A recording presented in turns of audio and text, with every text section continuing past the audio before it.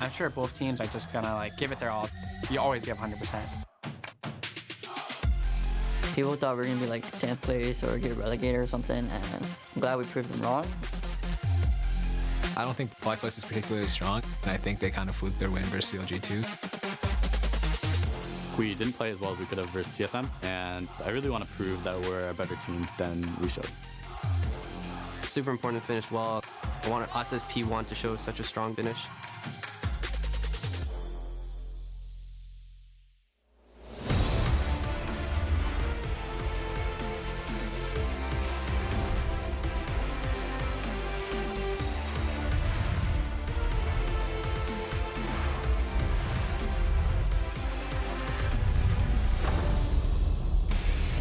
Welcome, patrons, to Pacific Coliseum, and hello to the fans at home. We have taken over the beautiful city of Vancouver for the penultimate match of the North American LCS 2017 Spring Split. You can see fans in the audience ready to cheer, and the beautiful scenery here as Canada plays host to the North American LCS for the second time in 2 years straight. The Lions, even the former teams, and even the Star Guardians here to make sure that all the games go according to plan. FlyQuest walking, you can see Altec, hometown hero, and fans as well, some dads, and now here comes Phoenix One. Of course, Shady will be the starting support here, replacing Stunt in the bot lane, and more of Phoenix One streaming in with the coach manager and the top laner Zig here as well. It's going to be a beautiful match for us. Hello everyone, my name is David Freak Turley, and helping me mount my siege of Canada is Joshua Jatlees from the Isaac Gazelle coming Bentley.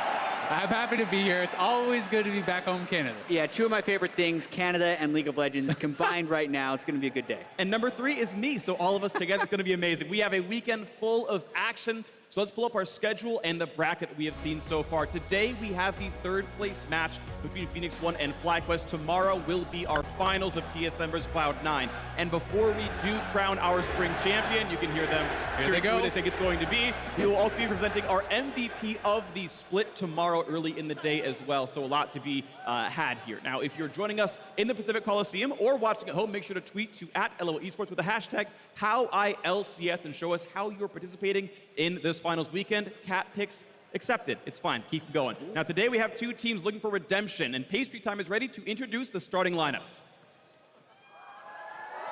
Hello, Vancouver! And welcome to a North American LCS 2017 Spring Splits third place match.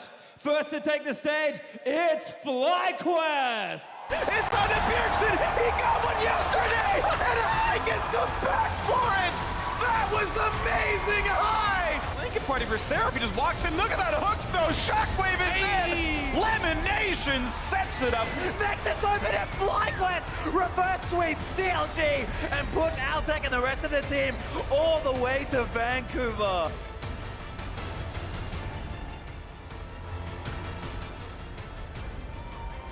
In the top lane, 3 times world participant, Balls!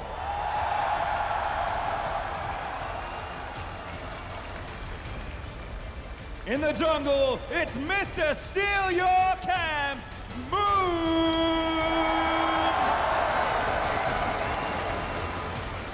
The brains in the mid lane, High! In the bot lane, hometown hero, Altec!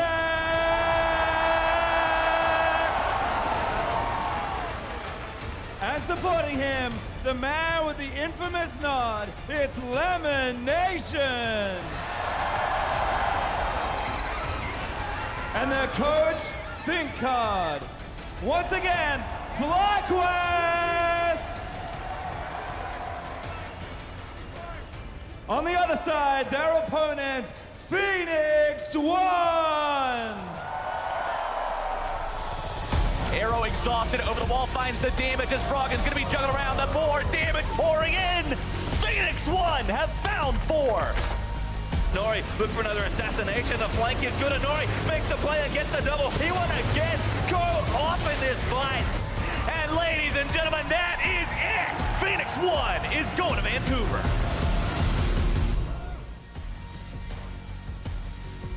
In the top lane, it's the king of Kled, Zig!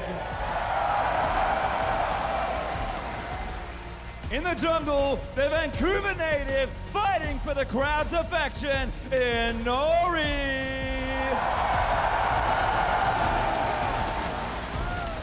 Next up, world semi-finalist, Ryu!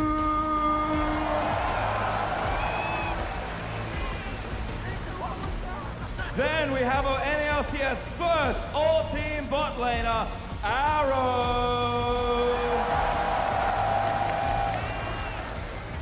Bringing some additional fire in the bot lane, Shady. With Pyrion and Drop Genius, Coach Fly. Once again, give it up for Phoenix One! And once more, your third place finalists, give it up for both teams, Vancouver!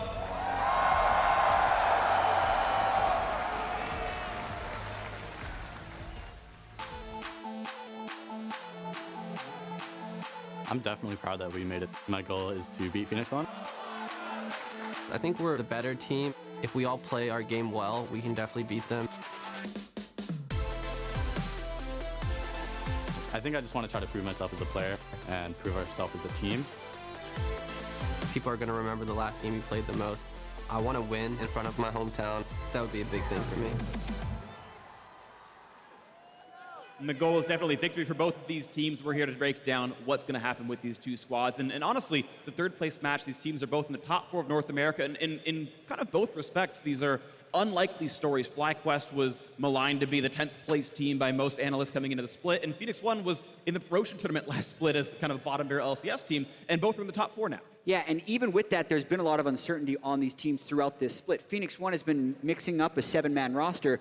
But as you got to see on stage there, they're settled with these 5 guys, and I'm hoping for Phoenix One on a stage like this that they're going to get subbed out. And that's what they really need to get calm in this matchup. And Phoenix One has looked like a very different team against the rest of the league compared to them against TSM and C9. They've been extremely dominant against everyone but those top 2 teams, and today they're not facing them.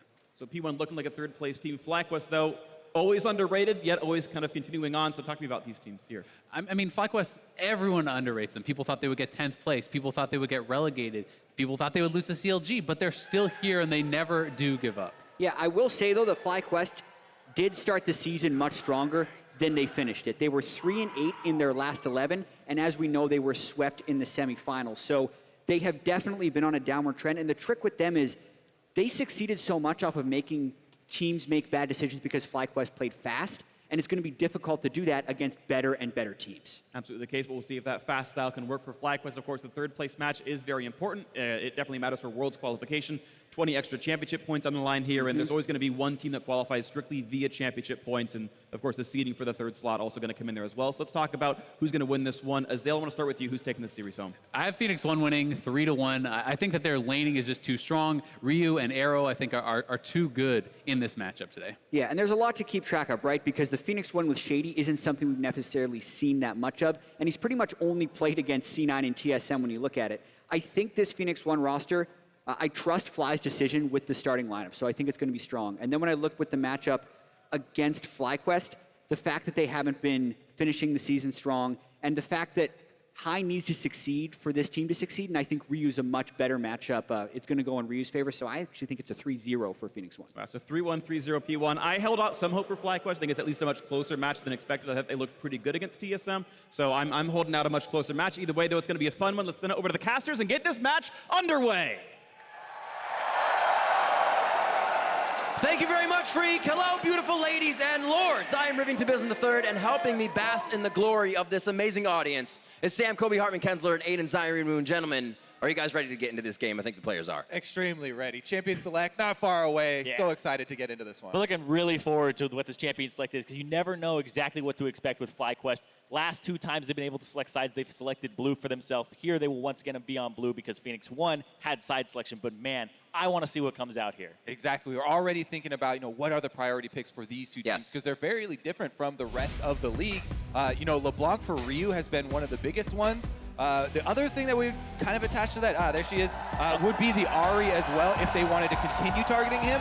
However, more diversity probably. Shen, Rumble, Rengar are expected from P1. Expecting the Shen, Rumble, Rengar from P1. FlyQuest, maybe the Ahri, the LeBlanc, and then we don't know what that 3rd ban could possibly be here depending on what their priority is, but they've gone with Kennen so far. A little bit more priority here towards Zig, and we'll see if that does mirror here with Balls definitely being targetable because FlyQuest have tried to have carry champions in the top lane for Balls. It has not worked in the majority of their games, though, so might need to steer clear of that and go more towards the tank options. There goes the Rengar, though, as expected. Yeah, and we're expecting that last ban to be the Rumble here from Phoenix One. It would mirror the 3 bans that were used by TSM to take down FlyQuest. And we're also seeing a little bit here of that Kennen against Zig, which is something that Cloud9 were able to target that top lane and shut down Zig a little bit. It's an interesting ban as well. We used to know Balls playing quite a bit of Kennen back in the day. In fact, a lot of the things being put out as the Shen as well. There is the Camille and the Rengar getting banned out with the Kazakhs as well to end the phase. So interesting because Balls has not had success on the Camille as one of those champions for the top side we've talked about, for their split pushing that has not gone their way. But so much respect from Phoenix One just due to that champion that we'll see if they actually lock in some top lane picks for number 1 as well. And the Rumbles being left up here, which could possibly go over to Zig, but also I think that for FlyQuest, they love that champion because High gets to play something like Talon or Zed in the mid lane and play an AD. And one thing they have gone away from already was the Ashe first pick every single game that they had versus TSM. And obviously they need to go back to the drawing board after that one. So securing the jungle here for Moon FlyQuest's main 2 carries have been Moon and Hai in their successes. So not too big of a surprise there. Ooh. Shield on shield. Already going for a shield, the AD carry composition. Yeah. I mean, it's Arrow, right? We're expecting something like this where the team can be built around him with double supports. And these are 2 of the best in the game right now. The only thing for this Ivern pick, though, is that if you're going to take any jungler into Ivern, I feel like Graves is definitely a good one, and Moon is set up well. You can knock back Daisy. You can damage him through Daisy with the end of the line. So it's not the end of the world here, even though Ivern, very, very notorious, especially as far as the early camps go. A lot Here of goes fight the tank set to up. the top line, From FlyQuest. That could be Lemonations, that could also be Balls. There's a bit of the flex we see already starting from FlyQuest here. Which is so interesting because they've been picking Rumble whenever it's up in this rotation here, and they've let it go by, meaning they really don't want that type of composition here. They want to have a front-to-back team fighter, and look at that, it might get picked up. Yeah. Interesting as well that Altec has not only opted not to early prioritize the Ashe, but even defer all the way to the Varus here to set up for their laning phase, and we'll see second round bans that come through. AD carries have not been matched for Phoenix One, so you might expect FlyQuest to whittle down on that pool as well. Phoenix One will probably pick themselves an AD carry right after this. We have seen Kalista be a ban against Arrow. He's played it himself as well, but I don't think that's something that you would require a lot of shielding for. We're maybe thinking a Twitch, a Kog'Maw, something a little more hyper carry oriented. Yeah. A lot of options here for Phoenix One. I would also expect Phoenix One to get some attack damage from Ryu in the mid lane, as they've already got a lot of AP-heavy picks for the other roles here, and would want to balance out their team comp a little bit. That being said, if you are in a protect the AD composition, that's true. You can just purely rely on Arrow to bring the DPS there. They did take his Varus. So a good takeaway there for Altec. We could have a Jace in the mid still to get that AD in there long range with the equalizer and set up for the team as we go into the next ban. Now, both of these mid laners have played Talon. The Orianna is both of their most played for this season. So Orianna right off the table there, and it looks like Phoenix want to force FlyQuest into a little bit more of those unreliable picks for Hai, which is off the board as well now for the Talon. Yeah, because the Rumble's in the top lane, you have sufficient magic damage to run an AD mid laner. And like you said, both these guys really want to play that, but because the Rumble's on Phoenix One's side, it's a ban from FlyQuest to prevent it. And they might last pick their AD just to make sure that they know exactly what they're playing into, so they could maybe go for a hyper carry or go for something with a little bit less mobility. Yeah, there are definitely still a lot of options that you can work with the Lulu, and it is going to be the classic go-to here, Kog'Maw for Phoenix One.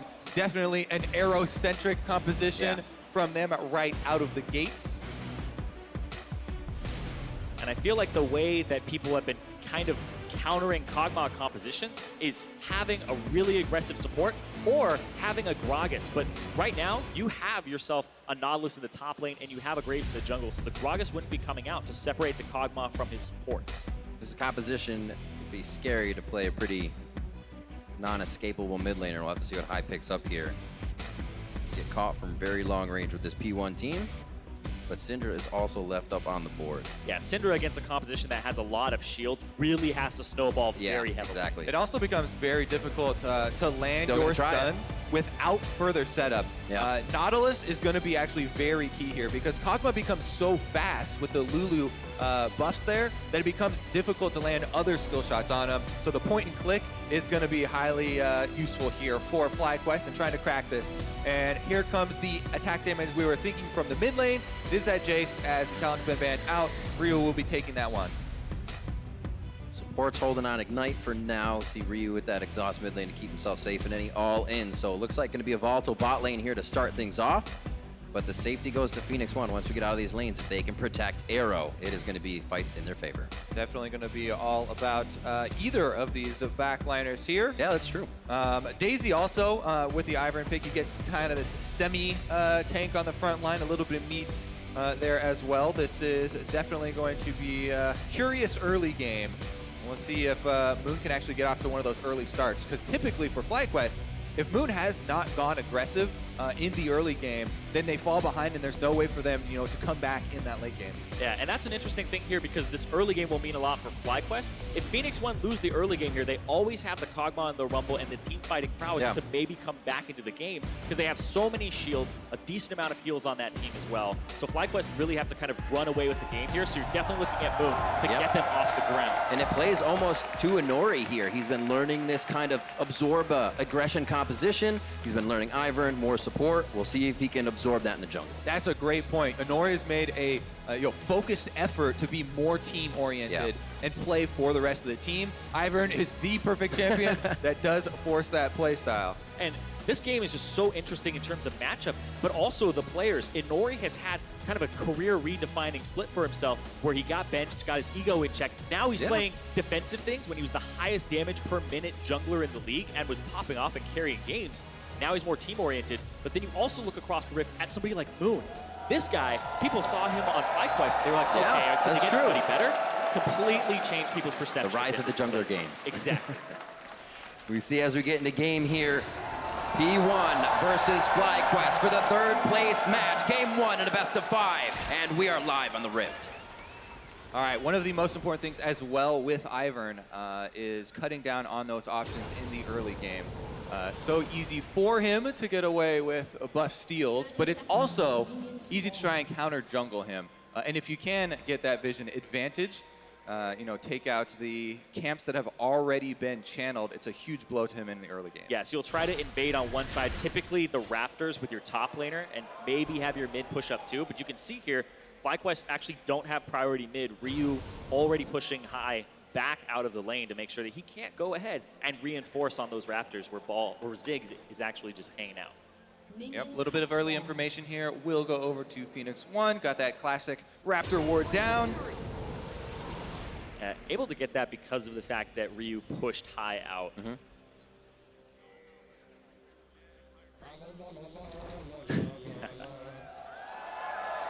Best skill. Just got to calm it down. Things are tense. The tense early game. All right, looking for the small chicken steal here. Not going to happen. Interesting blue side start here for Inori as well. See if he does go for the same route that he did last time with this champion, which was purely for power farming his own jungle, not looking for any of those invades, and that's why you see him on this blue smite very early on, traverses to the other side, and he'll get to that level 5 extremely quickly. Yeah, it's actually one of the fastest level 4 routes in the entire game where you can clear your jungle and then go for a gank, and it's pretty incredible. But I mean, I gotta say, thinking of Inori's progress with this champion, he ended up feeding one the first time he played Ivern because of the fact that he went for an invade, and now he's kind of completely reversed that. So now he'll go get his camps, come back, and then smite the last one. Yeah, one of the big things is that it does end on that top side, and Rumble is the champion in this matchup versus Nautilus that will consistently be pushing Nautilus in due to the Flame Spitter, and you may see some convergence of both junglers up towards that side. Exactly, it'll put you on the top side of the map at about 3 minutes and 25 seconds, and then you're at level 4, and you can go for a counter gank if it happens. This should not surprise FlyQuest, as they have had that game to review already and see Inori doing the exact same Ivern route as he did previously. Meanwhile, on the bottom lane, though, this is definitely going to be one to keep your eyes on, as the early income is definitely important. Doesn't look like they're trying to get too much actual pressure on there. Finally, a step forward from Shady to get a Thunderlord's proc, but you got to be careful. The plants easily takes over a lane as Elimination steps forward to trade back. Should see some jungler intervention here once they get down back to the bottom side. These lanes push quite easily for each other. Oh, Arrow. Good trade. Trade very heavily. He actually took Fervor of Battle here. We've seen Kog'Maws take things like Storm Raider Surge, Warlords for the extra movement speed. He has a Lulu with him, so he's just looking for the extra AD and the bully potential. Flash for Flash. He'll take that on a support to the AD, and Altec is worse for the wear. 1, 2, 3, 4, 5 summoners blown in the bottom lane here. Junglers definitely going to be attracted as well. Yeah, exactly. So they're worse. The extra vision will definitely be needed here. For red side, you're going to have to cover a lot more options because Graves can go over the Dragon Wall. Graves can go through the Tri-Bush, and you definitely have to be wary. And one of the things that Phoenix One has been talking about was the difference in their support. But hold on, Ryu. Almost got the root caller in. Yeah, but gets to go back in on high and trade a little bit. And Ori's still sticking around though. probably going to try to get a better recall for Ryu, or at least cover him here. But like I was saying, the support position, it's been going back and forth, stunt, shady. There's been a lot of controversy around it, but there's been a lot of things behind the scenes that have been influencing the decision of who they're running. Stunt isn't even in the building. Shady is here, can't be subbed out, and a lot of that is because he's synergized really well with Arrow. Their lane phase is very powerful, and he plays a lot of lane bullies quite well. And I think it makes sense, too. You think about when you have an all-star AD carry on your lineup, you want the guy who can unlock him during the lane phase so he's freed up and can affect the map much earlier. Definitely looks to be the case here. Ivern as well coming down the river. This is in a very good spot for Phoenix One. They have their wave pushing towards them. They have previous vision control because Inori has been down here for the majority of the last minute, securing vision on this bottom half of the map. And both junglers have left that top side to themselves. Yeah, you can see with the Fog of War toggle here for FlyQuest, a lot of questions, and they'll be very scared to actually go offensive on the bottom side. Ryu continuously wins those lanes from Fog of War shots. High. Not going to let that happen. All it takes is a few wards. CS quite even throughout the lanes. The aggression from P1 gave him a little CS lead, but it can be cleaned up here. It's interesting from Moon. He's actually going to contest Raptors here. So one of the cool things is he starts Raptors, which means his Raptors are back up at 420. He kills them, backs level 5 to the level 4 of Inori, and he's there for Inori's Raptors that he could possibly steal some away. Scary moment with the equaled lane in the mid. That means Ryu can pressure back towards Inori. So still good distraction by Moon as he starts to give P1 other things to think about. It's actually a very clever route. I've talked to some junglers and they really talk about how, you know, sure, Raptors gets you level 2 off of just the small ones, then you can clear faster, but also the Raptor respawn, if you your first camp that you're clearing, first one to come back up. It's a ton of experience. And because Inori didn't do his first, he gets to go in and get some of his little Raptors there. Predictability is always something that you want to avoid, especially in the jungle. Ryu here has stayed in lane for quite a while, and High getting the first control of the mid lane. Now, something that you really do need to track, especially in pro games, is the decisions that mid laners go for when they have wave control. Both High and Ryu are very aggressive players. Often they'll look for the roam plays instead of the back, and then you'll have an item advantage and a timing advantage back to your lane.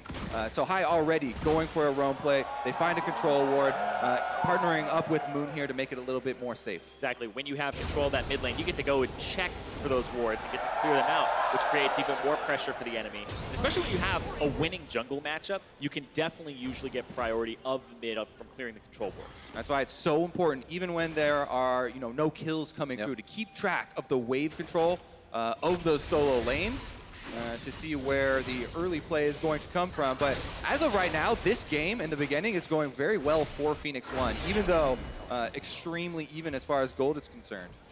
And that mid lane, it's already been a blue buff respawn. Ryu picks it up so he can stay in lane to bully High. Whew. And he's just looking for a better recall. The both mid laners have not recalled just yet.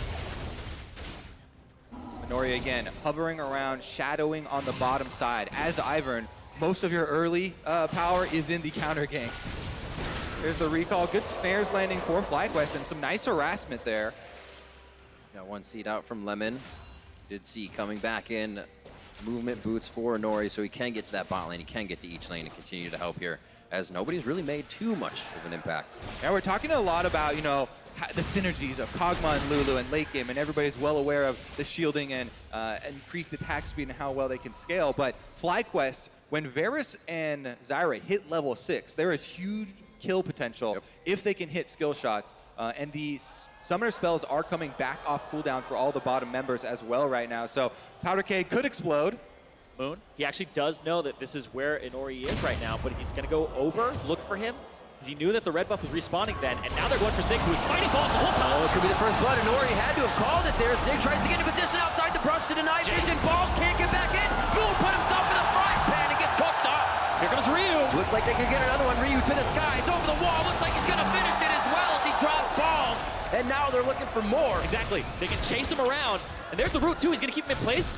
Daisy not getting the final hit off there. Needs 2 more onto High. He tries to throw down some damage. Cannot unleash any more power. Inori stays alive here. The team starts to come in. And everything starts to fall apart. Tragedy strikes there for FlyQuest as the invade goes horribly wrong. Phoenix One early collapse here, and as we said, Ivern's so good at the counter gank there, is able to get in with the shield, Daisy as well, and FlyQuest, big punish on them there. absolutely huge. And that was so close to being a counter how that kill. happened. Inori spots Moon, knows that the fight's happening top, but Zig is going to win this naturally, but then he knows Moon goes over. Inori smites the red so that he's able to get there on time. Shield, root, and on top of the equalizer, so now Moon has to get away. Very big and timely flash there from Zig. I believe he got out of the way there as Moon went for that end of the line to explode quickly off the wall. And Zig lives long enough for his team to collapse. And then, as we know, the up and over the wall, Inori is going to be able to dodge inside the bush.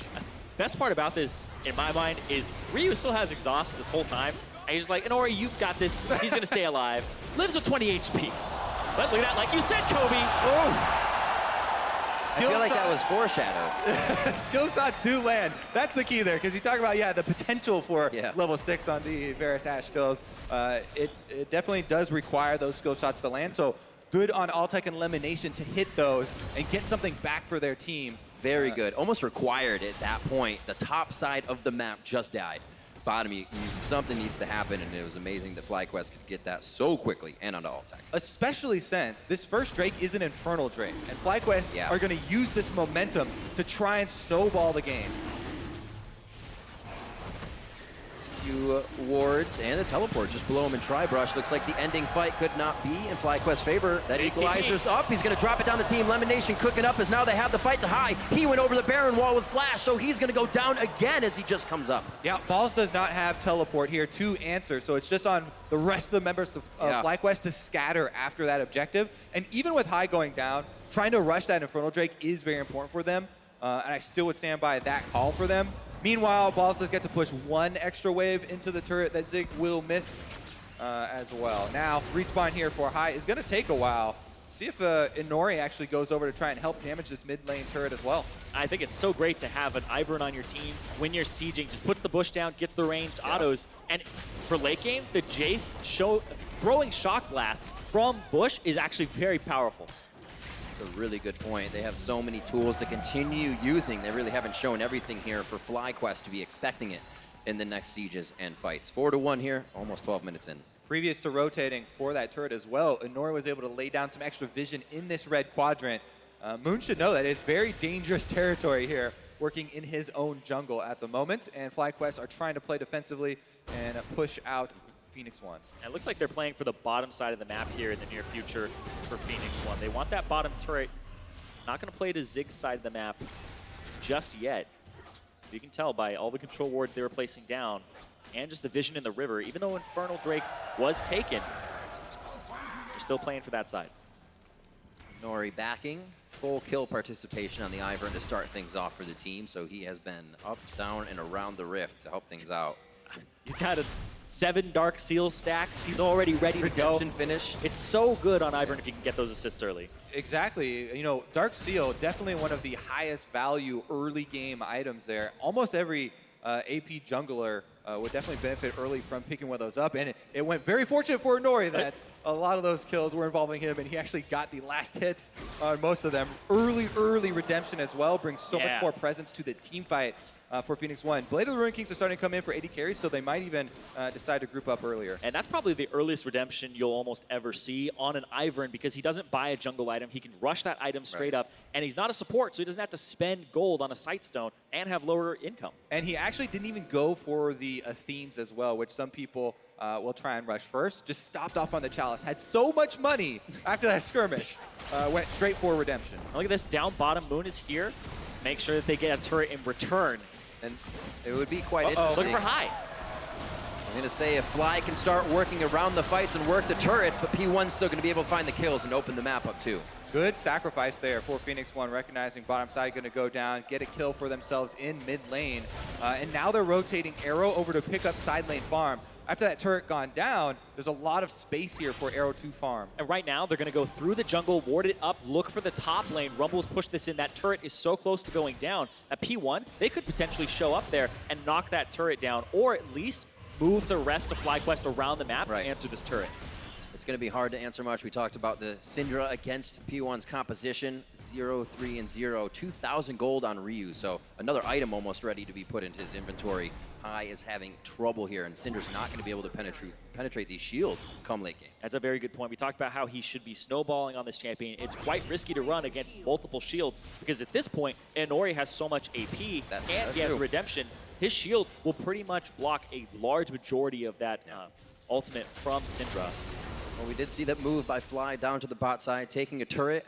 They did have to lose something for it, though, but we do know FlyQuest, with the calls from High and the rest of the team, can start to work around those fights and work the map back into their favor. So they are far from out of this one, but P1 is making a great stance here in Game 1. Definitely true. FlyQuest trying to carve out an area of the map where they can work with Fog of War to try and get back into this one. They still have definitely a huge potential to chain their abilities here. As we said, Nautilus will be important for starting it off with his point and click. If he can land that, though, all of the successive skill shots should be able to land for the Syndra, for the Varus, for the Zyra.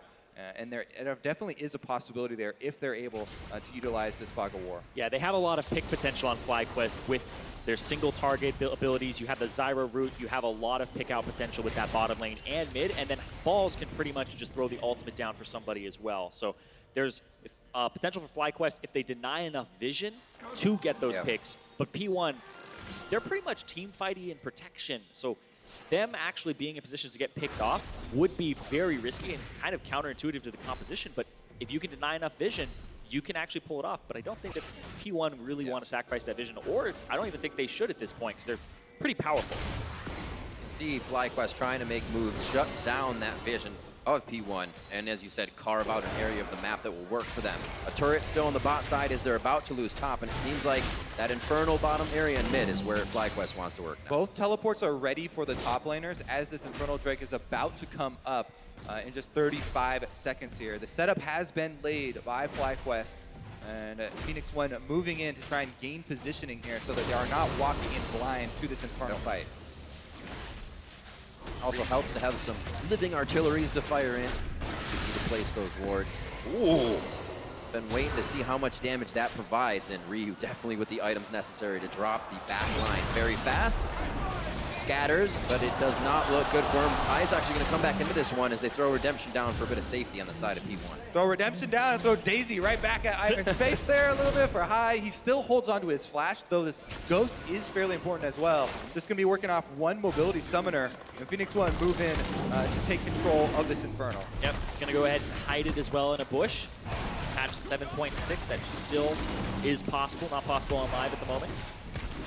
And that top turret did go down. It went down to minions during that time. The trade-off here is that FlyQuest focusing on the top side, looking to corner Zig at the top turret. But here's a counter from Ryu. Zig does quite a bit of damage as well. They've set up Moon for the possible shots. He's taking 3 turret shots right now, so Balls can't turn to help him either. Ryu may have the gate up soon to get this one, but they don't want to clear the end of the line and the damage. One rotation up means that mid is left open here, and Altec takes a few shots at the turret. Go, create pressure, create distraction, and then try to get in where you find the opening. That was almost mid lane for Fly, but P1 is moving around the map just as fast with his composition. This is the stage of the game where we usually see FlyQuest get very scrappy and get into their guerrilla warfare tactics, trying to strike as soon as you see rotation from Phoenix One. They are behind and looking to get back some gold out of the outer turrets.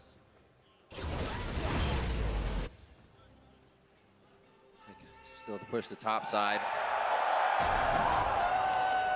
On mid lane, they're actually splitting it with High now towards the bot. Doesn't look like P1 has enough vision to use the split they didn't know they had there for a second. Yeah, it's interesting because it's not a typical split push composition. Right, You'll split because you have priority with your Jace and your Rumble, but you typically want to just group up and look at this arrow. Dead! FlyQuest able to find that pick I was talking about. Good job by High there, starting it off with that Fog of War. They were able to carve out in the mid lane. Now is the time. They have a slight window where the key component of Phoenix One's composition is off the table. Phoenix One still have a lot of fallback patterns for defense of turrets, though. Daisy comes out super early here, setting up the brushes as well. And Phoenix One are going to ward them off of the mid turret. So FlyQuest still trying to lick their wounds and gain a bit of the gold back. Ryu gonna try to look for maybe a pick on High here. Knows he doesn't have flash because he just used it to get arrow. But High is playing it very safe, making sure that he doesn't move forward while he has no vision around him at all. Take another look at the pick here. Arrow walks right into that river, and this is what I was talking about, where Vision will do so much for you in the mid game. They're definitely very far behind. In the straight up 5v5, it becomes very difficult, but a really good flank there from High, coming around the corner and able to actually pull it off all by himself, even with Shady standing right there for the shields. Yeah, shield, heal from the Kog'Maw, also the ultimate from Shady, still able to burst through it by himself. And you can see immediately, QSS for Arrow, gets some magic resistance, and gets a way to get out of that stun and maybe escape the next time that happens. Solo gold for Ryu now, doing so well. 7,500 to High's 6,100 in lane. The whole team has been actually providing for each other here. And really, it's Arrow the only one that's not coming up with kills yet because he just really hasn't been in too many of the fights quick enough. Definitely an intense opening game here for this series between two teams that have come so far this split, playing just in the promotion match not so long ago. Exactly. Last promotion tournament before this one, they were actually both in that, and when people were expecting FlyQuest to be bottom of the table team, 9th, 10th, they definitely proved that wrong. And then Phoenix won. There were hopes for them, but being third, still big. Part of the way they did it was through surprise plays like that. Arrow, though, QSS comes in very handy, and the rush is going to save his life now. Oh. Don't know if they'll be able to get anything here, and Nori would have to go for something like a flash root caller, but in that choke point against Desire, you really don't want to filter in there. There's actually almost a walk up there from Balls in the bot lane. He tends back to pruning that one down. Blue buff fight, that's going to go over to Ryu. Nicely taken. Also leaves one for Inori because he took it, means that the Ivern can pick one up himself. A little candy hanging out on the ground. Ryu been an absolute monster this game. Huge presence from him, constantly playing aggressive, pushing the edges here, and the wards move up for Phoenix One. So the possibilities of these surprise FlyQuest plays and these sneak attacks become fewer and fewer as Phoenix One are able to clear out a decent amount of that vision. They've done a decent job, as you say, of working the aggression in the early game too. They weren't just happy with getting the 3 kills that happened towards the top side. Ryu continued to pressure mid. You still saw plays from Inori, and they have been working those advantages to keep the lead. However, it seems like they may slowly be stalling out here. Still working the lanes, but now FlyQuest is able to pick up all these minions that start flowing in.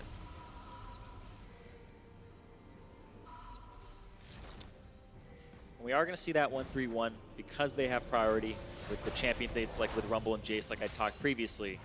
But getting those inner turrets, those tier 2s, proves quite difficult without the vision. You can see right there, High, trying to reestablish vision himself.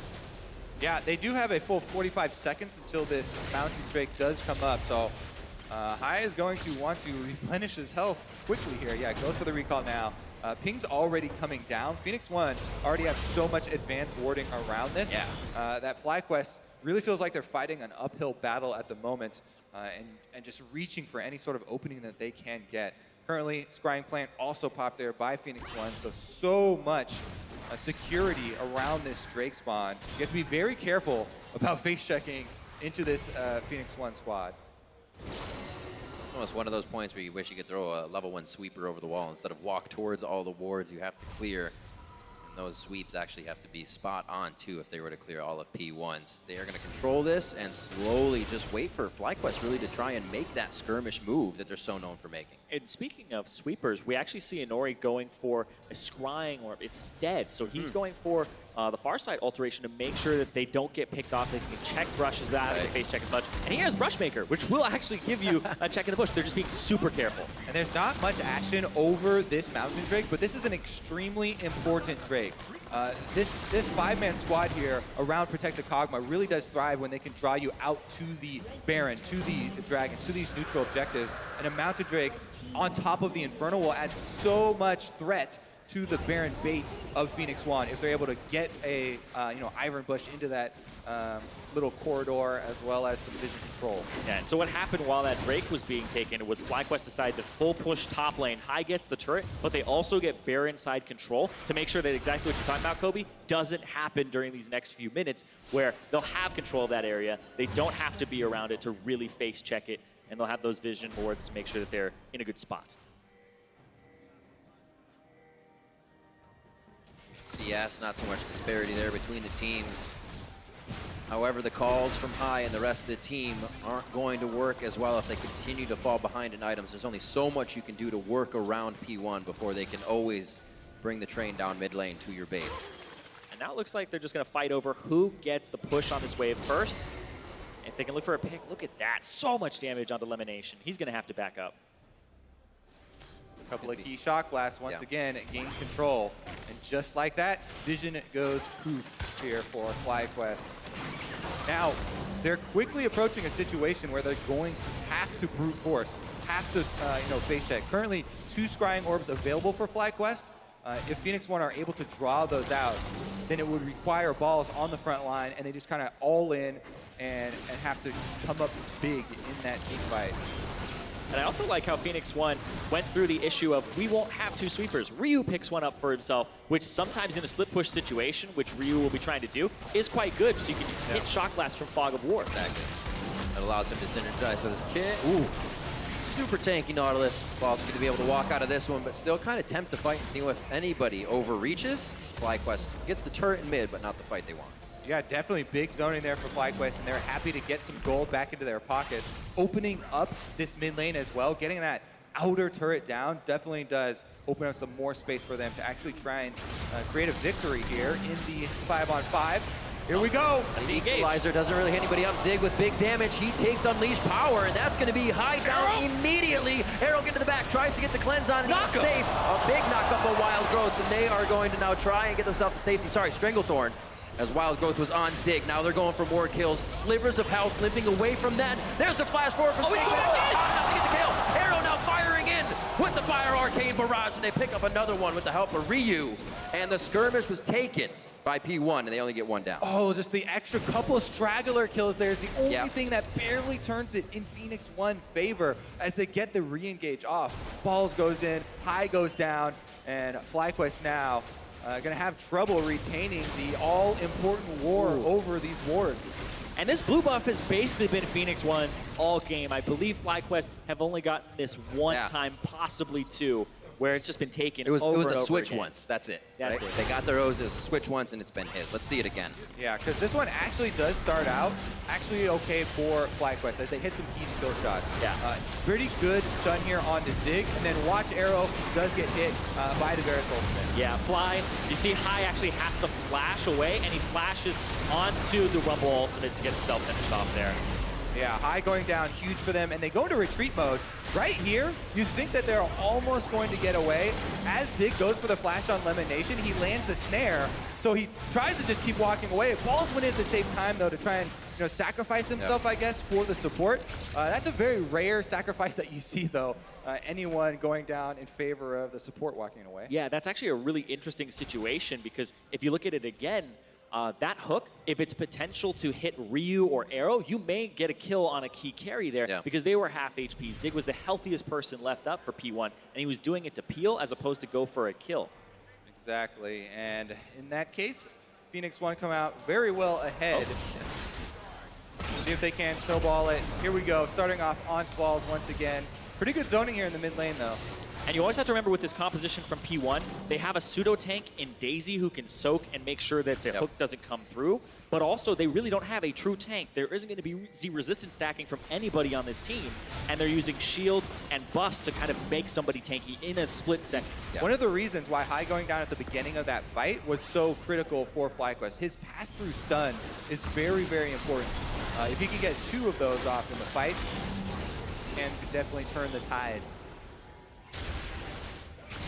P1 managing a very good early to mid game And not even really relying on the Kog'Maw composition. They've been able to do it from the top side of the map. High lockdown, as Flash was used previously. Balls may be the first to go down here as the tank of the fight. And that does not spell good things for FlyQuest. Phoenix One able to get that 3-on-5 engage, snag the slow there with Zig's ultimate. A very nice equalizer to set up the root collar from Inori. And that's pretty much how they have to force these fights. Now they're going for a Baron. They're all stacked onto that bush, and it's hiding it to boot. It's a go for broke moment. They want to try to get some skill shots in if possible, but keep themselves at bay. Lemon. In a safe spot. Lemon, the root collar over the wall. It's going to be Inori that takes it for the lockdown and extra damage, and Ryu for the cleanup on the kill. This game's been about 2,000 gold between the two teams the whole time. Now it's about 4,000, and that Baron buff will give a little bit more power to P1, who have already been trying to split push. But a siege situation with an Ivern, it's definitely incredibly powerful. Yeah, that's why we keep cautioning against this giant momentum swing here for Phoenix One, as FlyQuest, even though they were able to stay relatively close in gold, so much control here for Phoenix One for the majority of the game. Never felt pressured, and they never really felt like there was too big of a worry. Now that they have Baron buff, it really just becomes, can they avoid that disastrous 5-on-5 flank Wombo team fight that FlyQuest are looking for? Yeah, and P1, one of the reasons that they weren't able to force the issue is they don't have things like double teleport and great split pushers that'll take turrets, and their really only form of engage is a root collar that'll hit, which is very telegraphed, but the ultimate from Rumble.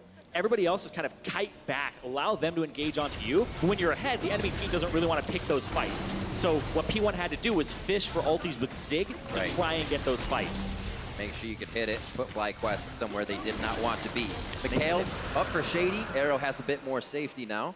He actually, funny interaction, was in base, bought that Hex Drinker, did an undo, and then waited 10 seconds and was like, okay, I'll get the Hex Drinker.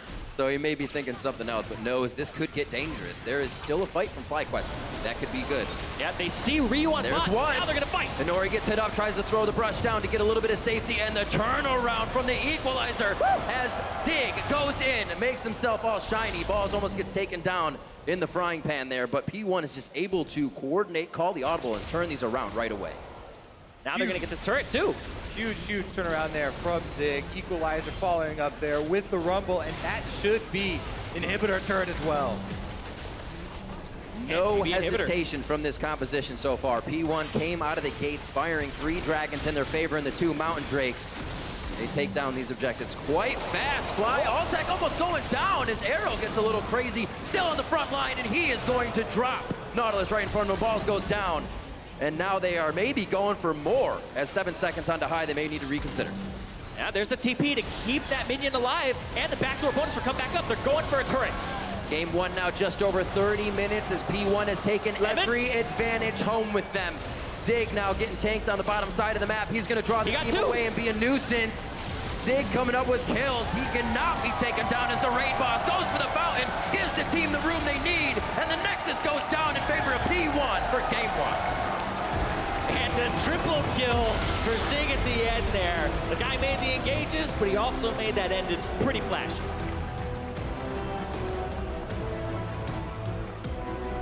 Great early control coming out of Inori on the Ivern. Yeah, the fact that he got that counter gank up top, huge to stop a snowball potential from FlyQuest, got him priority in mid as well. And the strong laners there, Zig and Ryu, both collapsing very quickly to that jungle skirmish, really setting the tone for this game and this series as well, as Phoenix One coming off very confident in game number 1.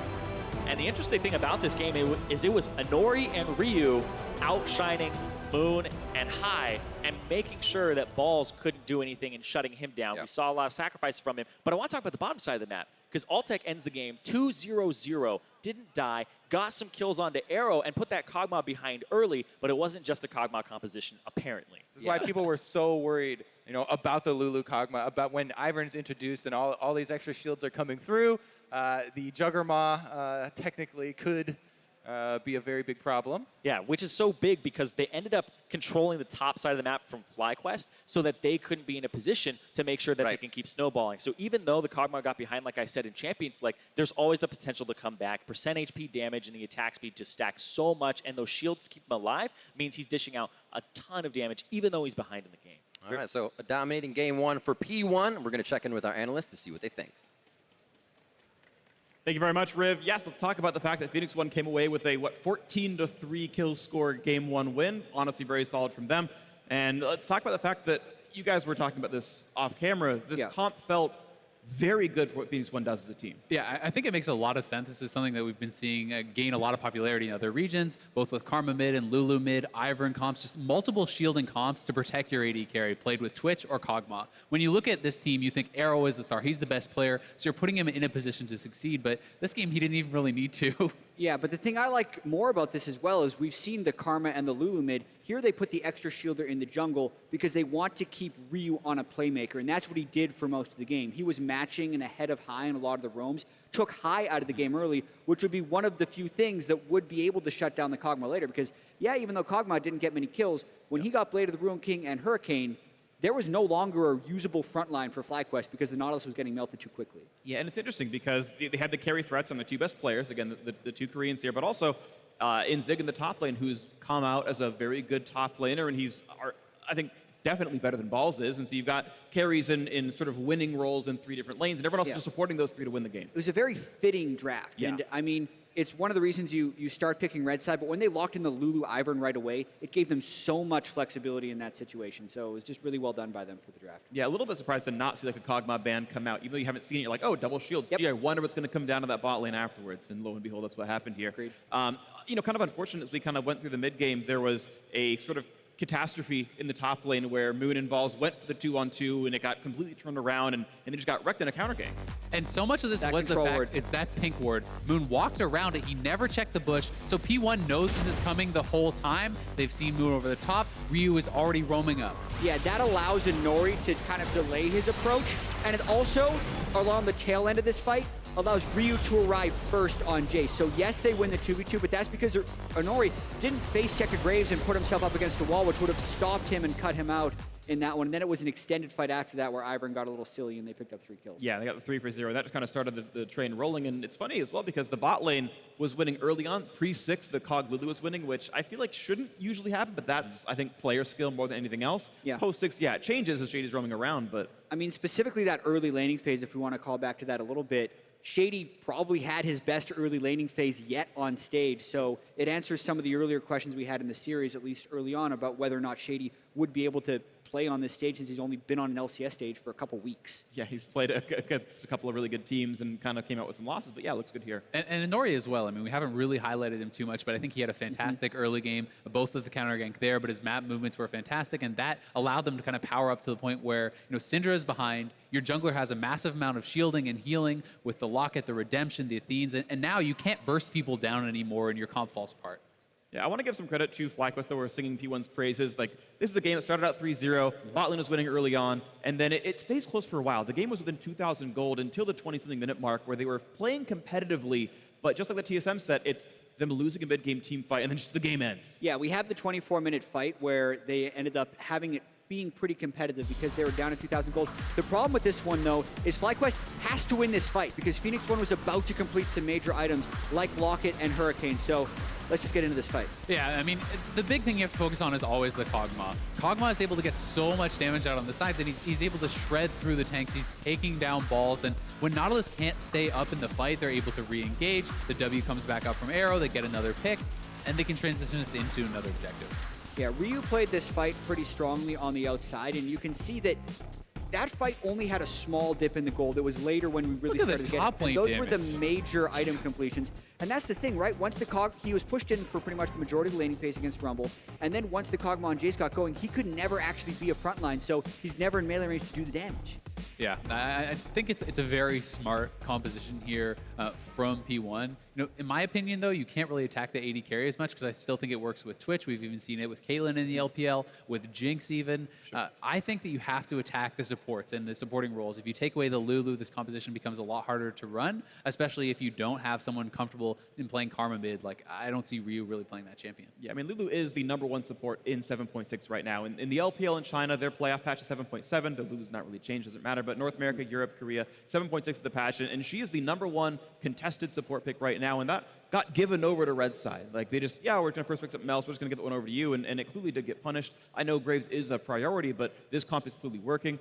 It's worth noting that Phoenix One likes to pick Red Side, so maybe they get a new crack at first pick and the draft can look different, but I think we're probably going to keep the same sides. Yeah, I'd like to know what FlyQuest selects here, because in the semifinals they selected Blue Side, and I mean, obviously the short-term results haven't been in their favor, but I think Red Side is much stronger right now. You see the jungle support getting locked in as the first 2 picks on the Red Side almost every single time, and that gives you so much flexibility in being able to respond to people. And FlyQuest, I feel like all year has had very narrow channels to victory where they're revealing what they have early. So whenever you have a team on Red Side, they're able to just get your strategy around that and counter what FlyQuest is doing. So if FlyQuest could at least surprise them with it on a Red Side draft, I think it would be advantageous for them. Well, I just got the word in my ear. They have chosen Blue Side, so FlyQuest will keep the same side.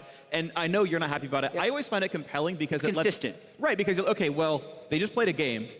The exact same thing is happening, so what do you change up? And again, in already showing that he's happy to play Ivor means why would you first pick a Graves away? Because he's clearly going to happy to play this other champion. I think you ban Lulu for sure. You can't blame them for not doing it in game 1 because P1 has not shown this strategy. It hasn't been prevalent throughout the NALCS at all. But going forward, I think you have to take away that Lulu if they want to run this sort of composition. All right, we'll see if they can limit more options and if FlyQuest can make the series a bit more competitive. At 1-0 to Phoenix One. Now we're headed to a quick break, but of course there is more to the series coming right up. Stay tuned.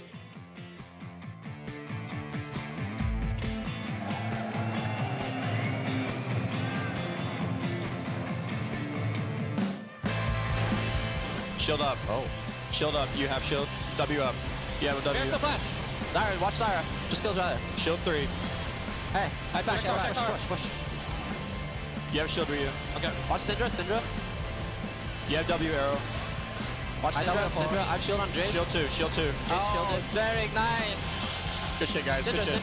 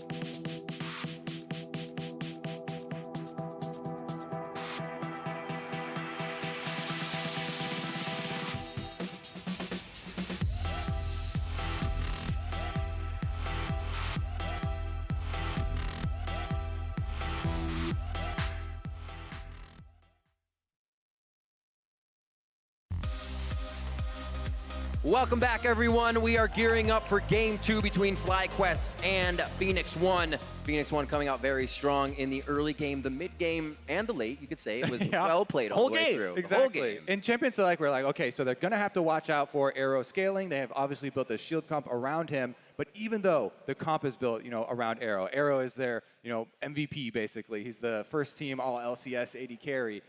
Zig was actually one of the big players for their team on this Rumble. Outstanding performance from him. Not only did he avoid death in that early collapse, but he dealt 38.5% of the team's total damage. Yeah, yes, Rumble does index fairly high in damage dealt, but this guy definitely came up very big for the team. And it means that there weren't all the eggs in that Arrow basket. Zig was actually able to pick up a whole bunch of that slack. And, I gotta say, the Canadian native, he's definitely feeling himself. When we talk about Zig having a career redefining split where he's really gotten noticed among even top laners like Someday, Flame. He's actually risen above it where people thought he was going to get completely drowned out.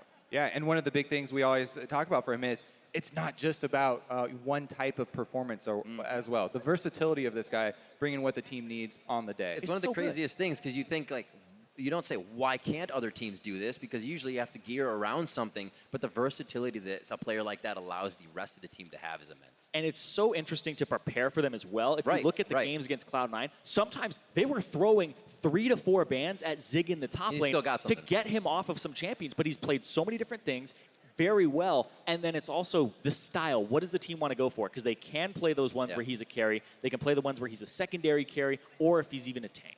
Now, from FlyQuest's perspective, we got to look at it. They've dropped game number 1. Obviously, they're no strangers to coming back in long series. However, some immediate things that should probably be addressed, I think. The Kennen ban, as well as the Kha'Zix ban, didn't seem to hold a lot of weight. Things like the support focus of not only Lulu, but always keep in mind Karma as well. Provides very similar things. I think should replace some of these bans here for FlyQuest, or focus on Zig as well. You can either focus one, top or bottom, but some differentiation does need to occur here for FlyQuest. And right now, we're going to expect a little bit of the same bans here. Come through. I feel like that as much as you didn't want to expect it. But the Kennen is because they want to play a tank top laner for FlyQuest, so take away something that destroys the tanks, and you'll have a better time there. But yeah, I feel like Phoenix One will just go with the Shen, Rengar, and Camille again. And this is a Graves instead of a Kha'Zix ban here from FlyQuest. So this signals to me that FlyQuest want to have Moon on a bit more proactive of a jungler to actually bring maybe some CC to the early skirmishes and really equip them to get off a snowballing strategy here, because that's where FlyQuest usually finds a lot of their success. It's with punchy, quick moves early in the game, and then catching people off guard with objectives. Usually started by Moon as well, so at least is something he can go towards. Hasn't had too much success now. That's so interesting. They take away the Ashe instead of the Camille. Camille is a champion that we've seen Balls play once and not have great success on it, but Zig hasn't played at all, so I feel like it going unbanned is good. Lulu's still unbanned here. Either team could trade Lulu for Karma, though, so that does drop a little bit of value of the first pick, and that's why FlyQuest going with the Ivern instead of that. Phoenix One, though, will be very happy to take that trade. Yeah, I feel like you go Lulu and you lock in a jungler here unless you have a priority AD carry in mind. And they actually want to take that away, make sure that Balls doesn't get his hands on the Rumble. Exactly. Once again, because you talk about forcing them, to play this tank or to take out some of the good matchups into the tanks there with the Kennen ban, Zig is very happy to play this Rumble again. I feel like they're calling Balls out a little bit here because you're blind picking the Rumble. There are some things you can play into it, like Jace, you can play Renekton, you can have a good time. But they're saying Balls just going to play a tank and we're going to win top lane. Doesn't matter if we blind pick it. I think that, maybe FlyQuest have not practiced this, but something that could fulfill both roles that FlyQuest are looking for would be a Mundo for the top lane. Then you get your tank, but also a good matchup into Rumble specifically. If you haven't put time in on the game, though, and you're not ready with it, then that might be something that they're not capable of. As I said, though, the trade for the Lulu is going to be the Karma. Provides very similar things. As expected, the Kog'Maw is going to come here for FlyQuest. So basically just yoink, your strategy is now my strategy. You made this, I made this. Yeah, now they have all the shields. They have the Elimination, Karma support, one of his favorites. But then the Kog'Maw for Altec. This is super cool to me because Altec has actually been performing pretty consistently. Even in their losses against TSM, he was doing well in the laning phase. So Exactly, and they were able to pick up some kills there. So this may be FlyQuest saying, all right, Altec has been playing well. Let's give him a little bit more credit and give him something he can carry on. And I think this was actually quite well thought out from FlyQuest. A lot of people, after you lose game one, they'll be like, why are you going back to blue side? You're not changing I'm one of them. Why are you doing that? However, they put a lot of forethought into it. Banning out the Graves instead of the Kha'Zix, because Graves is much better against Ivern than Kha'Zix is specifically. And there are definitely, I like the changes that they've gone for. We'll see how they followed up in phase number 2, though, as more of those mid lane bans have come through. The Orianna we talked about being most played for both those guys, and the Fizz is for both top and mid lane. We've seen all of these guys use the champion. Exactly. Could free you up to play a Syndra here and not have to worry about the Fizz. You would still have to worry about the Echo, but I feel like you wait for that mid lane counter pick and go with an AD carry here, because you already know what you're playing up against in that bottom lane. And actually, another thing to kind of throw in here is we've seen Karma flexed around a lot now. Can play the mid lane, so it could possibly be a Karma mid here. Jhin, not one of the best synergies with Lulu, but will be the choice here for Arrow for the lane versus the Kog'Maw. And again, balls onto that tank. Going to go into the same matchup. Now, one of the reasons that it got so poor for FlyQuest was a big part of the early invade and all those kills going over super early. Now, this time around, Zig probably as well will have the pushing priority, but FlyQuest do get the roaming threat for high here with that Talon that they do prioritize. 1 minute now for the teams. Switch it around, figure out what they want to run in each lane. Ryu picking up the Syndra this time versus FlyEye's Talon. Jungler intervention coming from a Kha'Zix on the side of P1. And finally, Ivern picked up on the side of FlyQuest here, just to trade in those champions, but also the separation of the Kog'Maw and the Lulu. We see the importance of that coming into this series altogether.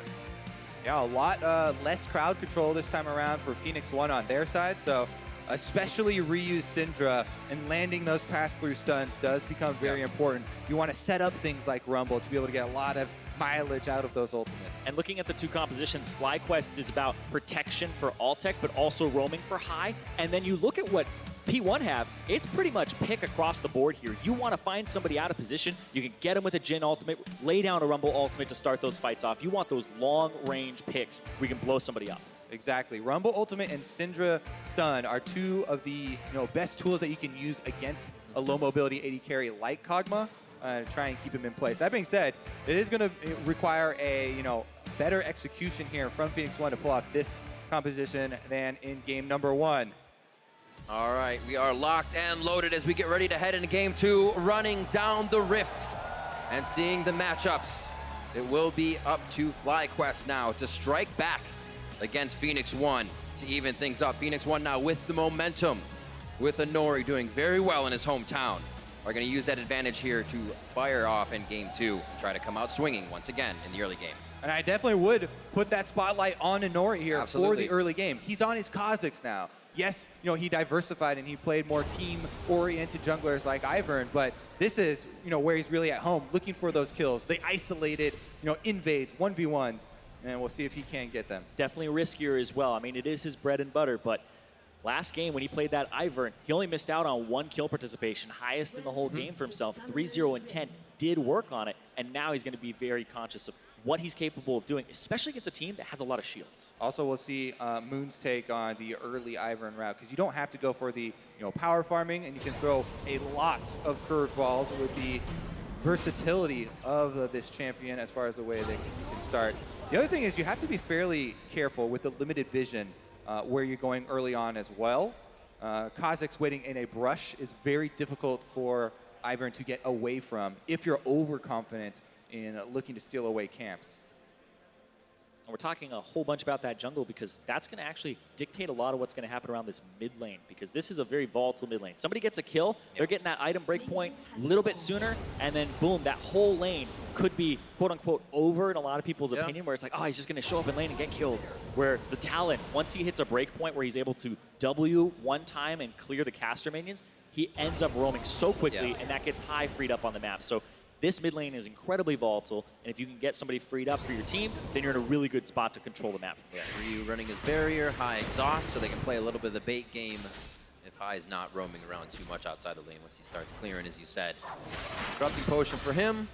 Some Doran's Ring and some Biscuits for Ryu to start the lane. Nothing really off here. Zig is going to go for that Tomb and the Potion.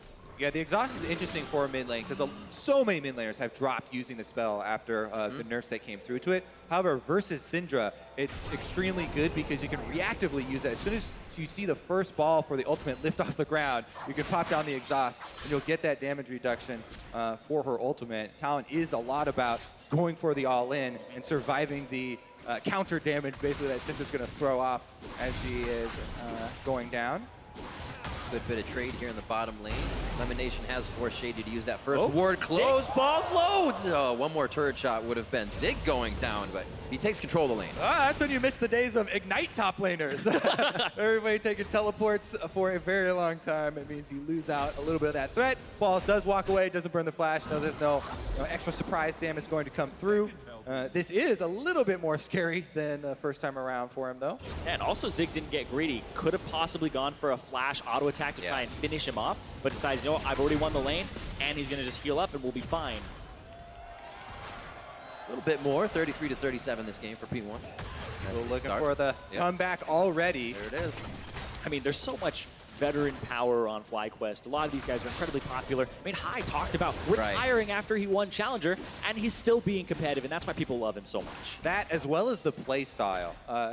Not to mention the surprise picks, you know, the Mordekaisers and Shakos and things that they use, but the never say die attitude of the team and the gutsiness, the willingness of High to go for low risk, or I mean, low percentage plays, high risk. Here we go, though. Jungler's first interaction as Inori, only half health, going to have to cede control of the river over to Moon, who should be able to clear out that ward. Yep.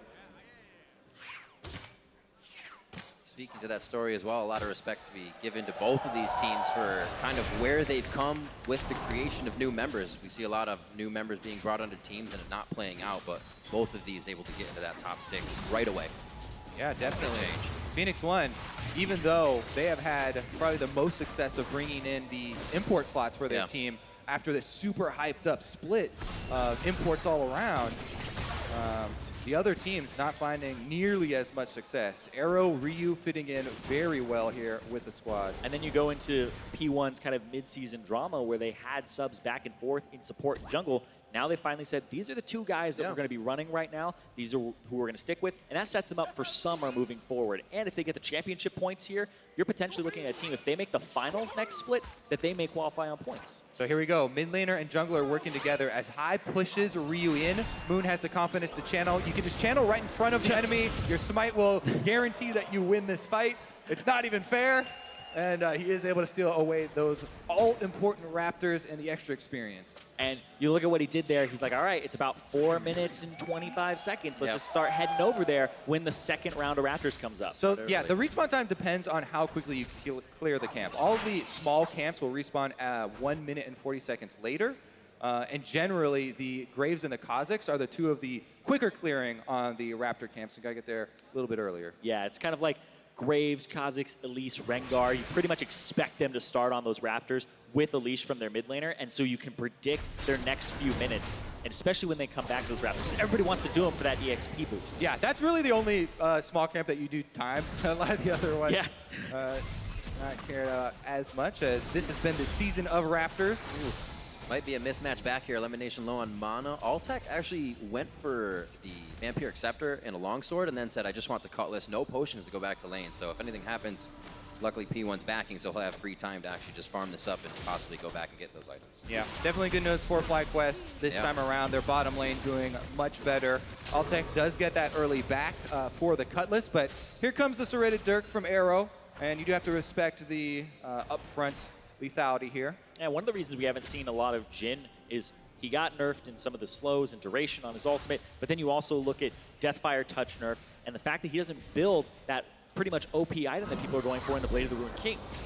Does have the Warlords now, though, for some sustain, and it's total AD, since 7.6, and Jin has a lot of that, so he'll be healing for a decent amount, and you can kind of control it with that third shot to get you your 4. High Moon classic combo. Got those autos at range from his brush. Throws out Daisy into the brush, though. They are going to be able to figure out what's going down, and the teleport is stopped from Zig. Yeah, but use. It's interesting that FlyQuest makes the call to just take the teleport advantage rather than answer and look for a completed kill onto Ryu. Didn't even go for there it is, though. Flash resolve. That's a kill for somebody. They're just waiting, and they say, let's put it on a platter for High.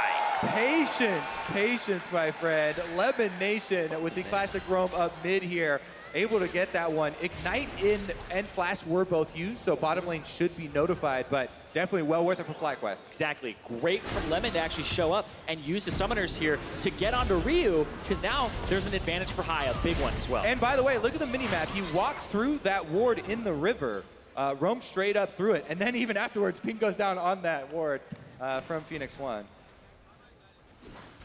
So gotta pay a bit of attention to that. Now High will have flash advantage. He has a Storm Raider Surge, so once he does burst, he's able to stick on you. And so High does have to actually kind of push that advantage for himself, or at least threaten. Continue to clear out minions, go for the side lanes. I mean, that's what we saw P1 do last game. They continued to just push what happened to Balls in the top lane, and then it just came into Ryu's lane. See if FlyQuest has the same results. So I went back, rewinded to look at the path that Lemon took, and actually came just around a small corner, so there was only a glimpse of him. He didn't come up through the river from bottom lane. His roam was from their own jungle, so that's why it caught Ryu off guard. It might not have even stepped into the vision. You didn't even see him. Tiny corner there. Yeah. So well done there by Lemon. You always want to hug the walls around that mid lane just in case, because ward placement in the pixel brush, you can only get one of the sides there and not full coverage. Yeah, it was a big false sense of security as well, because it looked like he would have vision coverage of that corner, but not quite.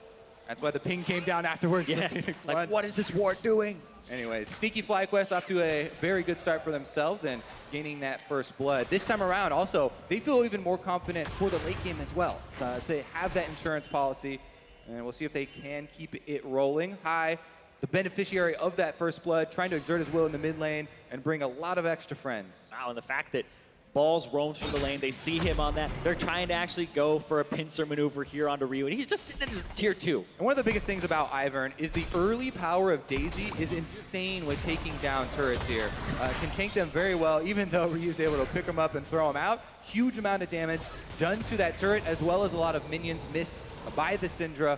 And Balls will take a little bit of damage returning to lane. Yeah, he missed a few minions himself, but was able to provide pressure onto that mid. It's half HP already, and if you open that up, hold on, Zig though, he's getting collapsed on. Ivern from the left. Bit of a long roam, if you will. Zig spending too much time in the river.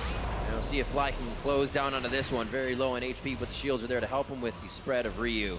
And Inori may try to capitalize back onto this. They have the vision, but they don't have anything past High, really, so they don't know what else is in the fog of war. Yeah, completely opposite to game number 1 here. FlyQuest gaining advantages across the board here. These are summonerless, flashless solo laners.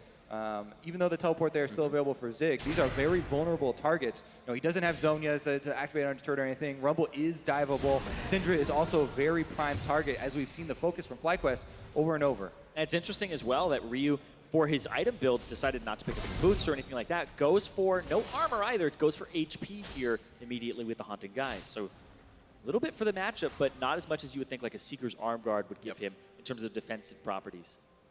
Actually got that timed with Zig, so if they decide to do a bit of a power spike, they would be able to. His teleport's back up from being used in mid since it wasn't full.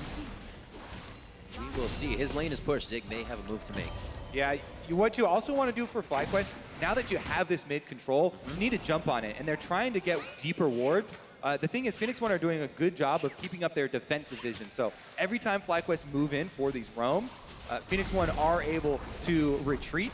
They don't give up deaths. They do only lose a few minions instead. Yeah, and you can even see High just goes back and forth to make sure that he picks them up. And you basically have a timer. When you roam, how long is it going to take for the guy to push that minion back at you? And High is there actually in time to pick up all of them. Yeah, the Moby boots, very important for talent, as well as being able to parkour around. And now he's going to go topside. So what he's going to do is push mid, realize Ryu isn't there. Now he's going to clear a ward. He's potentially looking for threatening the top side of the map. The defensive vision does have a cost associated with it as well. So even though you will congratulate Phoenix One on being able to ward for this, it is taking its toll. be a roam here from High as he'll have the lane to himself for a second.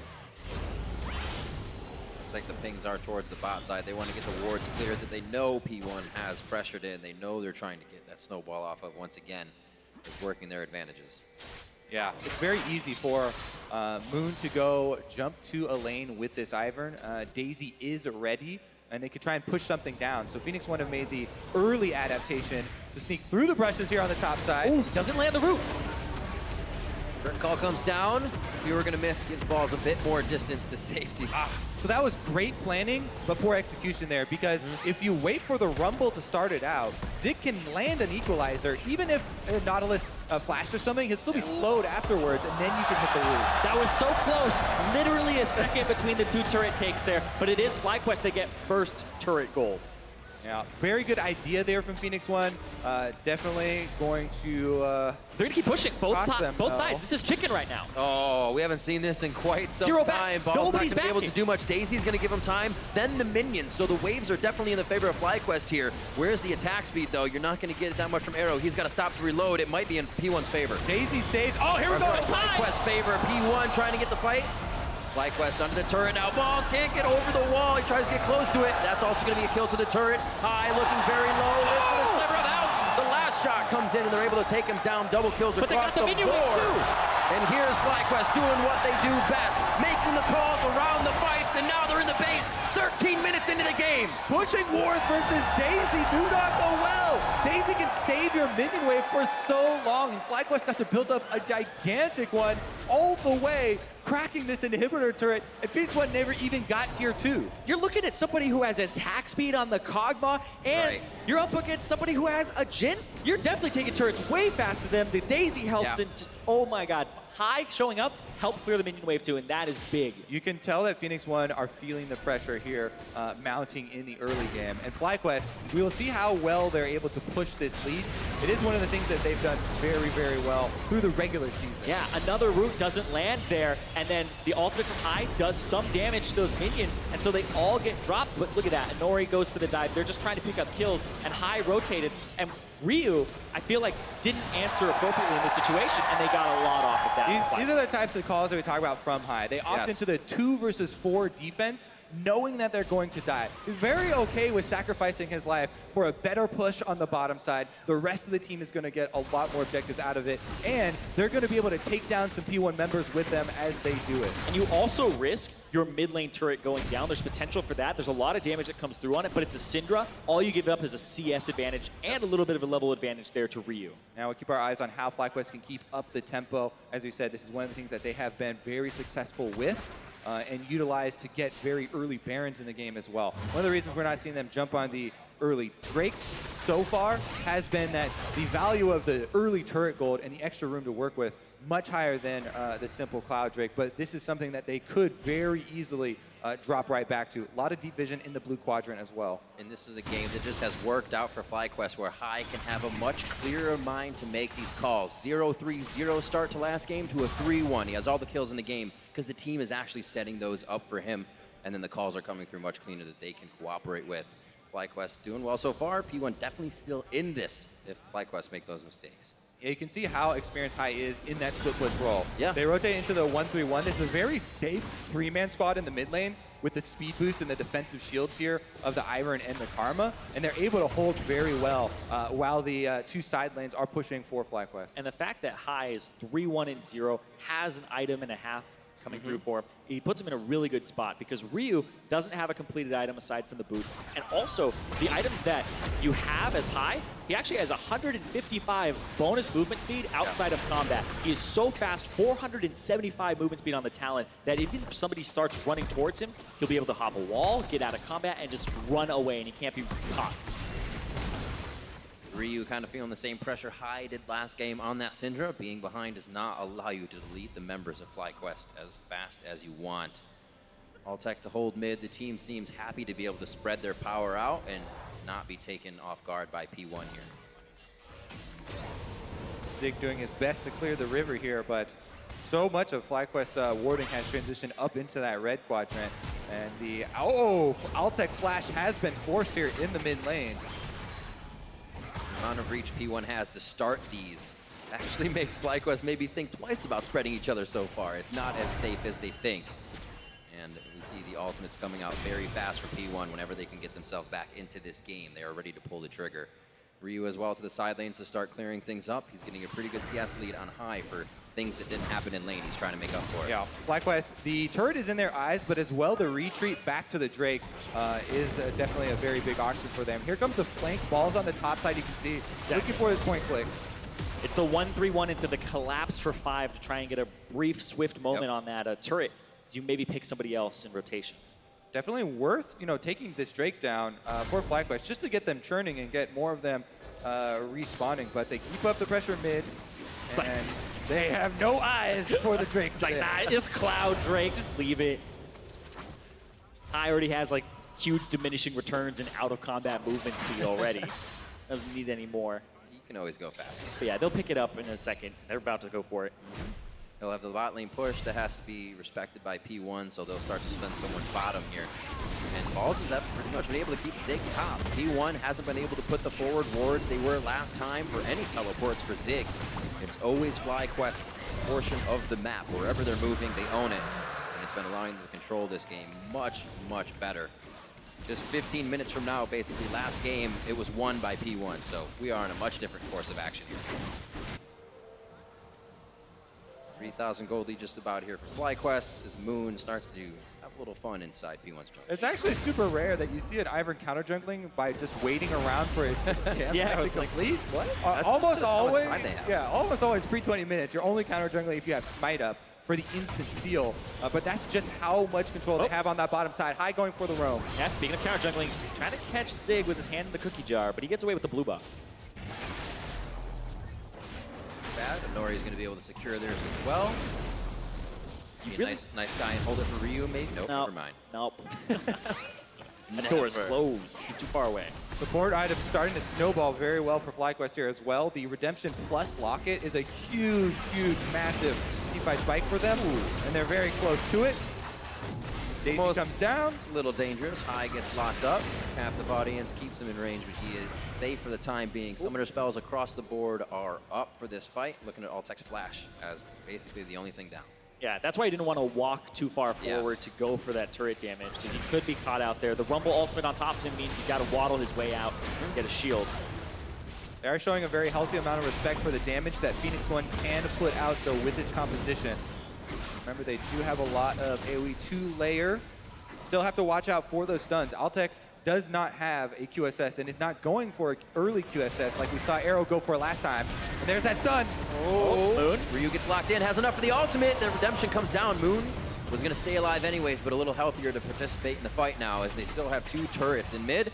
P1 tries their hand at an engage. If FlyQuest make the call to keep high split pushing, now he's coming around for the flank behind them, so Phoenix One have to be very careful. But it's a potential flank, right? He feints like he's going to go do it, so they back off. Now he's on that turret alone on top, and they can push out mid-wave a little bit, or at least make sure that their mid-turret doesn't take a whole lot of damage. Meanwhile, Phoenix One are not just sitting there. I mean, they've got bottom lane pushing as well. Ryu goes for the recall to try and join the rest of the team, and Balls will rotate down to the bottom side. So FlyQuest chipping away here.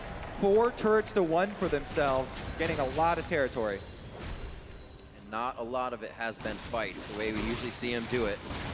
Pick one off, get the guy low health, P1 will make it out alive, but you're going to lose a turret. You're going to lose more of the map, and FlyQuest will start to suffocate the entire thing. The Locket coming through is very big for their team fight, and the Infernal Drake that's coming up next will be very explosive here. If they are able to get that one, definitely securing a lot of that power. The Locket is so good with Redemption just because not only do they does it get the bonus for the shielding, but also you get your early stop to any panic damage that's coming through and wait for the Redemption to fall down. Gives you that confidence that you can stay in the area long enough for the extra heal, and it's just so much area control. Yeah, that little buffer of time so you can wait for it. Right now, we're almost at the point where we have a 2-item Kog'Maw. Altec is getting up there right now. He's about 500 gold up over Arrow. It's not much. Most of the speed's in that mid, but Shady. This mid turret's super low, and they're going to start going for a siege here. Daisy is ready. They can just pop the Daisy, lay down some more brush, and a little bit of flanking here from Zig, though. They still they still are very worried about the Yeah. combo, Rumble Ultimate plus Syndra Stun. Yeah, and immediately you see FlyQuest, they push, and then they go back to their lanes, high up to the top side, so they're kind of trying to run P1 around the map here and play with the vision a bit, because they have control of the river for about 3/4 of it here, or even the entire river, I would say now, for FlyQuest. Yeah, I would definitely expect some sort of answer to that stun to come out for Altec, whether it be the QSS, you know, or Mikhail's or whatnot for FlyQuest side, and they do not want to risk it until they're sure their Kog'Maw will survive. Interesting here from Elimination. He goes for an Ardent Sensor build first, as opposed to going for the Redemption. He has an Ivern on his team, so kind of taking care of that third support item you really want to protect the Kog'Maw composition before he starts going for those items like the Redemption. It's really nice. It feels super good as well. Altec will be able to get a little bit better positioning and helps him kind of delay his build to, like we're saying, that Quicksilver Sash. May not make it any more safer depending on how P1 play it, but he'll have a bit more HP in these fights getting it back. Now it's 5 turrets to 1, and you can see P1 trying to go for a Desperation Engage. I don't think this will work. Zig is too far away. Interesting. It was also by Zig coming up. Could have been the equalizer to throw it down right in front of the turret. Yeah. Curtain called down now. That's a lot of pressure and high. Dude, like throw it around in the jungle. Oh, that's the stun down. And he's running away because Anori is nearby. That's a fast talent. Yeah, they're happy with the upper hand in every situation. That's Low mana on Ryu as well, so the slowly mounting pressure here from FlyQuest, getting them some more territory. And that Infernal Drake that I mentioned before is coming up in 45 seconds. The vision setup for FlyQuest, now that mid turret is down, is incredibly trivial. And they should be able to line up a lot of security here for themselves in the blue quadrant. And because Zig went up to try and get a possible flank off of the ultimate of Arrow, that means bottom lane completely free for Balls to continue pushing. FlyQuest disengage, Balls gets priority here, and now they have control of the spot side jungle. And look at that. Looking for Zig. For the bleed. Bit of an ouchie. He's going to have Scrap Shield to come back up, give the team the equalizer, but he has to be careful about the re-engage. Depth charge can go through the entire team. I don't know if FlyQuest wants it as they start to back off. Lemon Nation's a bit too far away. Yeah, all they need is that chunk. Now they can go for the Infernal Drake. Unless Zig teleports in, I don't see Phoenix One actually looking for any sort of contest here. They've been chunked out and they're battered here, so FlyQuest in a very secure spot. Once they're done with this, top lane will be ready to be pushed again. P1 should shove that out a bit, so they'll have ways to clear. Just things are falling into place for FlyQuest. After this Dragon, they'll have somewhere to go. Bot lane's pushing, so they don't have to worry about it. And time to back if they need it here. They're setting things up very nicely. I feel like this is a way that they do or are able to beat teams when P1 gets to the late game and they haven't gotten their items or the fights they want. It's hard to strategize like the team running around you. Yeah, good answer here from FlyQuest. So many people critical of them saying, oh, they can only use these surprise cheesy picks to get victories. But very slow, methodical, planned move here from FlyQuest.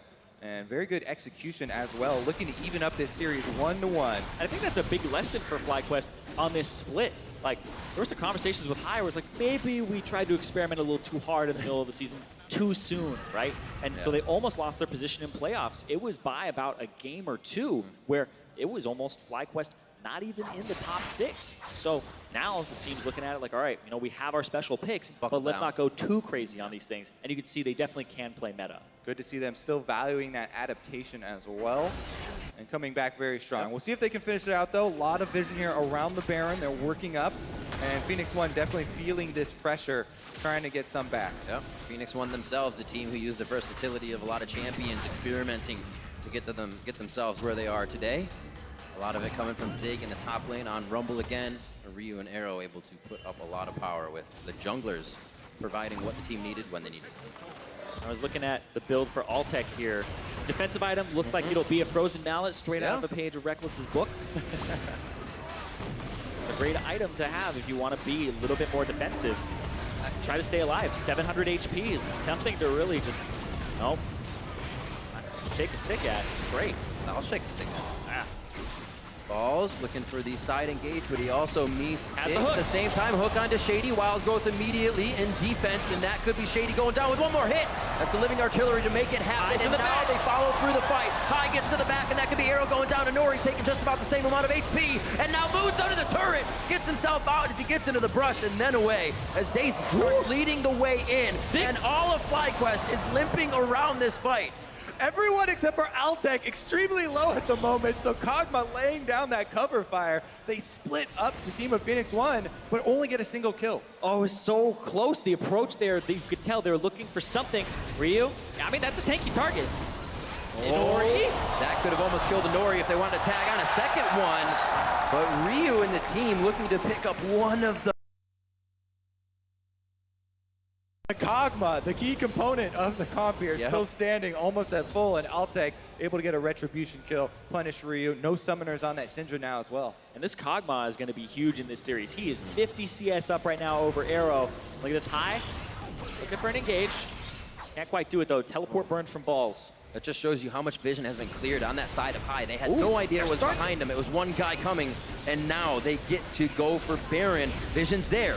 It's going to be that 50. Yeah, not only do they not clear out those wards, doesn't matter about the pink ward because the Ivern Bush. Exactly, it's hidden right now. Oh, they popped him Go over in. the wall! Oh, that's not what Inori wanted. He's able to jump out. It looks like Baron is easily going to go over to FlyQuest here. Inori's trying to stay in. Flash is not there. The jump is down. He doesn't have a way to re-enter that pit. It's going down super slowly. And Lemon flashes back. Oh. If the Baron bikes back, come out there. So close. He would have died, but FlyQuest get the Baron, and no one dies in it. This is going to give them that huge pushing power. Remember this entire game almost. See this again. Bottom inhibitor is still exposed. Right. Yeah. That was a super bold call from them as well. That equalizer is kind of just stopping a little bit of an advancement there, but that's a huge use of that spell, and it's not got the payoff they want. Yeah, actually did zone out Altec for a long time, but Hive moves in over the wall to kind of split the team up. And here, they're able to just barely retreat. Very slim margins for High, Lemonation, Moon, all these guys just barely living. And Ryu is trying to come in on that side, but Phoenix One unable to convert. Yeah, Ryu almost gets a kill there with the W onto High, almost gets a kill there with the QE onto somebody else, but it's not enough. And the fact that that Rumble ultimate had been used from Zig, and it wasn't a kill, it wasn't a completely zoning ultimate for the team, and High was able to go around it, means that that call for the Baron is actually that much smarter because it's on cooldown. They know they can't actually get caught in the pit with that, and I think that's very well played from Fly to make sure that they can go for that Baron. Now into mid, like you said, Kobe, that inhibitor is open down in the bottom. So with the map basically objective free, FlyQuest can choose which lane they want to push. Minion wave down by the river for bot lane, so it's not going to be that just yet, but they make another move in mid, and they have one more second tier turret on the top side. And now we're seeing all of these items come through where I don't know how you're killing this Kog'Maw. We got the Chalice, the Athenes, we have the Redemption, the Locket, you have the Ardent Sensor, you have a Frozen Mallet on him, and then you have a Knight's Vow in the top lane. Keep him safe. Enough is enough. Build more damage on the Kog'Maw, please. And then he gets the Quicksilver sound, Yeah, you don't want to right? see a Hexdrinker next, Kobe? They definitely have the defenses for him covered. Looks like we may be hovering down towards that bot side. It's always very interesting when we used to see these games where the inhibitors would be opened immediately, but the teams aren't actually strong enough to go back into that situation that deep into the enemy side, so you have it wait. It's open almost all game now, 29 minutes in, but we'll finally find a few more hits if FlyQuest can make it into the base. And 52,000 to 45,000 just about for P1 here. FlyQuest looking to use this gold advantage to crack open the base once more. Yep, High gonna get some alone time with that inhibitor. Yeah. And it's just a push and pull here. FlyQuest taking down P1's base. Using that Baron buff, trying to spread him thin. I'll get that one on the bottom, and they'll probably get this mid one too, simultaneously. Giving them the 1-2 punch without really finding any contest here. Middle inhib goes down. High may be able to step up enough, but now P1 can focus all their power. So he's going to request the rest of the team minions as well. 2 inhibitors now as the minions start to pour into the side of P1. FlyQuest very methodical in this game. Yeah, no hesitation from FlyQuest in game number 2. Right back to blue side. Just yoink the Kog'Maw combo here with the shielding support and the Ivern, and easily able to perform pretty much the exact same as Phoenix One from game number 1. And it's just a strategic dismantling of Phoenix One in the entire map here. FlyQuest, I definitely feel like that first kill for High set them up huge. He got that 400 gold for himself. Lemonation was able to get both summoners, and then Ryu had to play defensive, and they could constantly collapse as High started to snowball. Key cooldowns out here. Lulu ultimate no longer available on the Phoenix One side. And even though High used his own ultimate to get it, very low cooldown here for Talon. Mid's about to enter bot lane. Just about it. Gromp should be in the base soon, and 3 of the members now moving forward through the jungle as Moon and Hai take the strength to the top side of the map. This turret not long for this world as they're about to find themselves again inside P1's base, looking for a Game 2 win. And you have about a few seconds here where Inori's running back. Now maybe you can find an engage, but I don't think you want to take it. There isn't really a great opportunity. There's super minions now on your Nexus turrets. You're going to start losing your top side of the map, and the timing has just been all off after Inori got chunked out. Great turnaround for FlyQuest as they come into Game 2, shaking off the loss. Zig putting down the equalizer here to put a go for broke fight in front of the last inhibitor turret. And look at all those shields. They take no damage from the equalizer at all. Hit it in the brush. Weren't able to engage it. And it's huge, too, because also the Karma, the Mantra shield, just does so much to neglect or negate the entire equalizer. Basically, speeds you up. It's not like you're slowed, and also you take a lot of that damage. And it's basically a support, taking care of that top lane pick that was so effective for Zig previously, but here goes Hai in the back. Zig back and forth, trying to draw the blades through, but he doesn't do too much damage. He says, follow me out. Lemon Nation comes to try and help and resolve onto Zig. He flashes out of the situation. They're getting a few kills. One onto Hai. They are able to drop Ryu, though, so the mid laner damage is gone for both sides. Here comes Altec, the triple kill, looking for the fourth kill. He's going to get it. Quadra kill for Altec coming into Game 2. He wants that last one. Looks for the Nexus, living artillery to the fountain. Will they be able to find him? The King's going to give it to him. Is it a third game Penta? Yes, it is. The Penta kill for Altec on the Kog'Maw. The Vancouver native gets a pentakill in Game 2 to bring it back for FlyQuest. Teamwork perseveres for FlyQuest coming through. Powering up high throughout the game and protecting Altec till the end. What an answer from FlyQuest in game number 2. And Altec talked about how excited he was to play here in Vancouver. Gets to end the game with a penta. Well, I think Vancouver is excited to see Altec play at this point. Both teams now 1-1. And Altec with a 7-0-0 Kog'Maw game. Disgusting Kog'Maw play from him in this game. He dominated the lane, ends about 60 CS up. But that's also the laning phase. He had an advantage from the get-go alongside that Karma from Lemon Nation. Kog'Maw definitely going to be contested for the rest of the series. Yeah, absolutely. He didn't even get any assists. He got the last hits on every single one, so good team play That's there. great. He's 7-0-0. Inori's 007.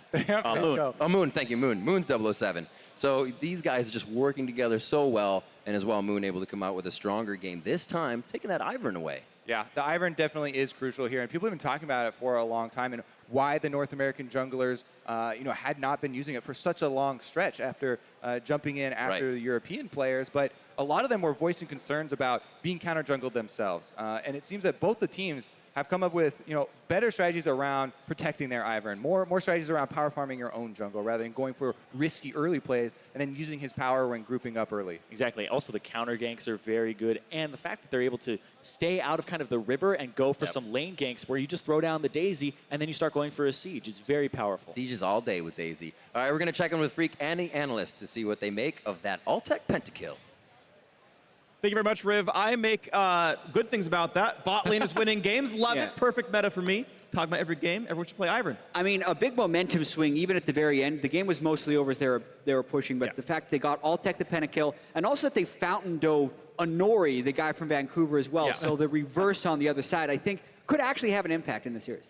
I mean, mentally, I think it's pretty hype, right? Like, Yeah, it is. for It Altec, you got to be riding high. He's got to feel good about this game, and I think FlyQuest as a whole really should. They played very well. But a lot of this game for me started in the draft where I think P1 kind of set themselves up for failure. I felt like their AD carry choice in Jhin did not make sense against a team, not only with the frontliner to block the shots, but shields to absorb it. The Jhin was almost completely worthless throughout the whole game, and they have no one to ever kill the frontline. Like, there's Caitlyn open, there's Lucian open, the Lulu doesn't even really boost up the Jhin. I just didn't like it at all.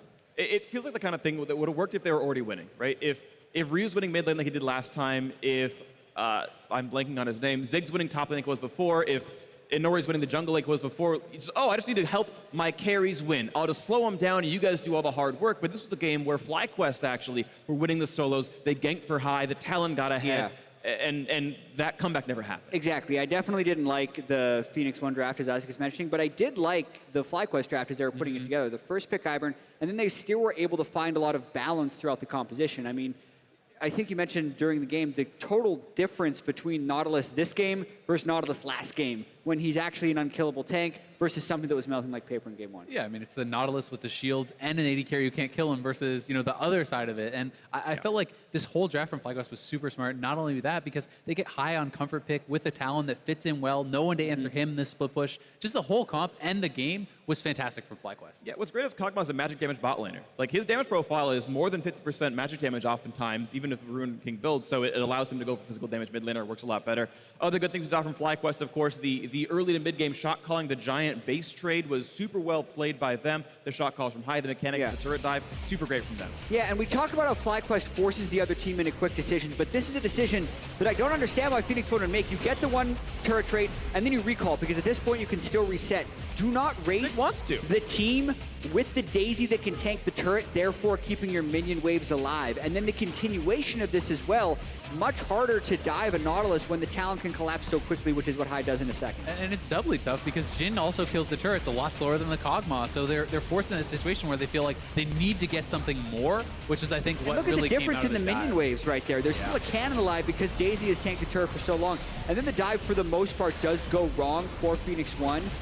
Inori ends up mostly dying to the turret. High picks up a double kill on the backside. Add that to the early ganks that he had, and suddenly High was unduelable in the side lanes, which allowed FlyQuest to scale up safely. Yeah, when you have side lane control from High, you have this 3-man squad in the mid lane, moving around, shielding up the Kog'Maw, always threatening that siege in mid. I think that they just played it out very intelligently. Yeah, and I thought that they played the mid game very well. Also, you saw a somewhat defensive build out of the Kog'Maw. We've been seeing that, especially across the world as well. Some will rush a Quicksilver Sash. We saw Arrow do that last game, for example. They'll get Ninja Tabby. You saw Frozen Mallet third come out of Altec here. And the way Kog'Maw's being played right now, and he's kind of been this way for a while, he's actually more of a mid-game power spike champion. Like, you get to Ruin King, and then just don't die for like 15 minutes, and just ride your base damage and your W and whatnot. And that's how the champion kind of works. And between minutes 18 and 37, you're the best champion of the map, and you play around that. And FlyQuest did a good job of closing the game out by that time. They really didn't. It's also kind of funny seeing how much they were building from the team. Ball's even third item, Knight's Vow for him. Yeah. They're building tails. They have the early Ardent Sensor on their support. Then you have Redemption, Athenes, and Locket, all from your jungler. So it's like they're building every item in the game that you can build. 6 additional items to help Kog'Maw at 12-item Kog'Maw. minutes. It turns out it's pretty good. Weird. Who would have thought? So, it's great. Vancouver is to some the city of glass. Well, no glass cannons here. They've tanked them up. They've given them some armor.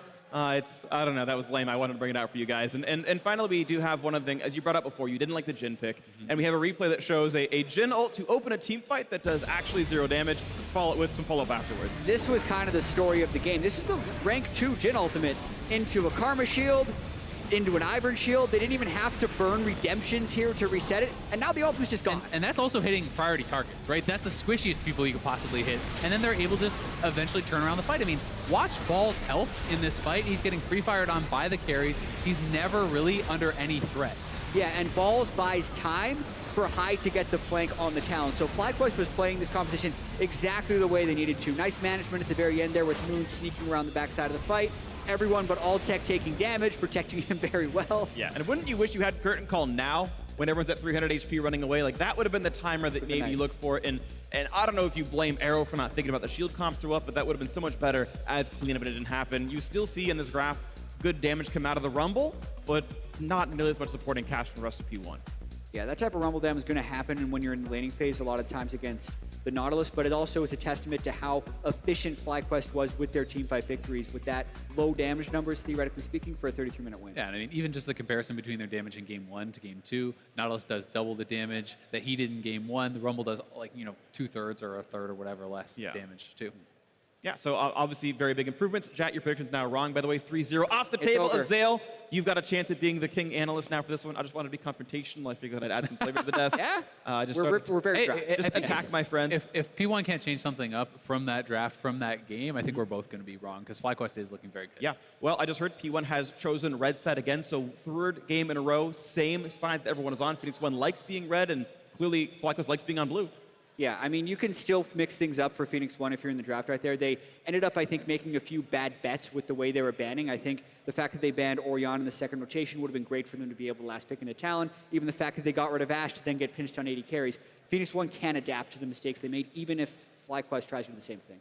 Yeah, absolutely the case. It's going to be a fun one. So when we return, we will see if FlyQuest can carry this momentum into Game 3 or if P1's going to bounce back and take another one. Don't go anywhere. You're watching the North American LCS Spring Playoffs.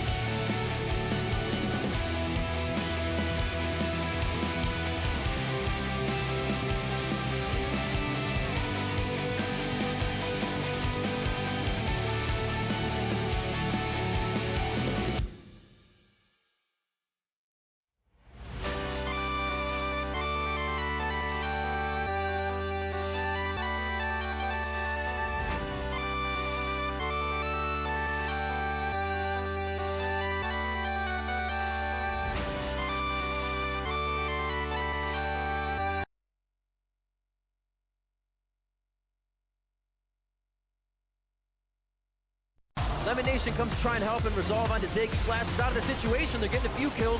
One onto high. They are able to drop Ryu, though, so the mid laner damage is gone for both sides. Here, Alltech, the triple kill, looking for the 4th kill. He's going to get it. Quadra kill for Alltech coming into game 2. He wants that as well. Looks for the Nexus, living artillery to the fountain. Will they be able to find it? He's going to give it to him. Is it a 3rd game Penta? Yes, it is. The Penta kill for Alltech on the Kog'Maw. The Vancouver native gets a pentakill in game 2 to bring it back to Fly. Obviously incredible there for Alltech, but before we jump into game 3, let's take a look at how one of you or a group of you are celebrating this finals weekend. At X Mayonnaise is in the house in full FlyQuest gear. I'm gonna show you up in that one. It's pretty much amazing, and of course, be sure to keep tweeting all. There we go, now we get to see it. Full FlyQuest gear, always amazing as well. Please keep tweeting all week for how you are supporting your favorite teams and supporting the game, and now it is time to get ourselves into game 3, so casters, please take it away.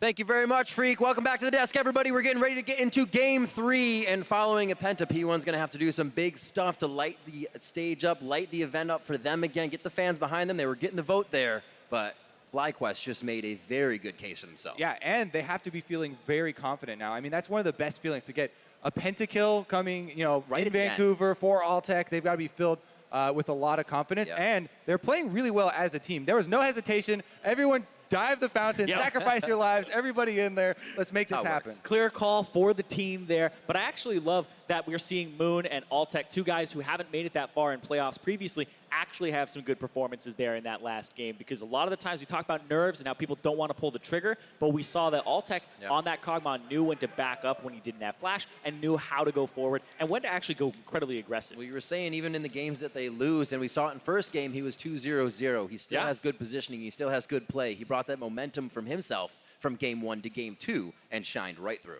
And there's something here that's a little bit curious, and I want to keep exploring as we see Phoenix 1 in the summer, is that Shady kind of has never been given a rookie entrance. The guy had to play against the top 2 teams in his debut in week 9. Then he was played in playoffs. Every time Shady has played, it's been a game where you're like, you have to perform. And right now, he's in front of this large crowd, and he's only had a few games inside the LCS studio. So maybe he's not winning lane or helping Arrow win lane as much as they have been seeing from him in scrims. It really means a lot. It does. I thought he did a really good job in game number 1 with the Lulu. Even in that small clip where we hear the communication of the team and they were all timing their shields, that's one of the most important things in these multi-shield compositions where your AD carry has to rely on when exactly the cooldowns are coming through. So those are definitely good indicators for him. We'll see how well he does when we have this pressure, right? This is obviously going to be a longer series, and the pressure does mount here as we get closer and closer to crowning our 3rd place winner. You say longer a series as well. As the games go on, the teams temper their play a little bit. It's the play to not lose type of composition that you see as we get the first ban phase out here. Coming into game 3, still a bit of aggression probably to be seen from these teams to get those first 2 wins under their belt first. So now what do? Do you ban the Ivern if you're Phoenix 1? Do you ban the Ashe like you did before? Do you ban Kog'Maw?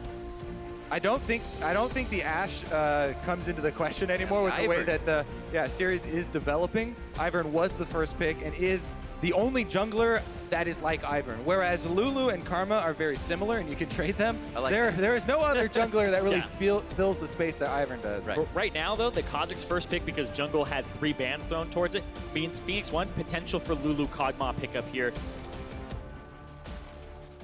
Or they could go for that early Rumble that they've been going for as well. Lulu Rumble was their last rotation in the previous game.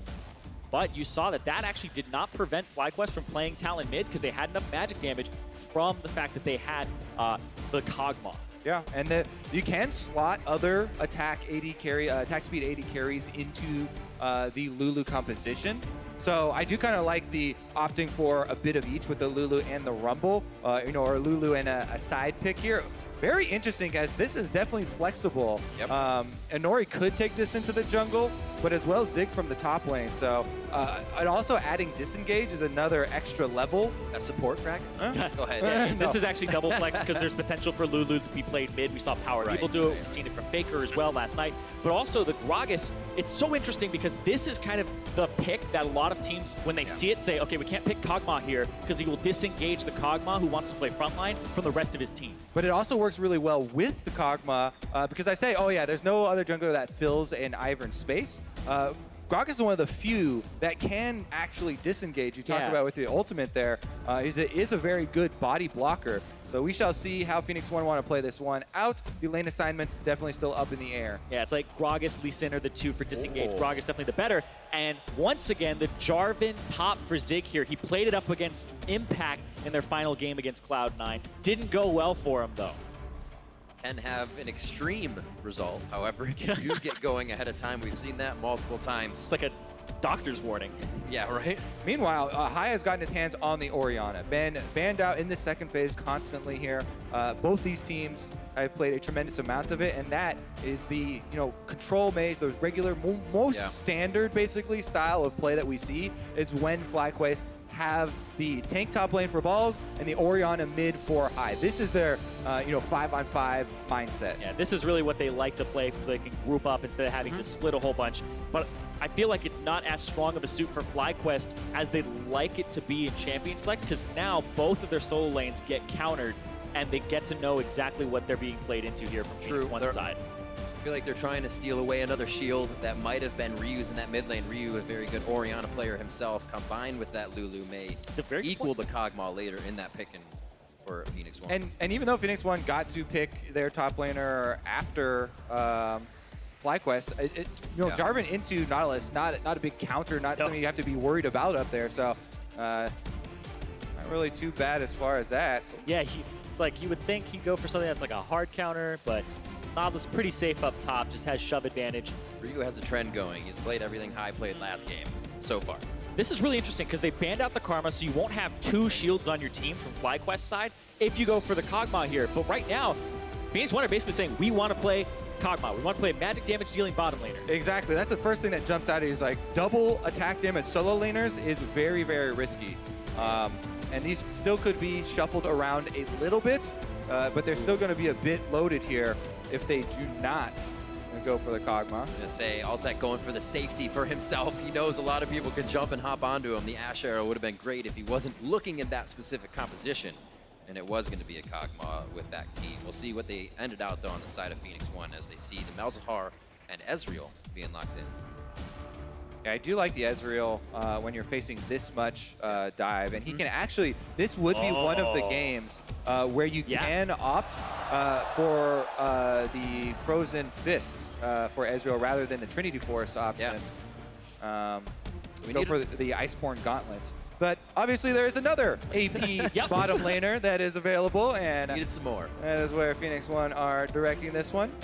Making sure they don't have to play that low mobility on the Kog'Maw, and also free themselves up for even more magic damage, because it's very physical damage heavy for Phoenix One. They don't want to over-index on it with an AD carry, so they go for an AP bot laner here. And this is super cool, because a lot of people forgot about Ziggs. He'll shove that lane very hard. Plus, it opens up, we get to see the Lulu combined with Assassins, which is always kind of an afterthought, as opposed to the hyper-scaling AD carries where you really get to maximize the attack speed bonus. Lulu with Assassins also extremely deadly, and does peak very early as well. We'll see if Ryu, who has had very good talent performances in the past, will be able to get in there for those critical plays, dive along with Zig. Like seeing the aggressive compositions come out. We go down the line to see what these two teams are matching up as. A little bit of a switch up here for both the junglers once again.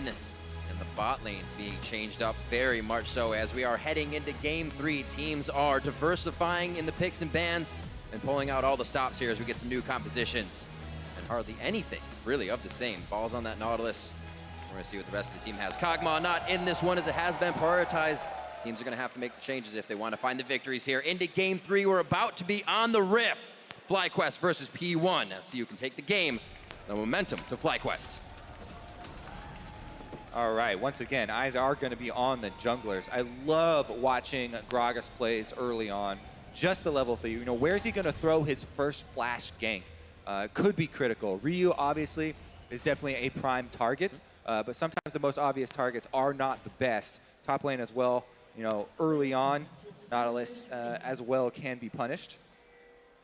And the picks that came out for P1 this game with the Gragas and the Jarvan, when I looked at the draft from the last game and the very end, I wrote down thinking more engaged for P1 because they looked a little bit frustrated in how they had to start fights in the last 2 games, which was Zig ultiing with a Rumble for a soft engage. Now they have Gragas for a hard engage. They have a Jarvan, which will dive in. So now they can force the issue a little bit more. They still have a poke and a pick pattern that's available to them, but they do have the potential to go for those hard engage fights. Plus, there are some interesting synergies that we don't often get to see, right? Jarvan Cataclysm holding people in place for his Zig ultimate from a bottom lane arrow. That could be very good AoE, you know, combinations that you are not really used to seeing. The only thing in there's also kind of anti-synergy with Gragas.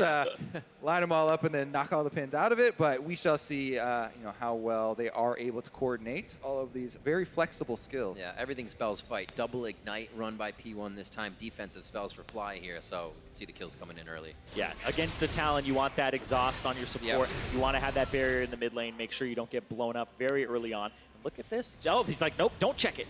We see it. You don't have to go over there. Yeah, this is such a good setup and something you can only really do with Malzahar, where your bottom lane almost fully leashes the red there for Moon. He does not spend the extra time to kill the large Raptor, just lets that one leash back, but very quick to his level 2, plus his red buff, and does set up some really early options. Talked about Nautilus being an early target possibility. It's also very good at setting up ganks, so Moon could have a very early timing on the top quadrant of the map, or even just go to steal away Inori's red. I mean, he's about to hit 3 off of this, and that'll be about 2 minutes and 30 seconds, and he's ready to go gank. He's ready to go somewhere. He's looking mid. It's like he's going to have the inner track. Looking for the high Moon setup. He's going to go. They're already rolling towards the bottom side, so he may have to keep that. There's a flash in. Is he Moon faster? will be able to get the slow out. Got the auto. 1Q, he wants to give it over. No, he's actually going to take it himself. And Moon and High starting it off in the mid lane. A lot of credit there to the bottom lane. The Malzahar pick with Voidlings able to get that super powerful leash to allow for the early timing here. Wow. And Ryu playing very aggressively around that mid lane. Good punish by Moon getting in there. So the first leash, what happened was Moon cleared small Raptors only. Had the red buff leashed for him, so he killed small Raptors, hit 2, did red buff, ran over to blue, did blue, hit level 3 much faster than you normally would because of that. So didn't even have to kill the big Raptor, went back for it after that gank. Inori has his work cut out for him. Bottom side of the map is clear. He heads to the top now as Ryu returns to mid lane. That flash is down, so expect a repeat gank coming in. There was flashes blown as well on the side of FlyQuest. So we'll have to see if that plays in the favor of Inori as they come back in. Ignite is still up as well for some kill pressure. FlyQuest have done such a good job of snowballing games in which either Moon or High is the beneficiary of First Blood, which has been a large amount of their games as well. And the early skirmish has paid off once again. Now it comes down to the confident play calling. And yeah, it's exactly as I said at the very beginning. And we have seen this before as well, but Malzahar is able to set this super leash up for Moon to be able to get off that early timing. Yeah, that's going to be something that the coach from Phoenix One, Fly, is going to be like, this is exactly what happened, because this is a super unusual gank timing. You were not expecting this at all. It all plays into their favor, and it was all set into position as soon as they got onto the rift. And it's so weird, too, because they saw that leash. They had a ward in the red pit, and they saw the Malzahar Voidlings leashing the red buff. So they kind of had an idea, but they didn't have the idea it was going to be that fast. What a gigantic steal there with the W for Moon. Large chunk of cash out of Inori's pockets. He's not having a good time, Inori, that is. And they're going to head towards mid, just at least giving Ryu a little bit of pressure so High can still even be safe, get this lane pushed, and get the buy he may need. We're seeing people fight over chickens at 4 minutes and 30 seconds pretty much every game, or at least look for it. Kha'Zix set up with this good of an early game because incredibly scary for Gragas to walk around face checking. And look at this, Honori has gone with that Dark Seal snowballing item for jungler. Definitely very risky here. He's going to have to worry about even checking brushes in his own jungle, as Moon is already moving in to get very deep warding here with their upgraded jungle items. Yeah, and on the opposite side, looks like it'll be the exact same for Honori. He's going to go for the wards here, pretty much mirroring the wards that were placed down by Moon in his jungle. No camps for him to take away, though, so big difference here. There is a top laner to gank, though, with a Blast Cone. Balls has flash. We'll see if he can get away from this one. You do have Body Slam Flash for Honori, and look at that. If you can get in front of Balls, or maybe flash his hook. Gets himself just on the other end of the minion line, so the Body Slam doesn't connect fully. A nice job, though. Flash blown in the top side. Can still stay safe with Anchor Toss, but Honori now has an option to go to pick up that kill that Fly already has. And people have harped on Balls, laning for quite a while. But one thing he does very well has been surviving as a tank in the top lane. And now that his flash is down, he plays very defensively and does not overextend. You would hope as well for the future because he doesn't have that flash. He has no way to get out of that Cataclysm from Jarvan. So this could be a kill if there's a repeat gank or if Zig actually gets him low enough. But Zig wants to back now to get a buy. And Honori's staying up there. Like, FlyQuest should know that Balls has to play super safe. They're going for the Dragon on the bottom side. Honori's still level 4, trying to wait around here in the enemy jungle. And even though finally a Gromp does come up and Balls is extending, if this doesn't pay off for Phoenix One, they're getting tremendously far behind. And let's think about the routes that both junglers took, right? We talked about FlyQuest. Moon went from Raptors to red to blue to gank to Raptors to finish them off. That means his topside jungle respawns super late, and that's what Honori's been waiting for. These are unusual timers. Zig is starting this off, but he just missed the wall. He has not coordinated with Honori yet. Honori did finish the Gromp, and now he's coming. They might dive Balls. Yeah, I don't think he could be okay on this one. The minions are going to follow him through. No, Honori, the flash forward, wait!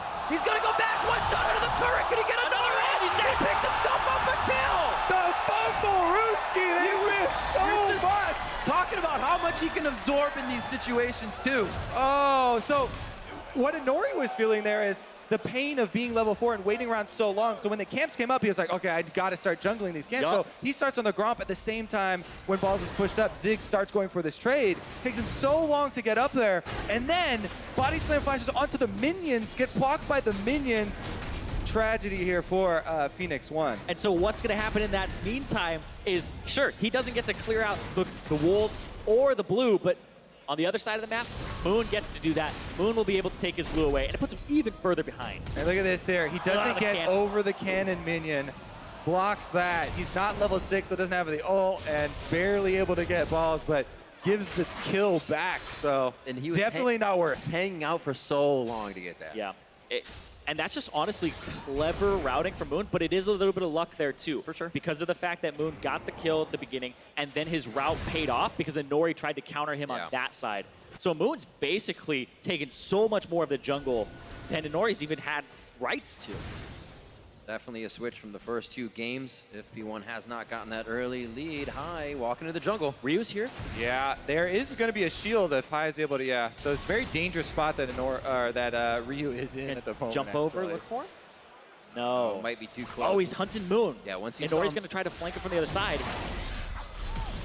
One hit, flashes out, still has the idea. Ignite goes down, the shield. And Protect coming in from Hai as he calls forward. And a nice dodge on the ultimate as well. A lot used here, though. That was a bottom lane roam. Their bottom turret now is going to take the heat for that mid lane move and the ultimate from Arrow. He doesn't have ult to clear the bottom lane wave now. Yeah, that might be that turret going down as well. They're chunking it out. They have Voidlings to take some extra damage from it, some extra shots. Arrow's going to try to clear it. They do have great wave clear between Ziggs and Lulu. They're going to save it with just about 200 HP on the turret. And that it will go down quite fast. Ryu's getting pushed out of mid. If it's not the roam down that takes the turret, it may just be Altec and Elimination. And when Ziggs was gaining popularity as a bot laner, it was because the item builds for AD carries felt really bad. People were rushing, BF sword, pickaxe, then the Zeal item. Now you have sustain built in for the Blade of the Ruined King for a lot of these AD carries. So you aren't completely chunked out of the lane or pushed out early on. So Altec can survive a bit of that poke, stay up in CS against this wave clearing bot laner that he's doing such a fantastic job today in general. Biggest thing, though, look at this 84 CS for High to reuse roaming Talon here. Barely trying to hit 60. This is Phoenix One really, really scrambling and fighting uphill at this moment. As he said in Champs League, this is the standard look from FlyQuest. This is them with their 5-on-5 tank balls, high on the mid lane control, and they are set up very, very well. Yeah, that first gank, super clever. P1 has to watch that footage again for the next game, but look at this, Zig, pretty much dead, trying to pick up the CS. I want this money. Yep. He just goes and picks up all the... Actually, wasting a few more seconds, so you could say Worth on his side. He gets the gold, but Worth for Moon and Balls on the top. Yeah, it feels so bad there for Zig that, he did a tremendous amount of work to try and set up that gank from Nori on the top side, and then Moon just slots in, able to come over for the very casual kill on the top lane. Is this what you meant? Yeah, gank your lane, what? But definitely not going the way of P1, and FlyQuest up to a hefty lead early on in this game so far. Elimination. Oh, takes his passive out. Domingo back with the squeaky rubber ducky. Mega Inferno Bomb to take him out. 3-2 here as P1 picks up a kill on the bot side. They need to start seeing results somewhere.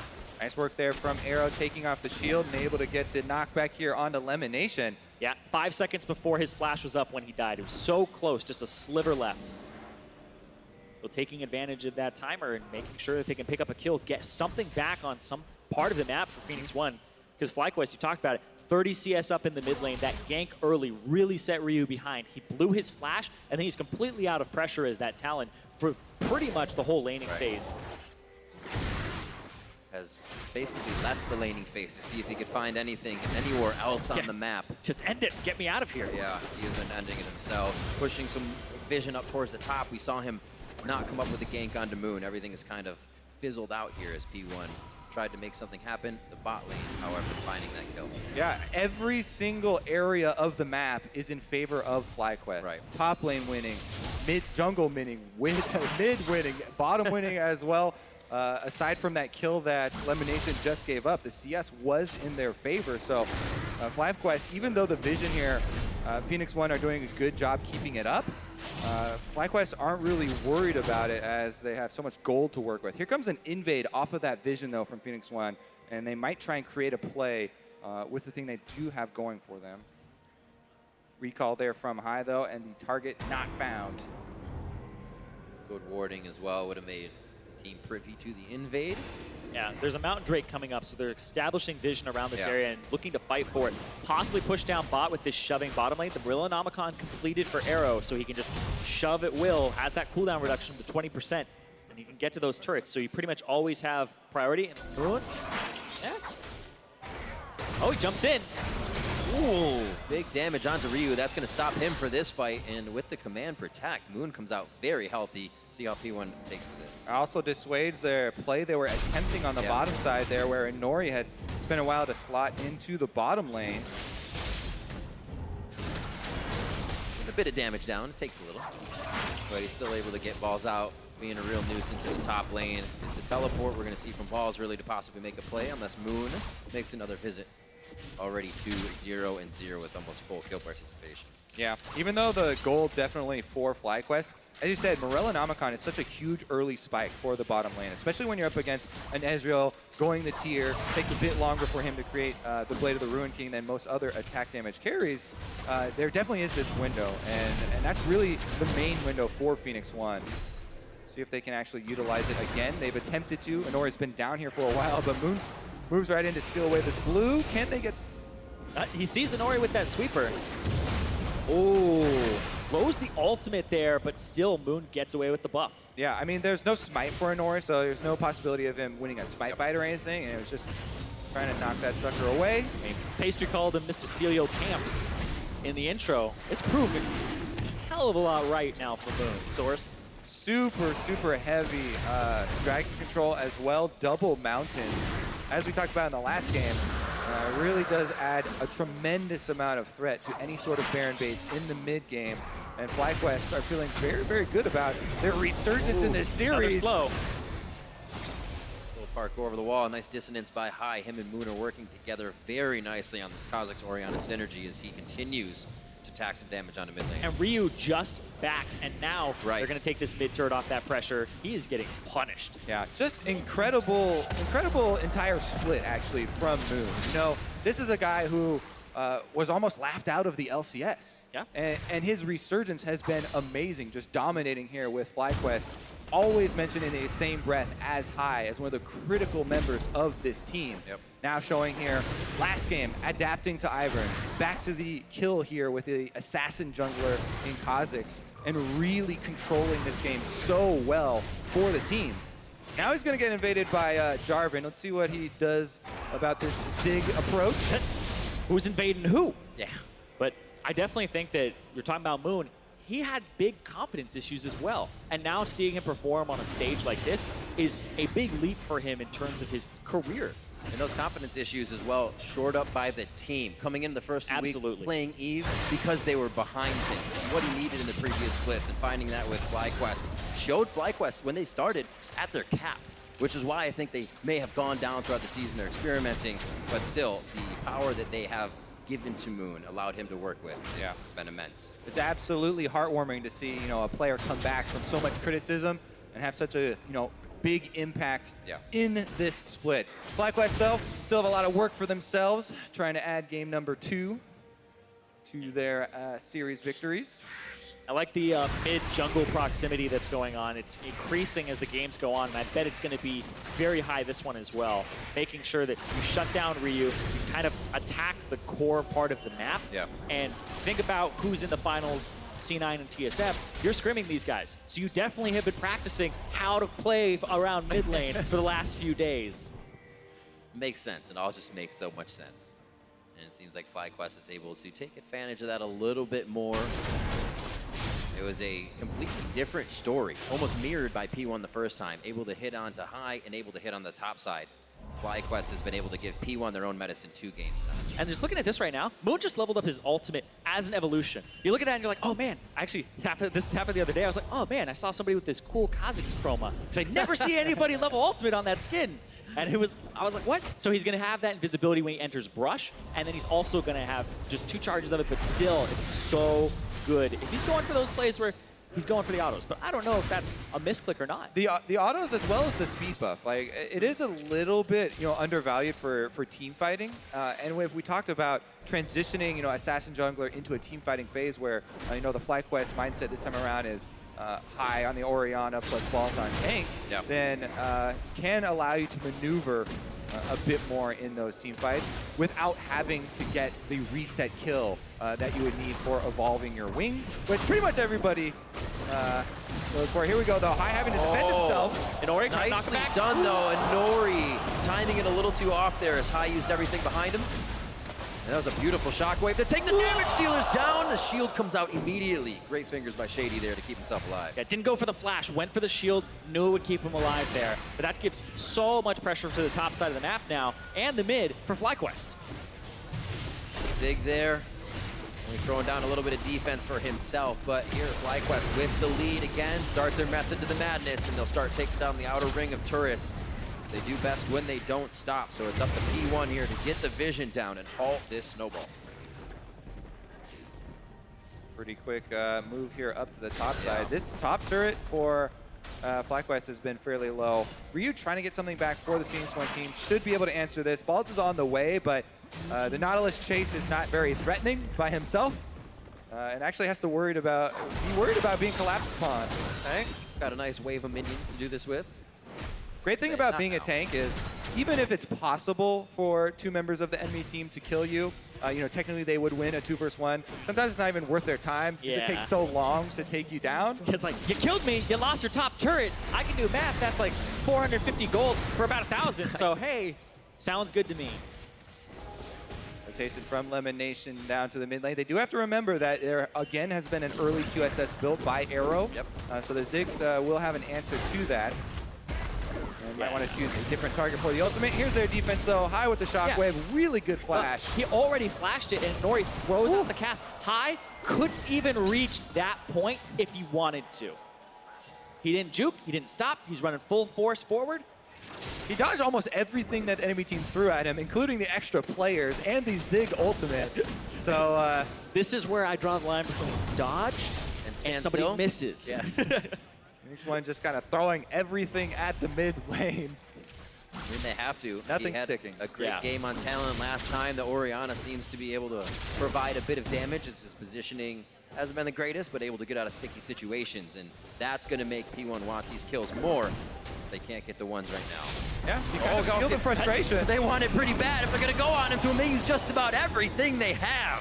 All right, and the kitchen sink. They didn't throw everything before. They had one thing left here. Zig goes in, and now they've got him on the run. Should be able to secure at least a favorable numbers fight around this Drake, if not the Drake itself. Exactly. There's a lot of teams that will fight for no reason, but this was a fight using cooldowns right before a Drake spawns. So they're trying to go for this Moon. Moon looking for the steal here.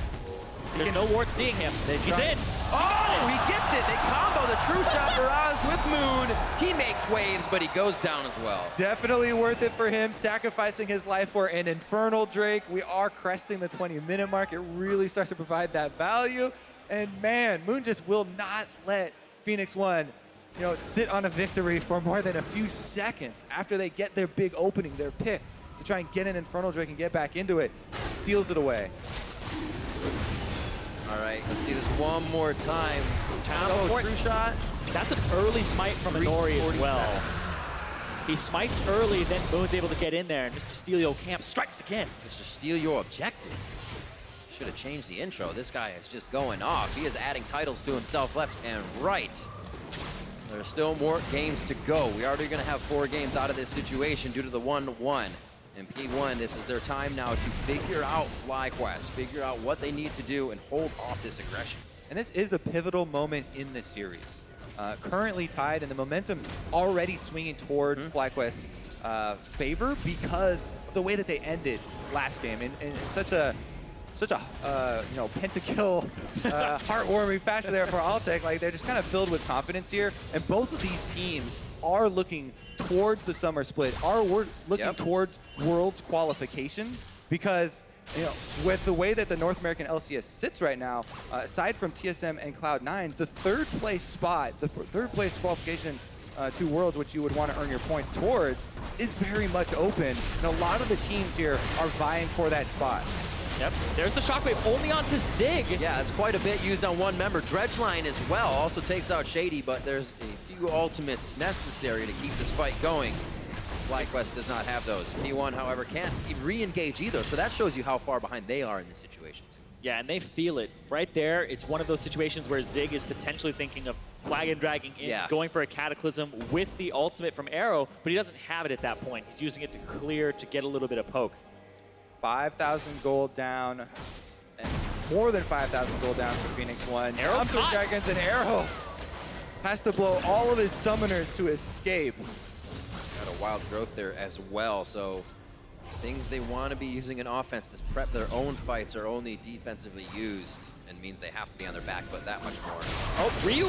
Almost deleted one. Moon already over the wall. Can't find Ryu as he gets one more hop over before coming back from Invis. But FlyQuest is just lighting the fuse immediately every time they see a member of P1. They're milking these summoner spells out of P1. Right. They've had the Zig blow his flash in the bottom lane. Inori, Ryu, Shady all just blew theirs, and Moon is the only one who had to do his there. Inori's chance to get back in for the Smite fight. Are they going to give it to him? 3,300 HP. They'll take the fight over the Smite, and now they may go back. They're going to keep the health down. They still aggroed it. Damage to Elimination starts Inori? stepping towards the back. Oh, he's ulted. Back there now. They are not going to decide to go in. He gets ultied and suppressed out. Great suppression there from Lemonation over the wall, disallowing Inori from getting in or smiting, and really, really clean Baron take there from FlyQuest. That's the jungler support right there. That's exactly what you want to see. No 50-50 on the board. Not even a possibility for Inori to get in the pit. He would have to do it so early.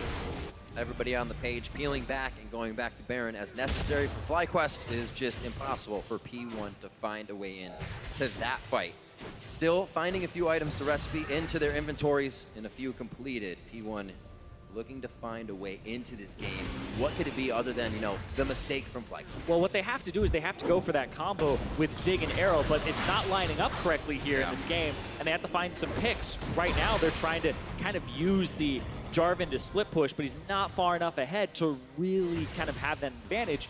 And when he groups up, they aren't pulling the trigger. And by the time they do look for the opportunity, Arrow's either out of mana or doesn't have the ulti. Yeah, their only real opening would be if FlyQuest go for a very risky dive into one of the inhibitor turrets and they try and get someone out of position at the same time. But, you know, the options are dwindling here. Still decent wave clear on the side of P1. I don't know if Fly is going to be waiting for that wave clear anymore, though. With Baroned up minions, it kind of shuts down Arrow, and the rest of the team is forced to watch the minions pour into the base. Ryu can only do so much here as they now get onto the front step with just a top tier 2 up for P1. Ryu is behind about 2,000 gold right now. Same thing in the jungle for Moon. He is up 2,000, and Zig also behind 2,000 from Balls. Yeah. Only place it's even close would be that AD carry position or bot lane position since we have a Zig.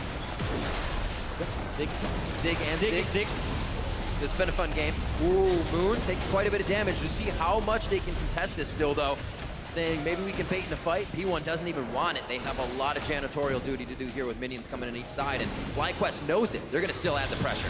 Yeah, and Arrow actually doesn't do all that much damage with his ultimate just yet because he doesn't have something like a Luden's Echo. This is one of those tower-destroying builds. He's looking for Lich Bane second. The QSS also delayed him from completing it, moving towards a third damaging item. Zig's looking for an in. He could get 2 or 3 members here. Really just flexing his muscles to get FlyQuest off that doorstep. Yeah, it's still so dangerous for them, right? Unless it's a perfect opening where they can actually burst someone out, there's no way that you want to go for an engage from Phoenix one side without FlyQuest burning a huge amount of cooldowns here. Yeah. This is where if you're P1, you just say we play for 3 to 4 items, maybe even wait until 6 and try to stall. Farm for late, boys. Exactly. We scale, boys. Just wait. They'll give over a Cloud Drake, so nothing to cry home about. Also in this situation, try to decipher what the enemy team is doing, figure out their rotations. It's a little harder when they can just do it with having more money and power. You can't really stop that at all times, so another dragon over to FlyQuest as they make a move to the base. And I definitely want to bring this up because we talked about last game where it's like 5 turrets to 1. They're just being dismantled from a macro perspective. Again, 6 to 1 in turrets. FlyQuest are down in kills, 3 to 4 in the kill department, but they were winning their lane so hard, they're able to control the map, and then they're able to control the objectives from there. And a lot of that was the clever pathing of Moon that got him ahead, and then the lanes were able to just kind of feed off of that. Readying the death blow here as FlyQuest try and surround Phoenix 1 base. The open mid lane is definitely standing and would be the prime target. Trying to push up bottom lane is Balls. Flank here in the waiting. Elimination does scout it out though, so Phoenix 1 just backs against the walls and they're ready to pull the trigger. But it's a trigger where you're down 9,000 gold. That's one of the, key cooldowns. There it is, we see it. Can they see it? Can P1 make this happen? Ball still over the wall, shield onto Nautilus, and gonna be very tanky. Still hesitant to get that engage. They don't have full vision, and even with mess ups like that, it's still gonna take P1 minutes to find another opening, to find their way back in. Yeah, they buy themselves a shockwave timer, and that's it worth the time to push waves out, make sure that they aren't being sieged upon. But a long time before that Baron, a long time before that next Drake. So right now, there isn't really much for FlyQuest to play for except to keep kind of all the lanes pushed up, keep control, ward frequently, and then look for those openings. Which, that one with high with the shockwave, don't blame him for him because he's looking for it. FlyQuest kind of reminds me of Jack's quote, imagine if I had a real weapon. FlyQuest like, imagine if I had a standard comp. I mean, it does make sense right now. Doing a great job with the Orianna. Yep. Just kind of, I guess they hamstring themselves. So like, we'll play Shaco. You know, go easy on the guy. But FlyQuest serious. Using the lamppost for the regular season, but here, able to bring it out. And they have another tower ready to fall. Phoenix 1 have to retreat. Easily pushing them off. Balls and Moon on the front side of the fight cannot be aggressed on or contested for that turret here. And now P1 trying to do a little vision denial So one of those fights is in their favor. Things are not looking good, and FlyQuest very close to making this a game point series. Yeah, we're seeing huge item advantages right now because there's a Trinity Force, 3-item spike for Altec right before the Baron comes up. So now they'll establish vision around it. They have an AD carry who does so much damage. Keep in mind, this is kind of a 2-threat composition for FlyQuest naturally, but they also have Moon who's ahead, and they also have some magic damage from Elimination. So there's a lot of people you have to pay attention to, but the ones you normally have to pay attention to are just so far ahead in the first place. Where you look over at somebody like Arrow, just completed 2 items with the Lich Bane, has a needlessly large rod, but then has the QSS, which is holding them down a little bit. Keep your eyes on these deep wards in mid lane, though, because it's dangerous when Phoenix One are pushing out this far. The teleport is ready for balls, and FlyQuest want any opportunity to force an engage. If they can brute force some confrontation here, then they can definitely win that fight. The reason they don't have to risk anything, though, is Baron comes up in only 24 seconds. And they can, again, force around this neutral objective. But still, have to watch those deep wards, because balls on Nautilus is the prime flanking target. He cuts over, gave that minion. And Ori looking for 2. Side a little bit. Nice pop up there. Mega in front of him. Does a lot of damage. High is hurt. That's going to be a missed shockwave. Zig is in. Last shot from Ryu. That is Moon and High are down. Now they're looking for a Nori. Last shot's coming into the wall. Essence from Altec, and he gets the kill. And Nori is going to go down next. Altec trying to keep himself in the position. We saw him on that Kog'Maw on the outside and trying to be healthy. Balls keeping this fight going. 3v1, 2v1. He's a 4v1 as the team comes up behind him. Here comes the cavalry. Here comes FlyQuest, and they're looking to ace P1. The final shot, the anchor toss from Balls, and they push Zig so far out. It's not going to matter. They're going for the win here. They're in the middle inhibitor. They're going to keep pushing. Balls keeps up the chase to interrupt Zig's teleport and or recall, and they're looking at the Nexus turrets. They are absolutely 8 seconds on Anori. The ult's down. He doesn't have much to deny here. Balls making sure that no members are going to give a problem on the back. Go for one more. He teleports in. Anori going to do his damnedest here as Zig has finally made it back, and he's going to do what he can. Zig goes down. Now on to last Nexus turret. Enough minions there. Elimination. 5 and 4 seconds for the members of P1 to come up with 7 on Ryu. The Nexus is down to half. They're going for the final shots. Balls is on the backside, and he's trying to get him in, but it looks like they're going to be able to stop it. The last breath from P1, and they may be able to stay alive. It's up to Balls, and he's knocked away. The game continues. The rest of the team is here. High and Moon have come up the mid lane with a bunch of minions, but they're completely outnumbered, and they just can't. A few seconds too late there. And now the whole mission for FlyQuest is keep these waves pushed. Don't let them go to the Baron. There's about 40 seconds before you have your entire team back up. This right here from Anori, great start, but the rest of it trailed off, and Altec has so much damage right now. Yeah, this is one of the best possible looks that Phoenix One could get. You know, Nori gets into a great position, nails 2 of the key components of the comp. They get the combo. Zig ult does land, Ryu's ult does land as well, but the locket comes through, the shielding comes through, and they delay it for FlyQuest, then fight their way out of this 3v5 through the massive tank. Exactly, and then Arrow actually tries to go for a play here onto Altec. Has to get locked up, and look at that, they're trying to do the Baron right now. Right back to it. P1 playing the choose your own adventure, whether they can or not, and it's going to be a Baron. Elimination of the team able to push them out. And now they have to be careful with their HP a little lower and minions pushing in. Does FlyQuest pressure them to jockey for Baron? Yeah, that was that small amount of the danger time that you're talking about, Zyrene, that FlyQuest had to weather the storm. Now, they're the ones, again, in control with all of the map pressure and burning down Baron. Anori actually not going to go. Mega Inferno, so close, going to High. You can see how intense these plays are. And a mistake almost going over to P1, but FlyQuest cleaned that up, and they'll be back with Baron once again. Yeah, and a big part of that previous fight, just to jump back to it for a second, is Altec had 3 items, and Zig, in terms of armor, had Ninja Tabi, and then he also had just a cloth armor. He built for lane to make sure he's not just blown up by magic damage, had the full Spirit Visage, so he didn't really have any armor in that fight. And now Altec, 4 items, has the Lord Dominik's Regard, and he's going to be so hard to kill, but also he just does so much damage himself. It's really been Altec's day. It really has that home crowd momentum. He is feeling it and using every bit of that energy. He also played quite well against TSM's bottom lane. Yeah, absolutely. Back in the semifinals. 5 dragons for FlyQuest. Not sure I've actually seen that many on one team in a game before. We got the Elder. Mother of dragons.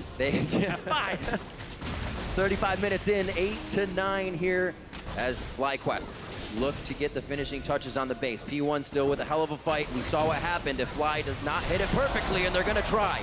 Arrow gets the wild growth right away. Fight on the back line, puts Zig down to below half, and now a dead Zig as he gets the cannon, puts him down.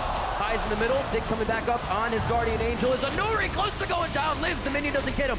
High in the backside, very, very low, but very, very alive with the rest of his team as they move forward, dropping 3 members of P1. Now looking for the Nexus, now looking to bring it to game 4 as FlyQuest take the game and bring the series to game point.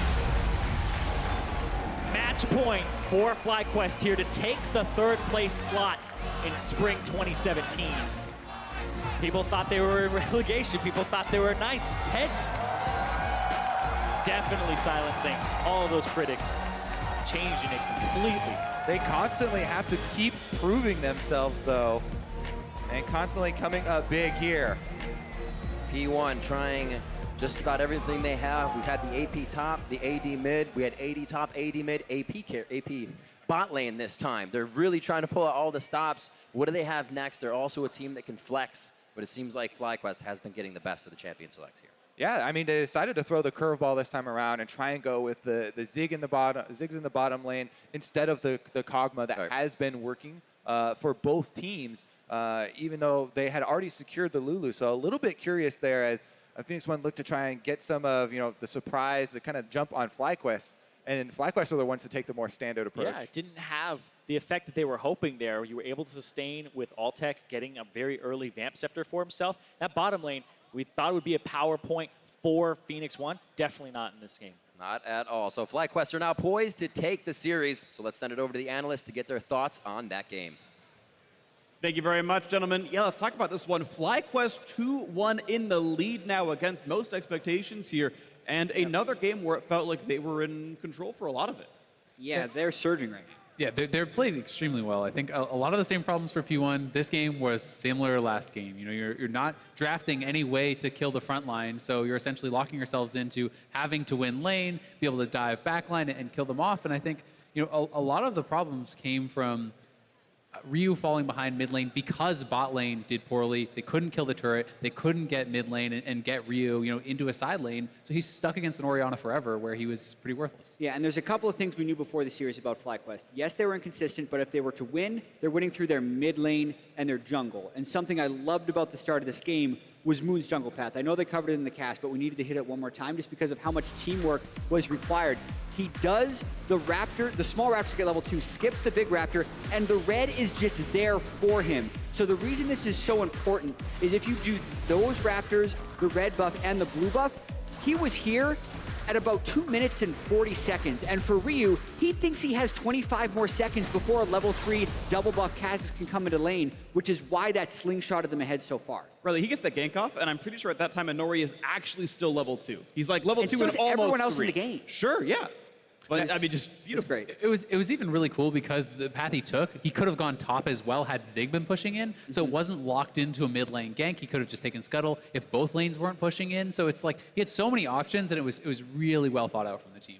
Yeah, I got to say, massive props to Moon, who's continued to impress that he was this good of a player, that, at least this year around here in this one. We have more to talk about in the jungle, though, because on the flip side, Inori felt and looked so uncomfortable on this Gragas. And I don't know if it's nerves, I don't know if it's being out of practice on the champion, but I mean, everything from this early gank, the flash body slam, misses his Q, goes straight into the cannon, gives up an easy trade kill, and he was 30 seconds late to that play. Yeah, and this whole year, you can see another misplay right here, where he overshoots the ultimate and also flashes late, and then to just kind of put the cherry on top, he gets the Drake stolen away from him. It was timed pretty well by FlyQuest, but these are the types of plays that can kind of tilt you 1 second further. And we know Inori's ego took a bit of a blow this year when Meteos came in. And this is actually a situation where you'd think you'd want to be able to sub a Meteos, but he's not here in Vancouver. So this is a time where he needs to be able to step up and get past this. And it's tricky, too, because he's getting attacked heavily in the draft phase by the opponent and by his own team. They're banning out Rengar and Ivern in this last game. He hasn't played Lee Sin all year. and his Gragas doesn't seem to be up to par. So it's a difficult situation here where he has to step up. He's not even being attacked in game. He's being attacked by the crowd occasionally as well. There was a Meteos chant coming through the crowd during Game 3, and I mean, thankful for Inori, he has a soundproof headset. He didn't have to hear this, but I mean, when the entire audience is like, ooh, bring in the sub, bench this guy, like that's gotta suck if you could ever know that happened. I mean, he doesn't have to hear it to know. Like, this is something that he's even talked about in the interviews, the constant comparisons to Meteos and the pressure that has brought onto him has been weighing on him constantly, and he has not really looked like the same player he was last year. So rough stuff here. Of course, we can still continue to sing the praises of FlyQuest, though, who, look, it's the meme now. They keep defying expectations here. They win despite a very interesting team fight. It starts out with like an immaculate 2 for 0. It's like, okay, Inori made a good play, sick. That's a sick 2-0, and then Altic just carries the rest of the thing out. Yeah, and this was a team comp. This is a fight example of the problems that Isaac was pointing out about the team comp, where they do not have a tank killer. Because even if you're killing most of the people on the other team, they did not have a way of killing Balls' Nautilus in this fight. Yeah, so as we will eventually roll it, you can kind of see what happens. Of course, there's Inori, and yeah, his spirits do look down, but we can see this was a really good play by Inori. It just gets turned around anyway. This was actually such a good engage and really the best that they could really hope for. I think the fact that Balls itemized a little aggressive, went for Iceborne Gauntlet, knowing he's essentially untouchable, was really nice too, because he's actually putting out a lot of damage, and he's just shrugging off so many members that despite this horrible start to the fight, no one can ever deal with the tank. Yeah, and you could see Balls knew this too. He's the only tank in the game at this point that's relevant aside from, the only tank in the game that is relevant. Altic then has enough damage to lifesteal up at the backside of the fight, and since no one could get past Balls in this fight, he was able to chase everyone down. Yeah, it's very interesting, it's been 2 games in a row where Phoenix One don't draft a tank killer. It was Jhin in the previous game, and he even went lethality first. Then here he picked up Ziggs, where Lichbane or not, like that's cute, you have some poke damage, but your teamfight damage is not there. And to your point, the way that this comp can work, you don't necessarily have to deal with the tank, because if you win lanes, everything goes well with that. You dive backline, you eliminate all the threats, and then Nautilus is left there by himself. That's what they're trying to do. But when you draft these compositions with narrow win conditions, and then you fail in lane, you're doomed to lose the game, and that's 2 times in a row now they've drafted nothing to deal with the Nautilus. Right. Yeah, the drafts have been a little bit strange. I mean, I feel like their bans are hurting themselves a lot of the time, and FlyQuest, even though they had all this weird experimentation during the regular season, this was such a standard composition, and they actually played it very well. So they said they stopped kind of practicing those niche picks. Well, this could be the result of that practice throughout the rest of the year. Not to mention the experience, I think, is coming in huge. Yeah. Being able to bounce back from that loss, where Phoenix One doesn't seem to be able to bounce back from that Game 2 loss. Well, I agree. It is really massive, and I know you had actually mentioned it in the previous post-game. You're like, ooh, does that pentakill shatter any hopes and dreams? And I kind of laughed, like, of course not. These are competitors. But at the same time, FlyQuest, the team where they reverse sweep you, and they don't really care at all. And Inori Lake could very easily just tilt off in this one and just have another really poor Game 4. And I mean, Altic has 1 death so far in this series. He's playing incredibly well, and he's not normally supposed to be the FlyQuest win condition. When he's playing this well, the whole team is playing this well. They're looking on another level than P1 right now. Yeah, and of course, just to mention it real quick, FlyQuest has chosen to play blue side in this game, so we are 4 games in a row on the same size. Everyone's still believing that they're making the right choice. FlyQuest believe first pick is worth it, and Phoenix One believes last pick is worth it. And despite the fact, it was interesting because you had made the point before that when FlyQuest win, they win through mid lane, and they don't care about counterpicking for high. And Ryu's getting counterpick, and now 2 out of 3 times is losing lane. Yeah, and he lost lane because Moon dominated that game on Kha'Zix so hard. So I think we're seeing another first pick jungler. What I almost feel like Phoenix One has to do is leave almost all the junglers up. I know it seems like a sin to give Rengar away, but if you want Inori to be on a comfortable champion, and he is under so much pressure right now, he wants to perform. He wore a Vancouver flag onto the stage, right? He wants to perform in front of his hometown, so you have to get him a comfortable champion, and Phoenix One hasn't been putting him in that position to succeed. Get him a comfortable champion, put Arrow on a champion he can carry. Kog'Maw was open, they didn't take it, he's their best player.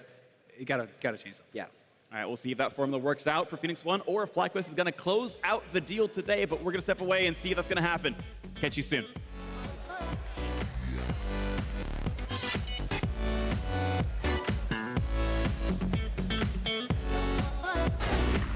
Hey, backside. Kill these guys. Behind us. Yeah. Kill him. Down. Go, Jarvan, here. Up. Yep. Okay, go for it. Nice. Nice, good shit, guys.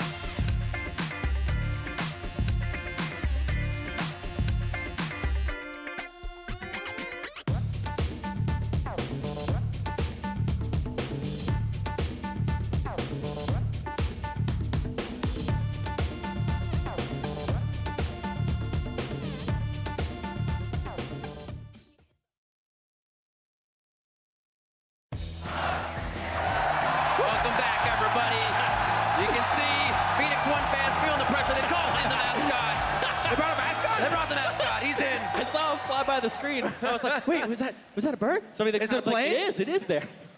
Welcome back to Game 4, FlyQuest versus Phoenix 1. If you haven't been watching, that's terrible. It's been amazing. FlyQuest is almost able to put the game point down. They have it here, but Phoenix 1 are ready to put up a fight. They've been able to see FlyQuest for 2 games now with a pretty big stomp. They have suffocated Phoenix 1 here, so they have to do something. Yeah, I mean, there's one game left here for FlyQuest to try and finish it out. You know, Hai is a guy that has been to Worlds already, and he said it's one of his main goals to take the new guys like Altec, you know, to that big stage as well. And this is a big part in getting there. Yeah, absolutely. When you get yourself that many points, then you go into summer, which everybody is playing really hard in spring to make sure that they're ready for summer. You get those extra points, and then you get yourself a better seed in the regional qualifier, or potentially you qualify on points.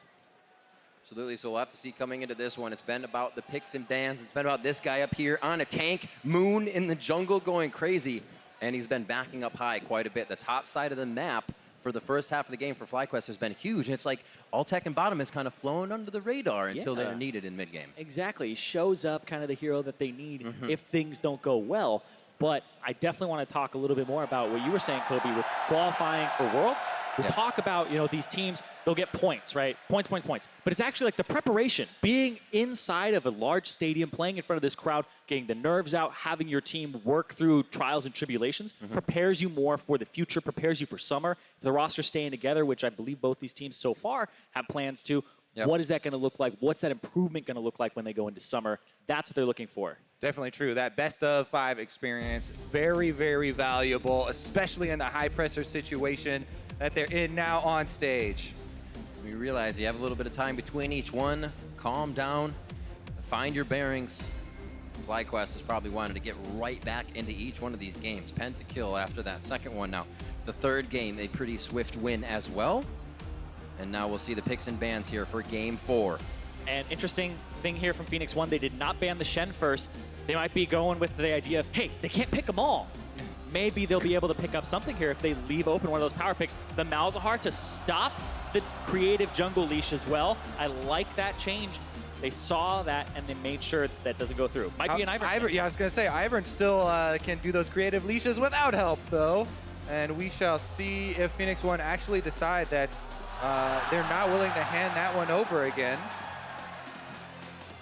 I think it's a pigeon again. He's creating a ruckus.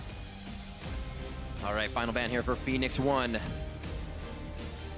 They are actually taking quite a good amount of time here to say, this is going to be our trade. What will it be? I would assume it's Ivern. Yeah. But now Lulu on the table. Kha'Zix is something you want to first pick to have a good jungler, but Shen left up, and I definitely think you go with the first pick there of the Kha'Zix because the jungle was pinched so much. Shen and Lulu, incredibly high values for both of those. Rumble is good, a good answer into Shen though as well. Very curious to see which direction Phoenix 1 are going to try and go, because Shen is so often banned against FlyQuest. Balls gets to play on the tank, plus join and help Moon and Hai out with their assassin early skirmish play that they like to go for. Yeah, if you pick Shen as Phoenix 1, then you're in a really good position because you'll most likely be playing into a tank for balls, and you'll be able to bully him and have the 1-3-1 come online for yourself if you run that type of composition here.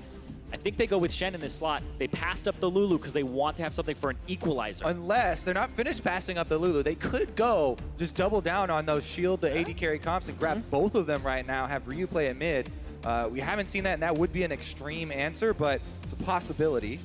I know Moon's going to want his jungler, so there's the Shen for Zig. Cross-map plays can be had, and shield on shield if it wasn't Lulu. Exactly, and I think this is great because they pick the Karma instead of the Lulu so that they have something that's an equalizer buffer if they do lock in Rumble. Also now, the other counter to the top lane Shen would kind of be the Gangplank, but then it's like Balls is not on a tank. They don't have the same type of protection for the squishy Kha'Zix and also Hai in the mid lane. Yeah, I am really a fan of stealing away the Shen from FlyQuest, as not only does it remove it from enabling their assassin plays, but it allows you to react quickly to FlyQuest, mid-game calls that they're making, where they try and catch teams off guard.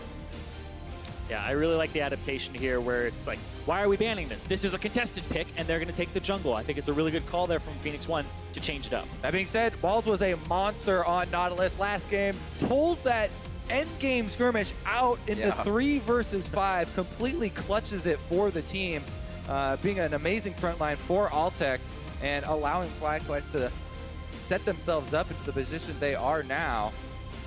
Yeah, when you're in a position and you have multiple resistance stacked and they don't have any penetration on their team, you're in a very good spot here. This is going to be really interesting. Seeing Inori on the Elise here is something that Meteos had actually picked up a whole bunch and played.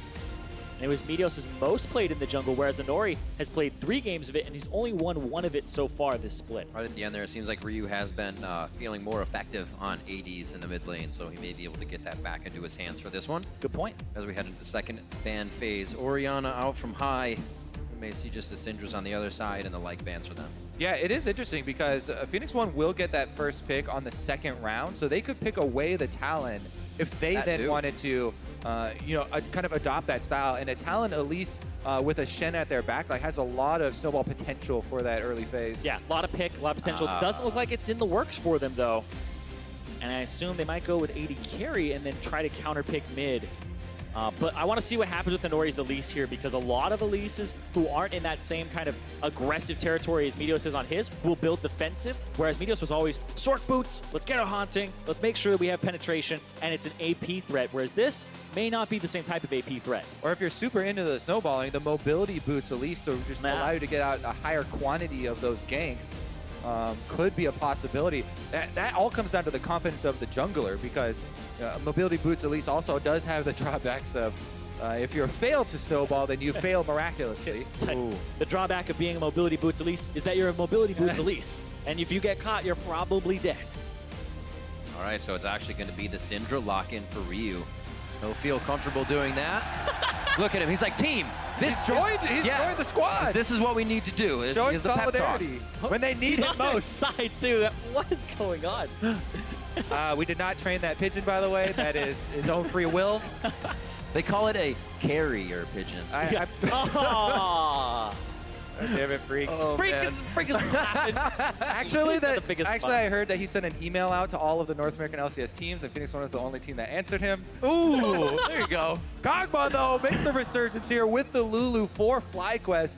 And again, they have a front line to work around as well. Huge 5v5 potential here for FlyQuest, whereas Phoenix One, with that roaming jungler early, a lot of early potential from the Elise, and can chain into Shen moves. And this right here is why I didn't think they would actually pick their mid laner that early. Right. Because if you pick Syndra, Echo is so good into it, you'll bring teleport. Also, Fizz is another counter pick, and it'll also bring teleport. So a 1-3-1 composition would be online. And this can match Shen. If you go up against him with the Nautilus, as soon as he burns Stand United, okay, next time, it's your mid laner up against the Shen top, and then you have to get his second. The thing is, I feel like we've been spoiled by Jensen's Echo.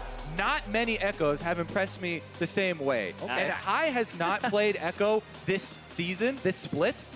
So we shall see if he can have the same sort of execution. It is definitely into the Syndra. Good matchup there. Yep. But everybody's cheering for Arrow on the Twitch now. Got the sewer skiers on the side of Phoenix One for this one. And this is definitely a champion that can run away with the game. But now, you look at that bottom lane, this is Clash of the Hyper Carries. We're looking for who gets that early advantage, who bullies the other one out, which support is more on their game. And I definitely think that this is, we talked about volatile lanes for mid lane last time. This is a volatile bottom lane here. If you start getting an advantage on one of these guys, they can show up all around the map, start knocking down turrets, especially that Twitch can go for those clever mid-game ganks. We're going to be locking in now to Game 4 momentum to FlyQuest. A 2-1 score so far in this best of 5 for the third place matchup, and they have been making a great case for themselves to continue with a third win here. And another thing that we have to keep in mind for this composition that that P1 have, Shen Twitch, throwback for the submarine here. You really have to watch out for this team in the mid game. Yeah, you don't really want your Twitch super close to danger a lot of the time, but if you can find someone isolated, then you can go for those pickoffs as well. It does add extra threat to the assassination side of Twitch, which is definitely a unique element to that as far as AD carry role goes. Hashtag FlyWin, hashtag P1 win as we get into Game 4. Match point for FlyQuest. And we are about to be on to the Rift, a double teleport composition coming in for FlyQuest as they look to make their way around the map on this one. We'll see if P1 can shut them down here. A different composition once again on the Rift for them. Mixing things up stylistically every game. Ooh, the 3-bead. Oh, yeah. One of those goes into a Tiamat for wave control for the Shen. Where the rest go. Back to the keeper. Might use one for like a crystalline bracer in the future at some point. Sell off the used beads. I feel like that's like my ARAM build. Just one health. But it helps. Zig's going to be able to be happy in that top lane and stay quite healthy against Balls as he just pushes lane back and forth. Yeah, and that's a great thing to note as well, is that the Nautilus definitely has push priority in the beginning of the game. Will be able to shove you out, buys 2 to 3 Doran's rings depending on how pushy you're feeling, and then you can go and roam. And that's why Nautilus is actually such a high priority champion, is he will win most tank matchups in the quote-unquote win means to push lane faster, which means you get to roam more and be more active on the map. Second thing I'm looking at here is how much of a good start can the junglers get off to? Really been highlighted, especially this series, how much of a team objective jungling is, especially early on. And Inori may be shaken, his confidence may be shaken after the last couple of games that they've had. Elise is definitely a champion that you have to have that forward-thinking playstyle where looking to go aggressive early. And this is actually something that's going to be really interesting for the start here. So FlyQuest, they've started Moon on the top side of the map. You can infer that as Phoenix 1 because you didn't see Echo Leash and you saw the bottom lane the whole time. Right. So you can kind of guess that he's up on this top side, but that's still different and harder to track. Exactly. You can try and make that guess, yet you're feeling so insecure about it because of the tendencies of pro junglers right now. Like Kha'Zix especially, so often will be assumed to start on the Raptor camp. I wonder if it'll actually come of anything though, as far as, you know, meeting up for the Scuttle Crab super early or going for any invade. Maybe it's something as small as going for one of these bottom lane wards and vision coverage for this bottom side of the map. Exactly. It could even be just a little scarring thing where it's like, all right, hold on. He could be here at this time when he's still just clearing his jungle out. I expect to see an early ward from Ryu on maybe his bottom right side here to keep himself safe. That being said, one of the things I love to do most is have a lane just look like they're mindlessly pushing, slip into these side brush that you see in the lane, which are almost never warded before people actually get sight stones and stuff like that. He's opted to go for the Blast Cone instead, and he's prepped a ward here to try and catch Inori going for that gank on the bottom lane, but Inori's going top. Going towards mid here. I actually don't think Moon saw the Scuttle Crab there. And look at that, Inori gonna look for the flash. Oh, got it right before the minions. This would be a kill, and the burn is there, the last hit. Both of those flashes in mid. And Hai can teleport back to soak up these minions. Super sick. Gets his cocoon out right before the minion gets in line there. That was almost no hesitation for Phoenix 1. And it does pay off this time around. So much effort from Moon to really counter this bottom. Like we talked about, they were mindlessly pushing, quote unquote, and were the juiciest target. But really good adaptation there from Inori. And I gotta say, for Inori, that's a bounce back play right there. If you screw that up again, that's one of those plays that you don't really recover from. Moon's in shock. He's been sitting here on the left gun the entire time. It's like, when are they going to push? Like I talked about snowballing a lane. You really want to snowball that way. He put it between the two minions. Well, one of them actually dies from Ryu actually throwing the W down. I'd have to look at it again. But look at that. That's a forced play. That's super forced. Moon tries to flash for that. He does get the flash out of the AD carry in exchange.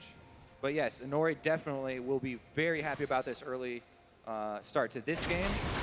Let's see if he's able to continue. And he's even gone for the challenging smite here on the Elise. No more vision control, saying, I'm not going to be the guy who's just going to set up all this vision. I'm going to fight you for the vision and get it from there. So he's trying to go for a little bit of an advantage. Has been spotted here. Well, the one thing that worked for him was that Ivern game the first time. Very supportive, and his aggressive games of the past two weren't really in his favor. So now he has to start early and use that aggression that he likes to play with. Yeah, even though FlyQuest saw him very early, you know, on this ward behind the wall of mid, they don't have the health on Moon to really go seek him out. So Hai just has to play up to the top side, and he knows that very recently. Stun. Got him on the tip of it. Long range, volatile spider damage. Remember that flash is gone. Parallel convergence going to lock up Inori. If he doesn't get out, times it perfectly. And do they? He's in range. The bamboozle. He was looking for Inori to come down, and Ryu takes it. Oh my goodness! Just as the shield falls off there, Ryu gets the Q and kill onto Hai. Good damage on the boss side. Good help picks as well. Follow up. Elimination not in range, so he gives him the assistance. They are able to get a good bit of damage traded back as Arrow uses his abilities. Looks like they even out on this one. CS 41 to 39, so both still waiting to back. Let's see this again in the mid lane. That's just the tip again, and there's a minion right there underneath him, so that is another cocoon. That could have gone astray, but this,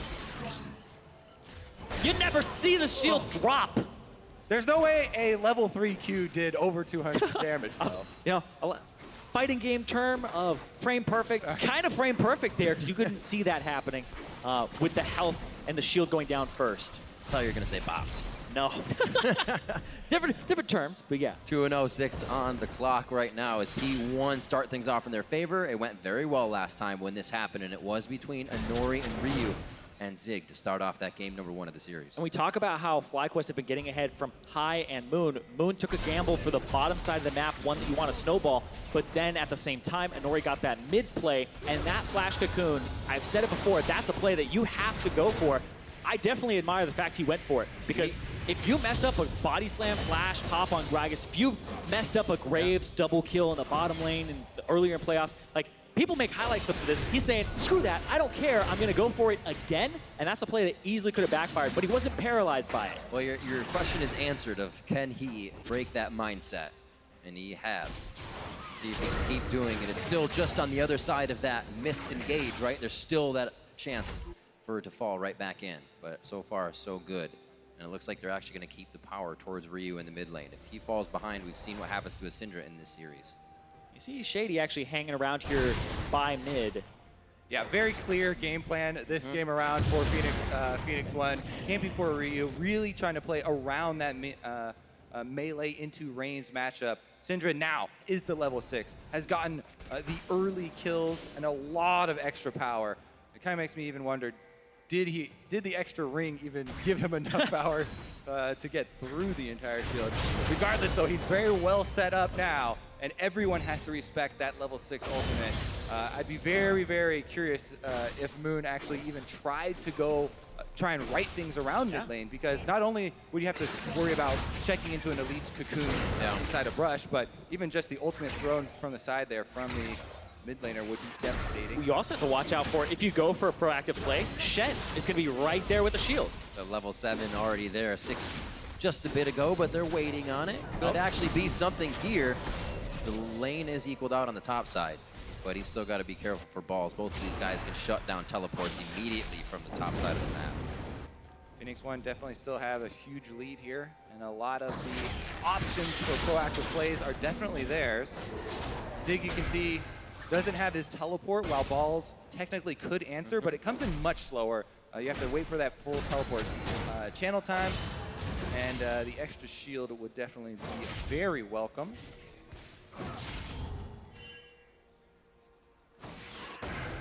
$67 to $49, the result of what has happened in mid lane so far.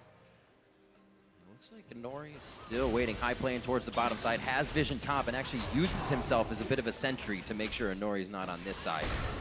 Very calmly played.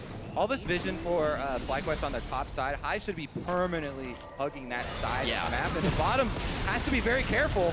Elimination low, Ignite got onto him. What?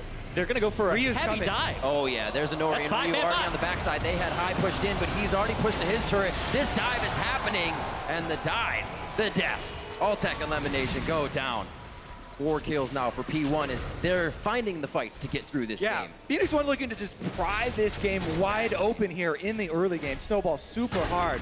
They transition over to the Dragon. We'll check on that first turret race as well after this, but currently they are taking that Ocean Drake. And here comes the Shen ultimate, as we said. They had already allocated every single other member. Ooh, Altec actually flashed the taunt flash there to go to the other side. Update on the first turret. Went over to FlyQuest, P1 no answer. They got the Ocean Drake, still up 1,000 gold, but they didn't get that turret. Yeah, interesting choice there, because they could have definitely just stayed around that bottom turret and tried to power that one down, probably beat them to that race, but FlyQuest did get something back for themselves during the replay, so not completely down and out yet, even though Phoenix One are pushing ahead full steam. Yeah, this bottom lane though, that could be a situation, like, I'm hearkening back to the days of Season 2 where you get kills, and then somebody shows up in your lane, you're like, don't kill the turret, don't kill the turret. There's no summoner spells for the bottom lane here of FlyQuest, and they have both flashes on the side of P1. If they're playing for kills, then you do leave that turret up and try to go for something like that, a return gank. It's very interesting. People usually kind of go with the book and say, well, take this down, go top, take it down, go mid, take it down, or however that works consecutively after the first turret. But we have not seen this very often. Now they do know that Moon is on the top side there as well with the control ward, so Inori is free to create any sort of play he wants on this bottom side of the map. Goes in here for a little bit of deep warding.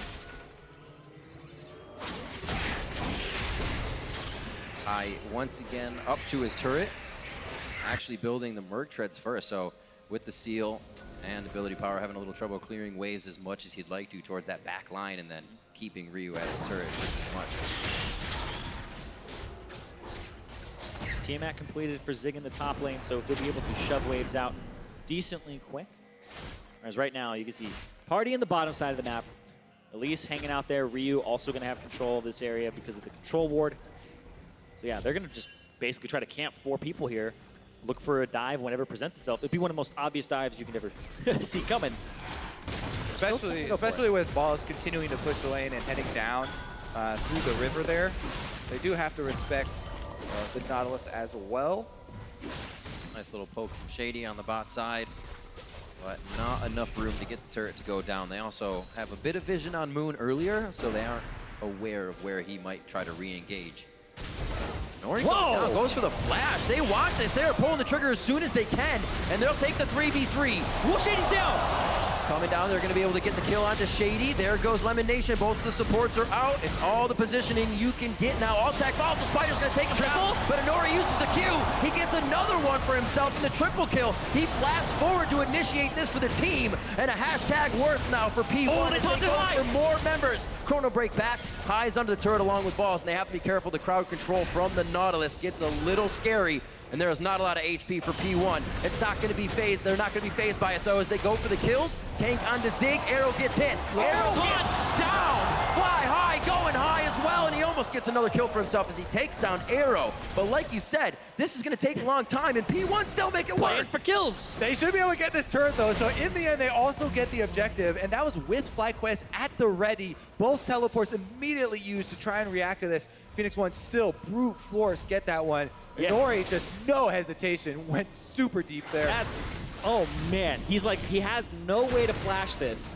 He was spotted on the Scuttle Crab ward that was placed by FlyQuest, so you don't see the flash coming, but you saw him right before this, and so Lemon internally in his head had a different timer of where the Elise was.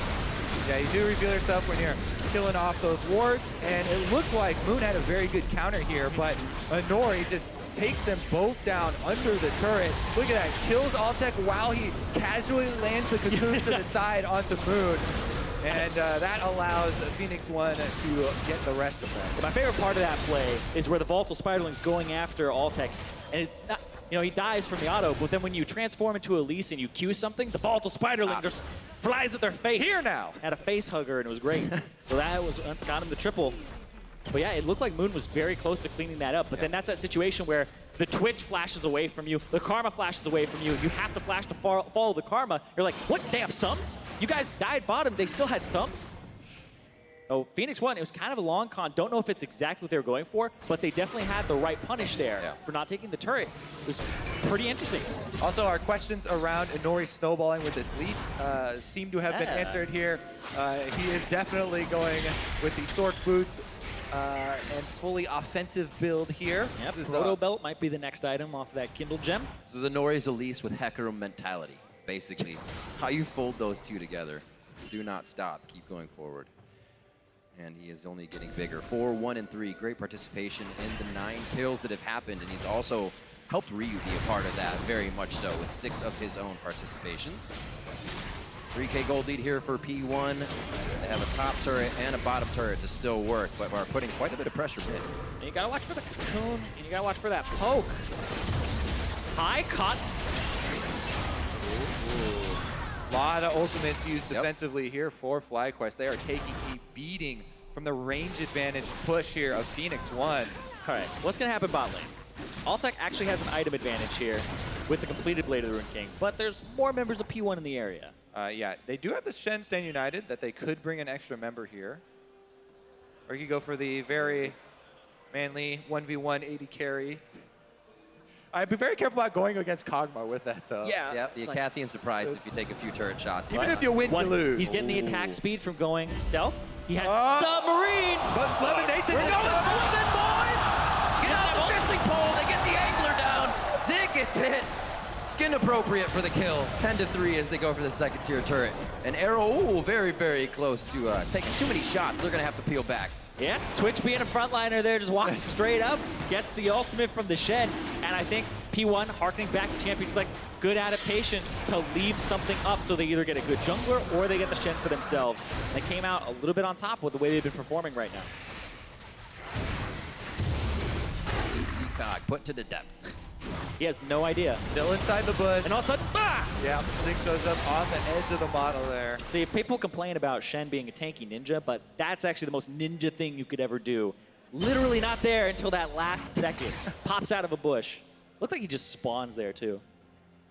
Oh, Titanic for him. Spectre's Cowl, so he can deal with a little bit of the magic resistance coming in from high and the rest of the team. And the cross-map plays have actually worked out for P1 more than the double teleport of FlyQuest. Yeah, really loving the pace of this series. Neither team giving up after even very convincing wins from the other side. Phoenix One comes right back out to try and push this one to that game 5 and making a very good case for themselves.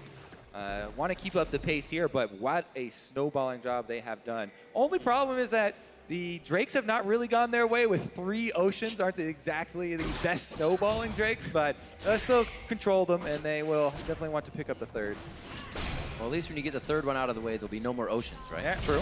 You just got to get through them. Incredibly effective, too. And you'll be alive mostly for the whole time because of them. 4K gold lead, uncontested outer turrets as Fly plays these a bit smarter, knowing it'd be too much to try and take those sieges. But that just shows how much P1 is controlling this early part of the game. We talked a little bit about that mentality. Could they come back from 2 very fast wins by FlyQuest? Very methodical wins. And it seems like P1 knew they just had to play their game. They were getting in their own heads. Yeah. Heard some people groaning at that missed cocoon on a scuttle crab. He's hit enough cocoons this game. It's worth it. He gets a pass on that one. His mispile The is day going I up. see a flash cocoon onto a scuttle crab. That's when you get so frustrated. You've missed like 2 on it. It's like, finally. You missed that one, though. All right, honestly, though, FlyQuest are struggling in a similar situation that Phoenix One had found themselves in previously in this series. You try and carve out your little area of Fog of War to create a play with. And hope that you can get a good flank here. You know, Echo Stun can be devastating. It's just so hard to set up. And against the Syndra as well, who can knock you away. And we talk about how Echo is the counter to Syndra. That's if you can get on top of her, weave in and out, kind of make it so hey, with dice down. But look at this. High, trying to go for the wave clear. Not actually going to clear it completely. He's going to draw the team up. Chrono break back. Good damage onto Inori. Knew he could kind of just ring around the rosy with P1. If he used his ultimate there, so a great protection on the turret. That's a TP as well from Balls. That's the global down. They have high with the teleport now, but the bottom side, Zig actually rushed Titanic Hydra fully so that he has so much wave clear. He'll push these waves up, and you have to answer him because he does do a decent amount of damage to the turrets now. Yeah, I really like that play from Phoenix One. That's where you tentatively draw out a couple of the key cooldowns without fully committing. The trap snaps shut, but the Dune cannot get caught under the turret. And now they do have 1 less teleport to worry about. Yeah, and now you get to use Twitch to kind of push up in the lane. There's a possibility that he gets a global on him. But look at everybody else sitting down here inside this bush to the bottom right. There's 1 ward that could allow them to know more members of FlyQuest. And now they flank coming. Balls. Also highest teleport, They though. know He he's can in there. join him. Oh, they see that. And I think they say, no, sir. Spike slowed down all 3 of the team members. Mix stand united comes in. Zig is looking for a member. High gets hit first. Ooh, belt against the wall. Didn't get any damage out of that, but Arrow still goes down in the end. They're looking for Lemonation. The Cathian Surprise may not reach with the damage. And 3 members falling quick of FlyQuest as P1 lose Arrow and are able to take the rest. Yeah. Bit of a disorganized collapse right now, and FlyQuest have to go full retreat. This top turret had the wave pushed in, and now Baron time for P1. 20 minutes in, and they get a victory topside. Huge margins here for Phoenix One. This is going to be a tremendous game for them. There's still plenty of turrets for them to knock down if they secure this. Balls walking up. They're actually going to full disengage. Scattered. Balls is going to go down here. Moon knows he can't do too much. And it looks like they lose another member. FlyQuest is just dropping left and right, and they don't have time to make a move on the map. Yeah, we talked about tanks. Sometimes, 2v1, and then they die. It doesn't matter. They'll buy time. That's exactly what Balls did there. If he's able to just give his life up in exchange for the Baron not going down, definitely work. Here you can see the rotation, though, as FlyQuest knew that they were a little bit off guard with this one. A couple more members of P1 than they actually accounted for. And even though the bottom lane, Altec and Lemon came up the river to arrive first, right behind them is Ryu. The Fed, Syndra, it just annihilates Altec at the very beginning. And Phoenix One get out with just one death. FlyQuest were able to stop that Baron, but quite a few casualties. Yeah, when you have a Protect the Kog'Maw composition, it's not a full one, but we're talking about at least the Kog'Maw in the composition. You want to have those tank lines in front, you want to have that front-to-back team fight, and you really have to be conscious of those flanks, because if you have somebody who's separating your team, that's really where the composition falters. Yeah, and we see FlyQuest kind of going into Phoenix One's tempo right now. Phoenix One have done such a good job of proactive move after proactive move. Nori leading the way with these flash cocoons and Zig constant stand united. That FlyQuest feel like they have to catch up in this game and going for more risky plays where they're not quite as organized and they haven't set up their battle lines we're talking about. And when you catch Balls out up top, sitting in the top brush, then everybody has to collapse. You definitely have a big split there. Able to hold their own. This third Ocean Drake will be coming up, though, as those waves are getting pushed out. And you can see Ryu deciding if he wants to roam down or not from the top side to at least be around. This will get taken down quite fast. Give items over 900, about 1,000 gold, just about each inventory of P1 right now, so they have a chance to go back and possibly complete items. Their time on the map shows them, though, they have some room to play with, so they will stay and push these waves up. Yeah, they also have a lot of gold to play with. 3,000 gold advantage for Ryu, and then it's a 2,000 gold advantage for Inori in the jungle. They're definitely doing work here off of those early leads. Need that time to back. We'll have to see what P1's next move is just out of the base. Looks like Shady and Arrow are going to hold down the mid lane to keep eyes on FlyQuest. Arrow looking for a flank, Stand United ready. The rest of the team's in the base. They do have Zig. They're just going to call for the Stand United as they go for a fight very fast. But again, FlyQuest can't even have time in their own jungle. Yeah, a couple of chunks out of the health bars there, as well as some of the vision taken down. And FlyQuest starting to get a little antsy around this Baron. I actually feel like that wasn't that great from Phoenix One. They blew Twitch ultimate and Shen ultimate, and they didn't get a summoner spell at all. Big flank there from Ryu, misses the stun. Cocoon hits on the back. Lemonation, super low. The Titanic striding through him right now, and he's going to die to Zig. Actually, Arrow with the shot from the ultimate. Had the range, got the kill, and it is secured now. That's just the support. Wild Growth was used, so they saw the effect in that fight. It's not a Baron attempt now, but P1 continues to get small advantages everywhere on the map. Could get a big one pretty soon here as well. They actually secure a kill, and teleport still available for Zig. Even though he did use Stand United, he can still get there if necessary. Plenty of vision control as well. And Phoenix One do get Scrying Orb to see them out. Yeah, this is interesting because they don't have their tank there. Moon gonna get burst.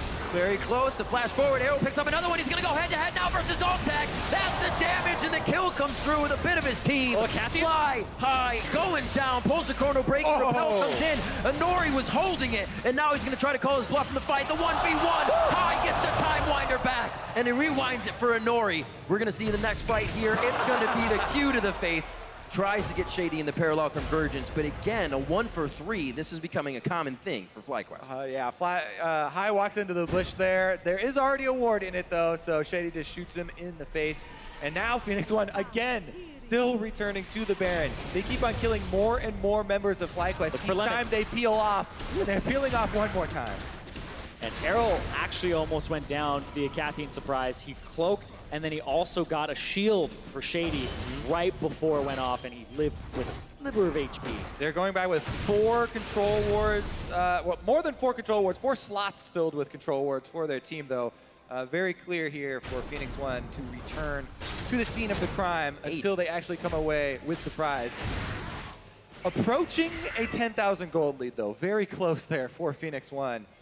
And the amount of combat effectiveness that they have been able to purchase is definitely troublesome here for FlyQuest as they continue to just look for some sort of pick, some sort of surprise move.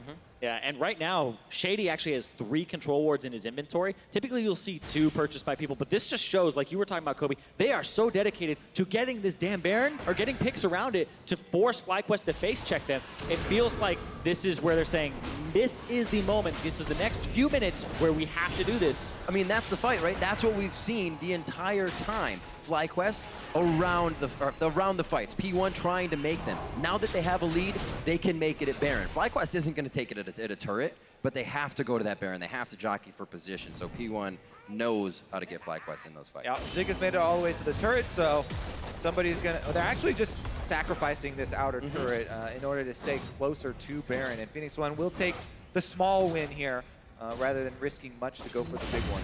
I mean, he's still going to push, though. I don't see anybody pulling off of this right now. He'll push until they get engaged. You can see P1 backing up a little bit as they let Zig fill in that empty space bottom, possibly flank, but setting up to make sure he's okay. The onus is on FlyQuest to actually create some sort of action here. Phoenix One just slowly gaining and gaining those small advantages. They finally opted to send High down instead to answer this. Split push here from Zig. Yeah, Shen 2 levels up, has decent kind of magic resistance. It will be very difficult for High to get through. Kind of just tickling him right now. Needs a bit of crowd control in the rest of the Arrow keeps cloaking and running through mid. He's looking for, is playing, he's trying to get in there. Gets the blade onto balls. There's the teleport rather, Stand United into the taunt, but they are not going to be able to finalize the kill on the tank. But doing that much damage in that short of time does not spell good things for FlyQuest in a long fight. P1 again looking for another engage. Oh, they've pushed into that negative space. Flashing it. Altec has to stay on the backside. No mana for him right now. And it's going to be hard for the team to get any damage done if they aren't right up to the fight. Zig may want to take that and just taunt through the rest of the team. Moon's going to get hit up by Arrow, but he has to go and choose correctly to head away with the depth charge on him. It does not look like they're getting the fight they want, but they are absorbing the ults they need. And they've also bullied them out of this mid lane so they can push up the minions and try and get some damage onto the turret. They're still zoning FlyQuest off here as High returns to base to heal up. They actually get in just in time and teleport back out. It's not deep enough. Zig's like, I'll take it out. Oh, wait, you can't.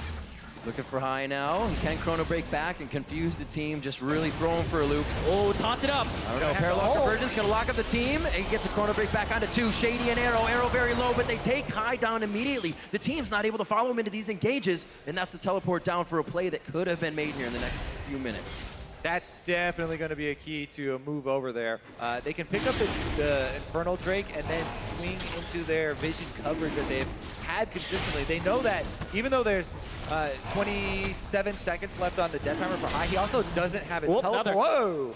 Doesn't have his teleport to get there quickly. That was quick. Probably tasted like purple. The Elimination goes down quick.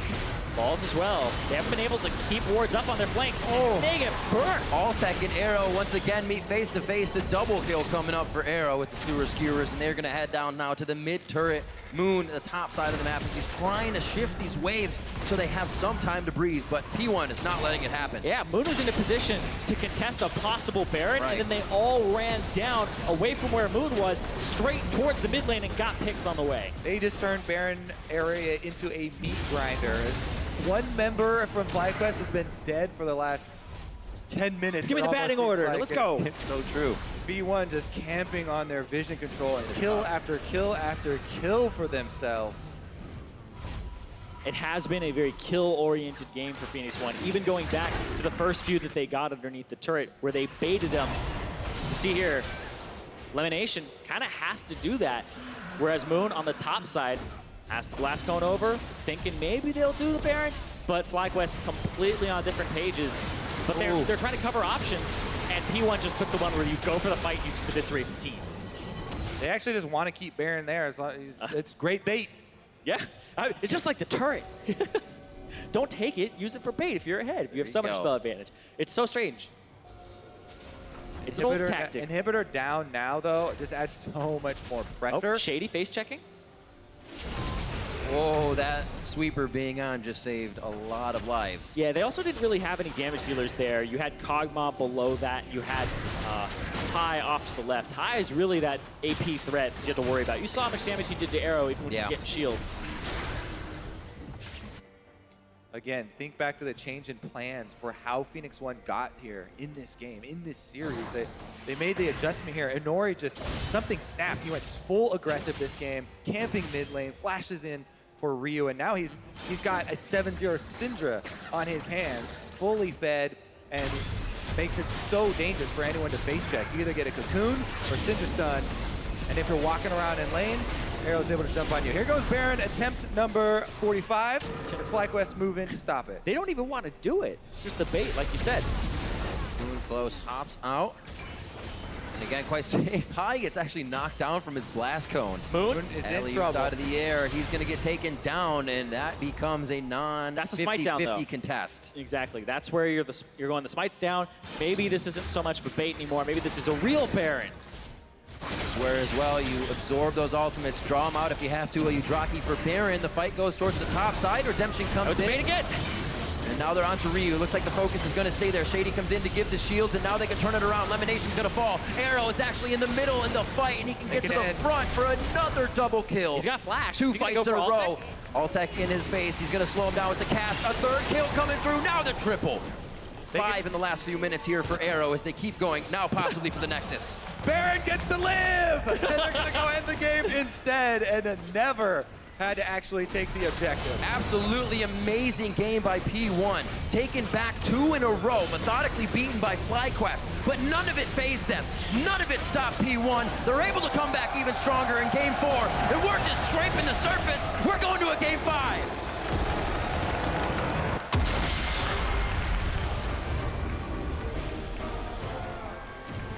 Big comeback performance there for Inori in Game 4. Didn't let Game 3 failures phase him at all, and was able to go for those big plays at the beginning. Supreme confidence still, flashing for the Cocoon between the minions. There he is. Yeah, it's kind of that thin line between being a genius and looking like you're boosted. A thin line, just about a spider web, would you say, that he came down on this one. Inori 6-2-9, but it was the top and the mid, the people around him. A 3-0-14 Zig and a 7-0-9 Syndra in that mid lane. What a facilitator from the jungle, and what a game for P1 to come back after being put down twice very quickly by FlyQuest. It looked like they were just so much more determined in this game. They had a much more clear game plan laid out, and they were able to execute step by step. And then once they got this huge lead, since FlyQuest is such an aggressive team that will, continue to push the boundaries there, all they had to do was set up vision control and wait around at the Baron for pick after pick after pick to just have the gold lead balloon. Yeah, a lot more there in terms of engage and proactive plays, leaving the turret up bottom, going for the Ocean Drake as full team to kill it, then back and then make abuse of the summoner spells bottom. Like, we're talking about lots of Shen ultimates used onto Arrow with the Twitch submarine combo to enable them to get kills to try and snowball the game that way. It's a pretty bloody game there. Yeah, absolutely. Things are getting crazy for a deeper dive into the game that now brings us to a Game 5. Let's send it over to the analyst desk. Thank you very much, Riv. And yes, Game 5 is coming into this one. Phoenix won with a crushing Game 4 victory, honestly. So much went well. Yeah, I mean, it feels like they just completely erased the last 2 games. Not only was, I think, their comp very well-rounded, very strong, they executed incredibly well. Inori had a massive standout game. Everything was coming up well for them. Yeah, the surprising thing there was the completely different player we saw in Inori. He looked tilted. It looked like the series was over. And then he pulled out a champion who he had no success with during the regular season and pulled off a bunch of really huge ganks in the early game that I really... Cocoon barely tags in time. No chance to flash for high. That's number 1. Yeah, in the regular season, you can check out these stats for Inori, but he had some awful games on Elise. He brings it out full confidence, at match point for his team, and he played so well and was pivotal in getting Syndra ahead for the first time in this series.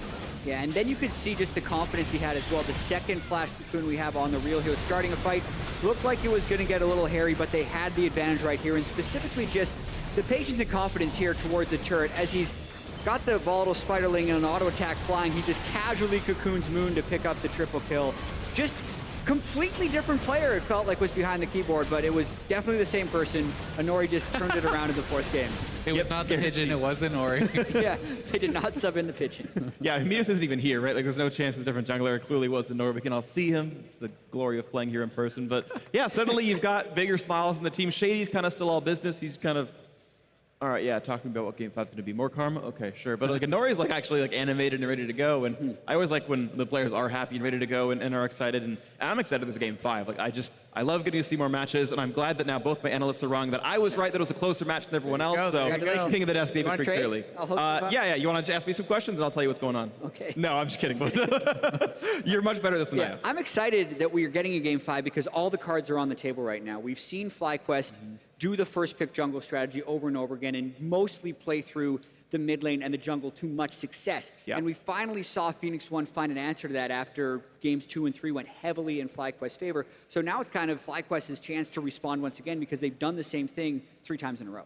Yeah, and I think that both teams are also really seeing the power of these hyper carry AD carries. Twitch and Kog'Maw have both been very effective throughout the series. I don't think we're going to see P1 go back to a utility Jhin, carry Ziggs. like Jhin or yeah, I mean Ziggs isn't really full utility, but it's a tower pusher. It's a different style. I think that people will stick to the tried and true, and I think it's just going to come down to who can execute better, especially in the jungle, because that has been the story of the series. Yeah, and I do definitely agree. I think auto-attacking bot laners are the best ones right now in League of Legends. This one, it's easy to sing Arrow's praise, though they were winning a lot of other places already, and Nori was getting all the lanes ahead, and there was a lot going well. You can see a 16,000 Shen game is pretty solid. Zig was doing very well for himself also, but still, a team-wide win for Phoenix One. They continue the train of 2 jungle bans the one side, jungle ban the other, and they just find something that actually works this time around. Yeah, I feel like the jungle has been such a big focus, and I was still surprised that even though Phoenix One did seem to find an answer because Nori had a big release game, I'm surprised that that was the answer that they found, right? Letting the Shen through, I think, was the bigger thing with the Malzahar ban as well, so they could get a strong tank pick for Zig up in the top lane because they've been really lacking in team fight presence. Plus, I mean, you may not have the Ivern, but Shen enables your AD carry in a similar way. You can play more aggressively, obviously not at the same level, but still, Twitch can actually be diving in with this submarine Shen, and we saw that utilized to get picks multiple times. So it's all sort of the same game plan. So let's talk about Game 5 here. There's one final champ select. I'm just going to assume P1 picks red. We don't know yet, but I think it's a safe bet. Kind of each team, what happens to win Game 5? What do they do? I think in a Game 5 in any series like this, you see teams generally go to comfort. I think that teams will try to be playing champions that are the tried and true. I would not be surprised to see FlyQuest playing something like the Orianna if they can get it, playing their standard compositions and just kind of having faith in their own skills. Yeah, I would think that FlyQuest is going to try and get similar things to what they got in games 2 and 3. So they're probably trying to first pick a power pick jungle, assuming bans stay mostly the same. So that's probably Kha'Zix, but then more of the Orianna Nautilus. Just team fighting, generally strong laning things, because even though there's been all this hype around FlyQuest doing the Mordekaiser bot lane and this other stuff, later in the season, their successes come when they've been on pretty standard team compositions. So I feel like they'd just try and go towards that. So, Spanner in the works. Blue side chosen by Phoenix One. What year is this? See, now this is pretty interesting. This is a pick ban adaptation for sure. I definitely think that they are going to try to pinch the pool and get something like the Ivern or the Lulu first pick to really kind of force FlyQuest's hand. Yeah, I don't think they're going to first pick the Lulu because that's lost a bit of priority in this series, but I think the jungle landscape completely changes because the bans are now swapped. If you're worried about a Nori now getting the Rengar or the Ivern in the first pick, FlyQuest has to make the choice of whether they're banning those champions or whether they get to keep their LeBlanc, Kennen, and Graves bans. Right. Because those are champions that aren't necessarily shared, especially the Kennen between the two pools. So that would be a good time to switch up your side selection. Plus, I mean, the whole way through, all playoffs, FlyQuest has been choosing blue side every single time. That is their comfort. That is what they are used to. And this could be something, if you have a draft planned as Fly for P1, you could throw a wrench in the gears of FlyQuest. You have that one blue side after you've prepared and said, okay, it's time for it now. It's interesting because most teams seem to think red side is the stronger one, and someone's got to be correct at some point. Yeah, we see it picked by a lot of teams. I mean, the Korean final that happened, SKT picked red side both of their games, but KT picked blue. So we've seen these guys go back and forth. In this series, I think if we're trying to put ourselves in Phoenix One's head for the side selection, it's about the jungle pool. Because even though Nori had a good game on Elise, we saw his season numbers for Elise. I don't necessarily want to rely on him having 2 performances like that in a row. So I think first pick jungle is highly likely since they've switched to blue side. Yeah, and you can think about what's going to come in there. You probably, do you trade Rengar for Graves and play the 2 sort of S tier junglers? And there's all the things that now, with 4 minutes of notice, FlyQuest are also playing the new pick Band 4 and see what they can get themselves to do. I mean, if Nori could get on Rengar, that is the champion he originally made a name for himself on. You know, he took down TSM last year on it, spoiling their season, and he would love to do that here in Game 5. Here's the trickiest thing for FlyQuest. They've had LeBlanc, Ken, and Graves as their bans 3 games in a row. They have to drop some of those. I'd imagine they drop the LeBlanc if they have to do any of those things and we turn into that kind of game. But who knows? He's quite a split pusher on it.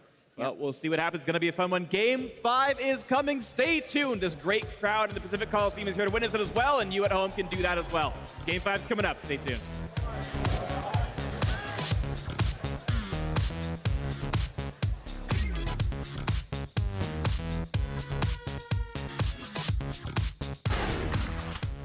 Lulu. Quick, no pressure, Echo. Hey, Kog, watch out. Kog'Maw, I have Mantry. Kog's up to here. Mantry. I'm gonna TP. I'm going in at Kog'Maw. Okay, nice. Kog'Maw is no. Shield 1. Nice. Okay. Oh, We can win the game. Let's finish. Yeah, win the game.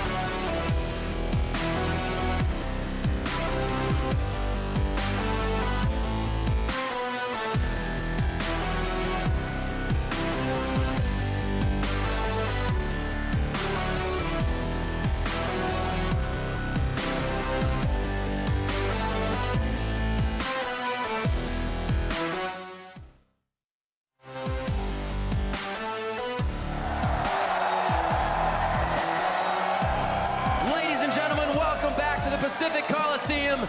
Game 5 between FlyQuest and P1 about to go live. 1 win for FlyQuest, or I should say more for P1 then, and FlyQuest looking for a second win there. Now 2-2. What's going to happen in Game 5? Usually FlyQuest is so used to sweeping people.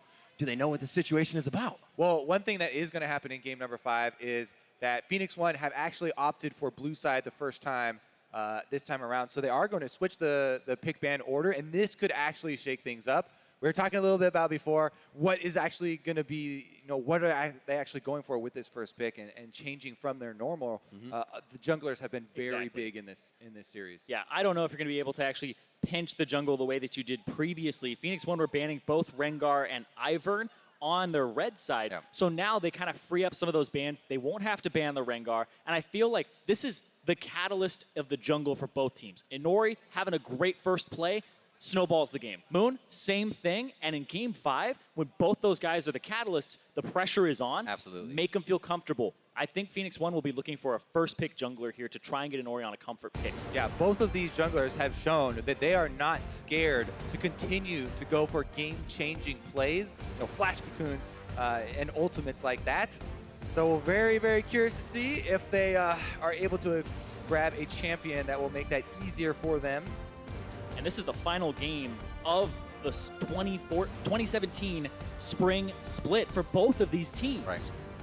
And they're grooming these guys, for international competition as well and for continued success in summer split. You want people on your team that when it's game 5, when the pressure is on, that person calls for the ball. That's the person that wants, hey, give me first pick, I will win you the game. Absolutely. You got to have that intensity coming into these games. We kind of question some of the new players if they're ready for these. Well, they're going to have to get help from the veterans on the team. It is an everyone effort as we come into something like this. And this is going to be really weird moving forward because FlyQuest, do they ban the Ivern? Do you ban the Ivern? Because LeBlanc going to be left up here. Exactly. Looks like it will be the case as FlyQuest very focused on the junglers, and they're very well aware that Phoenix One may be making that call to go for the first pick for Inori, taking out some of the options. Now they do have to decide. You can't do both, and it's going to be the ball in Ryu's court now. Will they go for one of those first pick LeBlancs that's been permabanned? The Hextech Gunblade has been talked about so often about how high pressure this champion gets. And now there's, honestly, you're splitting hairs. You get Lulu, they get Karma. If you go for Elise, they get Kha'Zix. That's the thing that doesn't have the answer, though, is the LeBlanc right now. Ryu says, pass me the rock, and he will be piloting the LeBlanc this time around. Hai is a player, though, who has played Kassadin into LeBlanc before. That was pre-Gunblade fad, though. And he is definitely a player that is up to the challenge as far as accepting mid-lane 1v1 matchups that very few other mid laners are able to do. Exactly. We've been seeing some counters jump up, though. Lulu into LeBlanc, Karma into LeBlanc, played even last night in LPL and LCK as counters. So those two plus the Kassadin have been kind of rising as those guys who can match him. You take teleport in the mid lane typically, and then you're able to match. But we see the Karma pick early on. Could be for Lemon, could be for Hai. Lulu's still left up as well. As we go back over to the side of P1, their first game here, looking for a blue side. I don't know. This early importance they put onto Kha'Zix is interesting, considering the success that Inori just had on the Elise. And maybe it's something more about getting Moon on something he's comfortable with, rather than trying to do anything about Inori's champion. Yeah, and right now, Elise, Shen might be the answer here. That would mean you pass up the Lulu and give the potential, though, for the flex. So they're most likely deciding right now, are we taking a Lulu? Are we taking a Shen right now between these two? And that's what it looks like. Maybe the Lulu. There they go. That makes it such a difficult composition to lock somebody down as well. Yeah. Both Elise, LeBlanc in and out, Lulu with safety if you're not out right away, and it is going to be that Kassadin Hai has gone back to so many times to go up against Ryu's LeBlanc. So Kassadin versus LeBlanc, now that the Hextech Gunblade is involved, yes, Kassadin is such a good split pusher and he does scale super well, but doesn't match the sustain of LeBlanc unless we see him also change up the build and go for Spell Vamp as well. But yeah, that is the big differentiating factor nowadays. Currently, in lane and stuff, you always will still rely on those trades with the shield, but top lane is the next focus, and there's no way Shen is going to get through to the second round. I was like, if you give them Shen plus Kassadin, that's just a death sentence right there. I do think that Phoenix One have a little bit of a saving grace right now because LeBlanc versus Kassadin is not like a super hard counter or anything like that. You end up in a split push pattern. Who's ever ahead and has advantage in the lane, and especially since LeBlanc has sustain, can get those turrets over time. But if you have something like a Lulu, when you get the team fights, the Lulu can shut down the Kassadin for a few seconds, leave him immobile, and make sure that you can pick up kills. Carry top lane bans here coming out, taking the Gangplank down as well. And in answering here, Phoenix One knows that, well, you're probably going for a tank then, and they take the other premier tank off of the table for balls. Maokai jumps to my mind. Still got Crazy Kled on the side of Zig. You got Kled, you got Camille. Yep. Yeah. We did not expect there to be a super high focus on Camille in this series because these two top laners, you know, Zig hasn't played it, and Balls, when he has played it, it has not looked very good for them. That being said, this is game 5, and they could definitely go all out. Yeah.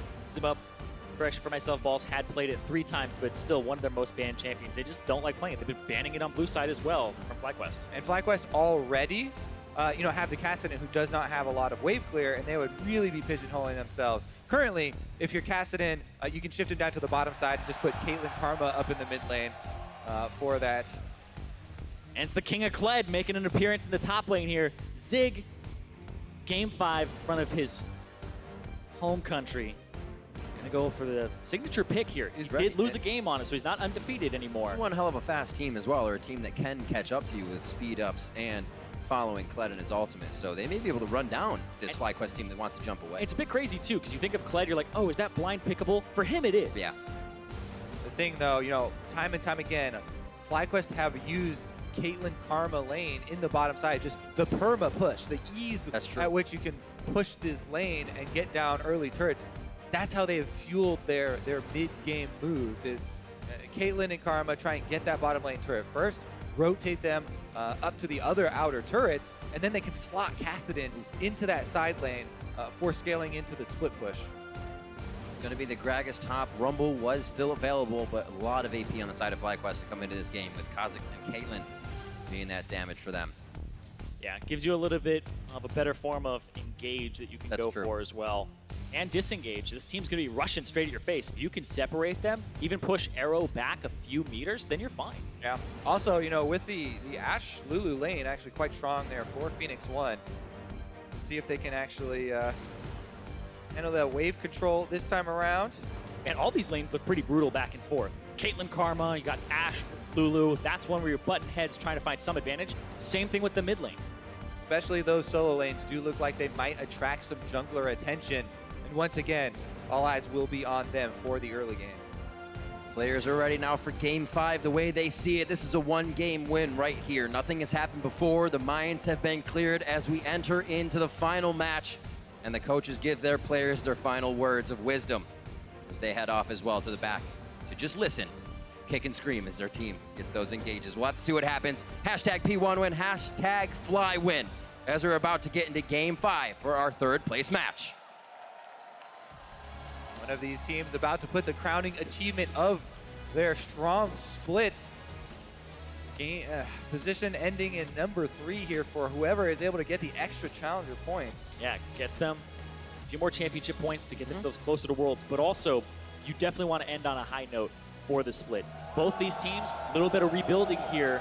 This isn't the same as the Cloud9 Challenger roster. They added 2 members, and then you even look at, so they added 1 member, and then you even look at P1, rebuilding split for them completely. Only Zig and Inori are the 2 returning members. True story of the Phoenix. And if you're going from in the promotion tournament to 3rd place, I would consider that a successful split. Let's see if they can succeed one more time. Things become difficult when both teams have that same goal. Here in game 5, it only can go to 1. All right, other big difference between LeBlanc and Kassadin is that LeBlanc will have wave clear, and Kassadin, if he falls behind, is going to have to rotate bottom lane over to wherever they need to relieve that pressure. Yeah, I'm looking for Inori on P1 to make a very early play onto the Kassadin before Riftwalk comes out. If you can get a chain into a cocoon, that's pretty much a huge advantage for your team. Inori, one of the ways he got, you know, such a big early start in the last game was not going the predicted path. You know, the bottom lane was wide open, had not placed their trinket wards on purpose, was perma shoving up, only level 2, and you would expect the Elise to go down to that, you know, very pushed up lane for the gank. And that's why Moon was ready for that counter gank. Look at this. But Nori went to the mid lane, which was not considered. And Zig, both in that bush. Moon, high, looking to check it, but also they're bringing balls in here too. And they moved out just in time. They're like, this is getting fishy. And they spot balls. So much advanced warding They're here. pinching them. This is a level 1. Ryu's around the other side. So nothing is well happening in the jungle for Nori as he's part of this. Bot lane's just going to start duking it out as we have a little fiasco here in the start. Yeah, it's not any huge advantage to either side quite yet, as either of them have taken a lot of damage. They're kiting this red buff into the brush, though, and Ryu pretty far extended. Yeah, prevented the level 2, though, got himself. It looks so scary, but everybody's got level 1. But Nori has level 2, though. Oh, bear trap on a rope. High didn't make it. He's going to get pulled back. He's going to pull in. High with his flashes down. They're going to go for him. He could be the first one. And for Cassidy, that's not going to be great. Nori comes up with first blood. P1 pull the red buff into the brush, and FlyQuest stay on the Raptors, opting to take those. As you said, you know, Moon, he did not get all of the small ones to get his level 2. And Nori with that red buff. Huge, you know, start there for Phoenix One. And also the fact, there's 2 other things that really go into that. Zig landing the bear trap on a rope on his comfort champion, the flash from High not making it over the wall to break the tether or even far enough. And then the other thing is Balls took Q level 1, didn't take the body slam, didn't have a way to start a fight to close that distance. If he had that, those fights where they were fighting around the red would have been very different. You have to stabilize after a level 1 like that, though, if you are FlyQuest. Can't let that tilt you in a game number 5. So much has been leading up to this. There's plenty of League of Legends to play. You got to be careful. You got to kind of get yourself back to equal. But I will say you are playing with a huge deficit in that mid lane now. No flash, no teleport. Your opponent has both of those summoner spells. This hurts too. High getting auto-attacked under his turret. 20 to 8 CS there, as he's going to have a lot of trouble cleaning him up with Ryu in his face. So already it's going to be Moon pulled to the mid lane for a little bit of help there, and we'll see if they can get anything back. Bottom lane during that whole fight, looks like they stayed quite even. Nobody really got level 2 first as they farm it out, push each other back as the lane equals out here. Teleport shot by Balls. We should see the same thing from Zig here if he gets the wave cleared a bit more. Once again, ball in Nori's court. Not only did he get that red buff steal, he also came away with the kill secure for that first blood and has invested into Vision. Vision that should be placed around this mid lane to allow Ryu to play very aggressively into this Kassadin and keep that CS count low. Yeah, because they have a little bit more of a 1-3-1 composition with double teleport, having more vision to allocate across the map is a little bit better than having that challenging smite early on. You want to get this LeBlanc off the ground. They first picked it for a reason. They just got a large advantage on their jungle to help facilitate that LeBlanc in the future. They actually don't know where Moon is. 2 pings on the bottom just went behind Arrow and Shady towards the Krug and 1 in front. Hey. So they were like, he might be here. 4 minutes, 45 seconds, back to the Raptors, back to the chickens, check them out. Got that on a timer, check your watch. The Nori going quite low though. Moon also down to 200 HP. Gets the fight for a little bit of HP. The auto from Ryu cleans it up. And Nori is just causing chaos for Ryu to come in and be the cavalry. Look out. Not gonna give the counter kill back there to the Raptors, but that's the thing about Elise. If you jump onto her, it makes it so easy to land that cocoon. Nori, no hesitation, and then immediately can buy time with his repel, allowing for the mid laner, who was already winning from the previous Raptor fight, to come first. And Ryu gets right in there. They are able to secure that kill onto Moon, also burning his flash, and further playing off their point of strength, returning to that second Raptor spawn. And Moon knows damn well this is going to happen, but he thinks it's a gank, so he's getting closer to the wall to jump over. Cocoon hits him in the face, and then there, Ryu's able to flash in to connect the first part to get himself his passive. See, the reason the cocoon is so easy to hit is because as soon as you start that jump, he fires it in a line. Even though Moon lands behind Nori, cocoon has already started. It hits you while you're in the air, and you land stunned. So he's able to turn around, get his counter damage off, and then turn into the repel. And very intelligent there to just play around where they got their early lead and play off of it.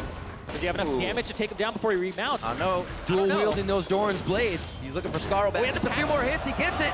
Jumps into the fight. The bear trap just misses, and Balls is actually able to get himself the upper hand once again in the fight. That passive gets you so much attack speed to get yourself Yeah. back onto Skarl. And Zig, though, this time, he does have to play back. He doesn't have the passive for a bit longer. The boss does have kill potential while he's dismounted. Rings for balls, turning them into the brass knuckles, swords for Ziggs. They just keep buying their Dorans as they can recipe up here into that top lane, really not doing too much damage to each other. Big discrepancy in that jungle, though. Already about 800 gold up for Inori. So he's got himself the Ether Wisp to pretty much nothing from Moon. A little bit of on, back from him. A little speed, able to get into position better. Yeah, it's great. You can buy it instead of getting boots 1 at the beginning and start moving towards your jungle item. Both level 6 extra damage. Yep. Moon being very cautious now in his red quadrant of the jungle, warding for every camp he passes by, drawing into the brush, and very well aware that Inori could be hot on his heels again. Also, their hawk shot helping to keep track of him and really, really allowing Inori here some more freedom on the other side of the map. Ooh. This mid lane's going to be interesting as well. You see, Ryu already has his revolver, so he can trade very heavily every time that's up. High, still behind. He has his flashback up, so he has advantage over Ryu. There's a possibility of slingshotting it back in his favor. Just rubber banding it back. 71 to 64, no real discrepancy in the bot lane right now. It is level 6 for Altec, but we'll see Arrow and Shady get that back just about immediately when they get into lane. Ashe finally in the game. We'll have to see arrows from Arrow. We'll have to wait for the lane to kind of shut down before that and everybody start moving around. Blue buff attempt here for P1 as they look to get inside Fly's jungle. Arrow has the arrow. Spamming Pink. down here. They are seen by the defensive ward, but is there even anything FlyQuest can do about it? They're going for the counter invade on the other side instead. So Elimination just buying some time there.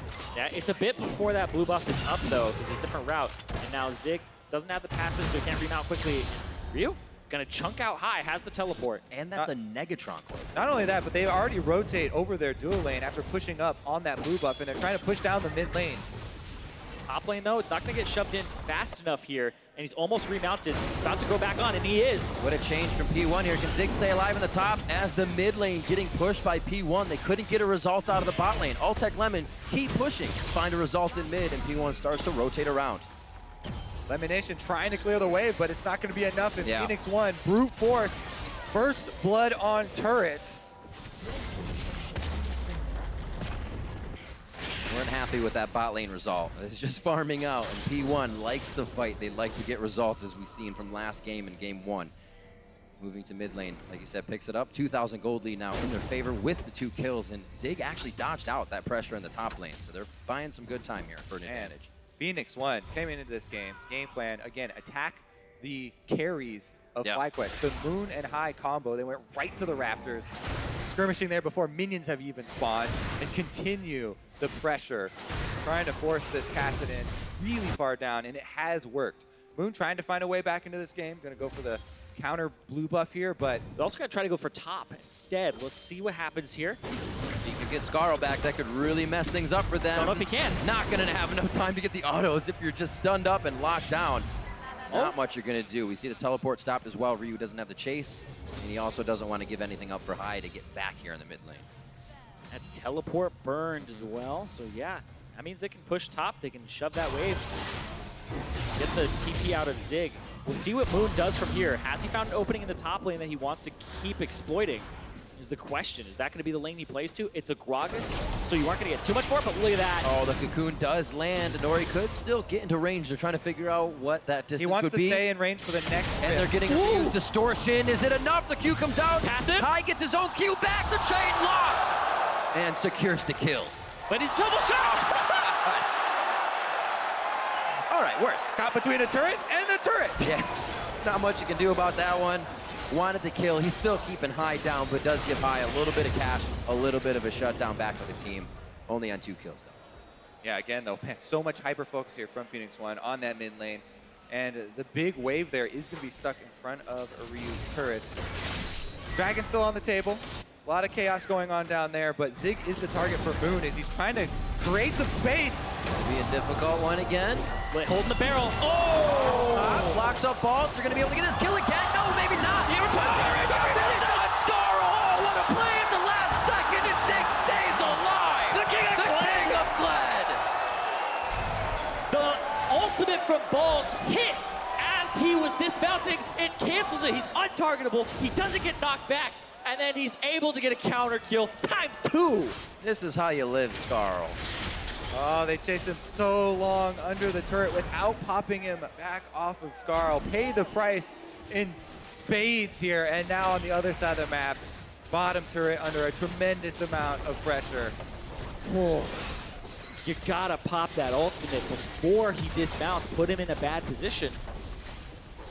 Oh, and that's that second turret going down for P1.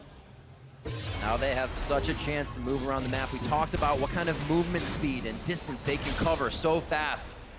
And right now, High and the rest of the team is kind of relegated to just their second tier or outer turrets. We'll see this one more time. Yeah, let's take another look. They know that Zig doesn't have his flash due to the last one, so he could have ulted at any time previously to this. But Moon pops. You can see he was kind of waiting there for a while to not pop it, but then they were so deep under the tree, it's like, I gotta do it now. My word. Yeah. And they both timed it at the same time there. Yeah, you gotta do it when he has that, honestly, a bit of a sliver left right before that. Or literally right when they engage him in the lane. You know he doesn't have flash. He has ultimate, and they were able to block it. So if you're doing that really early, then it's much better. Balls did that the first time they ganked him, and they got the flash out of him. Second time, waited too long. Those are the kind of situations you get on a very comfortable champion. When you're trying to go back in, you know that last ounce of effort could pay off. It's kind of like when you're standing toe-to-toe to somebody and you're just sinking fangs into him with Cassiopeia. You're like, I can live, I can live. I could do this. You got to play that moment. Got to play it to the end. And Zig comes out on top, teleport advantage as well if he needs to bring that power around the map now that they have destroyed turrets in the bot lane. Focus could be towards the top here against FlyQuest now, with a 3,000 gold lead, 14 minutes in for P1. Yeah, going for a little bit of a swap here. 4-man strong in the top for FlyQuest. Nothing to lose in the bottom side except a tier 2 that would have to be fast pushed right now.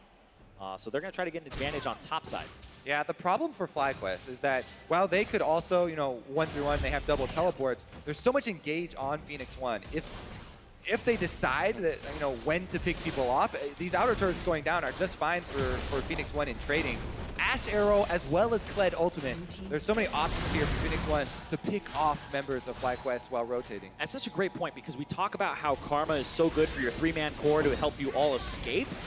But the Ash Arrow, you have to really watch out for that. You have to watch out for the Kled Ultimate as well. If Karma's running away and there's a Kled Ultimate coming, he's still going to chase you down. Balls with a smart play towards the bot side there, trying to stave off all of this damage to their structures. And right now, they're able to do only so much. Fly now making their own push towards the top. They'll be able to get a little bit of gold back here and pick up these outer turrets, which would be very nice for getting some items finished here. Go back a few games where FlyQuest had to play chicken with P1 and they won, and they got themselves a lot of turrets on the bottom side of the map. It's happening again here. And we know they play best if they play around the fights, and that's what they just did. They may lose this turret here on the bot side. High, here to help, but it looks like he's going to hold off. Yeah. High looked like he was thinking about it, but that TP actually helps them a lot. That's yeah, for you. The big difference between last time when they make the call for them to stand 2 men and delay is that the other side is still pushing. Here, there's nothing to gain on the other side if they all in and try to 2v4.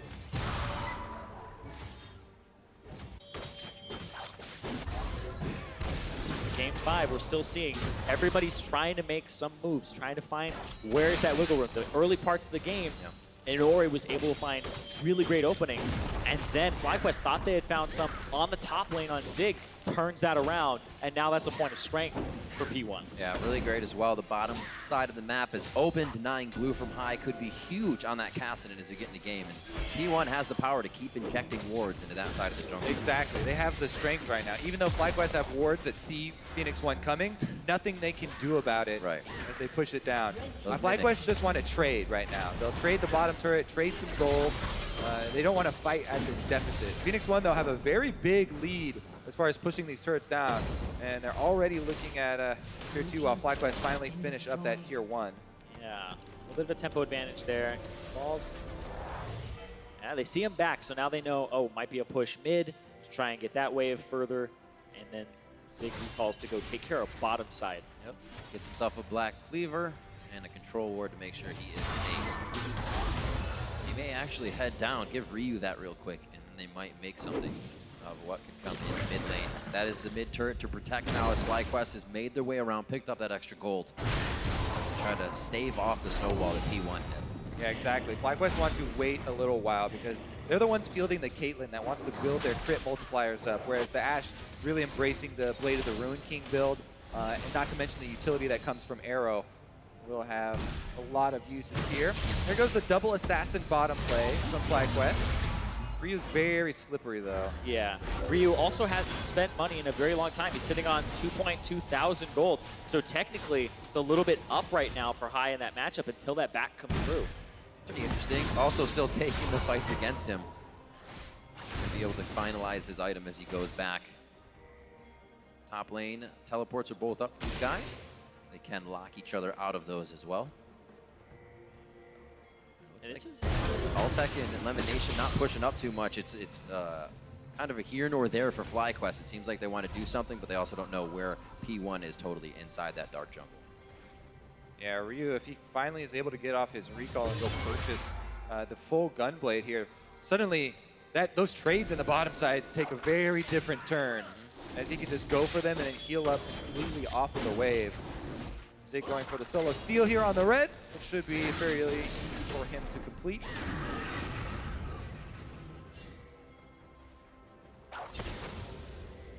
Cloud Drake in 35 seconds, but I feel like map pressure is more important to these two teams than the Drake, as Hai's going for a flank. Yeah, and again, for FlyQuest, they're in the mindset of farming up the Caitlyn at the moment. Hai definitely getting into a dangerous spot. Waiting, will he go back? Takes the distortion. Another chain to come out here. The arrow's not there. He just misses getting himself over the wall. Tries to get the shield from his Q. And it's only going to be harder for him to get away on this. Slowed once again. Ryu just waltzing in range each time. It's got to be frustrating. They're already pinging towards the mid here. Zig looking to keep them cornered, but interrupted. Out. Not too quick. Trying to throw the ulti down to get a little extra movement speed. Moon hitting him up well, and that Resolve's going to help him out. Beautiful flash over the wall. Altec wants the chase. And so did Balls. They go over the wall, but they retreat. Split decision there. Moon wanted to keep the chase going. Altec and Elimination had already kind of pulled off, and so Moon took a lot of damage trying to chase Zig down there. Not a full commitment from FlyQuest. Very rare to see that from this squad, even when they're down and they're feeling pressured. Yeah. Instant action. They're in the jungle, denying camps, denying everything they can, and pushing down that mid lane. And like you were saying, Kobe, the fact that it was just a split call, Altec has his ultimate. It's one of those ones where if you could get like a Gragas cask in there and a little bit more damage, then you're looking at a kill. Stave off the pressure in the mid lane as FlyQuest now trying to use 4 members to do these things. Ball's still off on the side now, ready for a flank. And it's about the time that T1 backs off. Ryu on just a solo mission to toy with FlyQuest. Figure out where they can get in next. Yep, so many pick options here for Phoenix One. Doubt that FlyQuest would want to risk a pick just to go for a Cloud Drake test. So should be Phoenix One getting some more move speed for themselves, which will be helpful when rotating over bottom lane or top lane getting pushed in right now. A little bit of movement speed now for their sustain of the Ocean Drake. P1 can kind of hang out a little bit if they ever get to sieging turrets. Really, this is an in and out team. Once they get their kill, they'll be looking for more.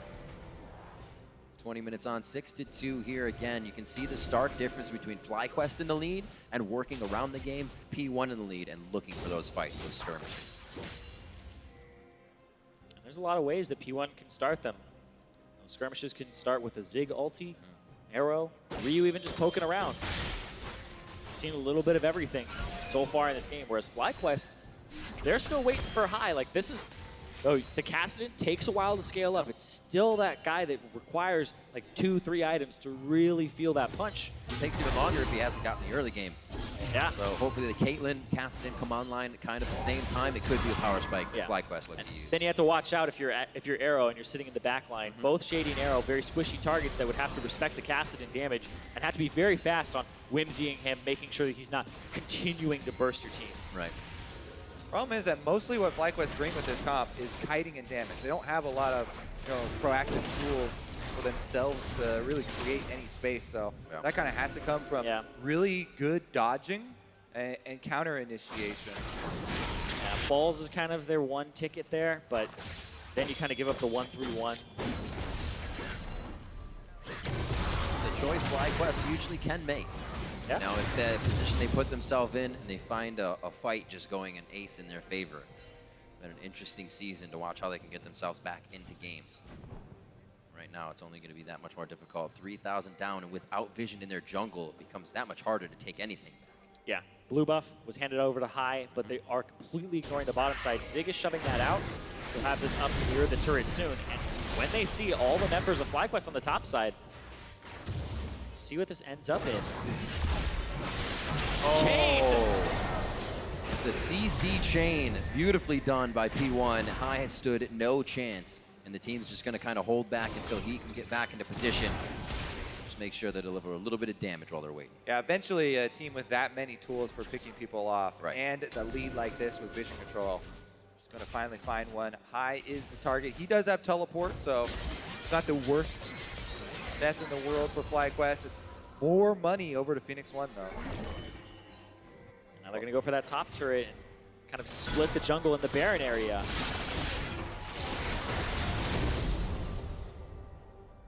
Light hit, but no full engage.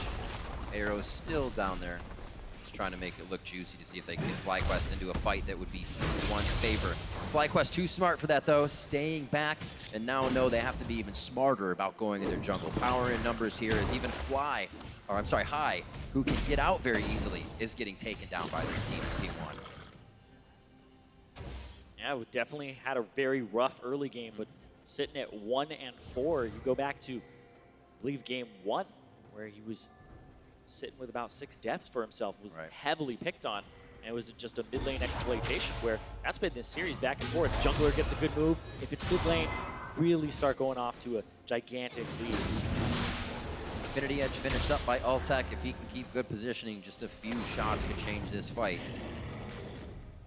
Ziggs rather backing off with Kled in the bot side. It looks like P1 will reset here. They can now start to focus on the top side of the map and really pressure FlyQuest into something if they want. Interesting as well, Zig heading straight down mid could be a Kled ultimate, but they also have a lot of control wards in this area around Baron. So just kind of going for the path of, hey, run it down mid just in case, and then he's really showing up bottom. Time is now for FlyQuest. They have to evade the next initiation from Phoenix One in order to be able to turn this around. Here, been found out, though. Here they come. It's going to be the pinch. Kled's actually on the bot side of Altec. Arrow on the left side of Altec. They don't have a back line.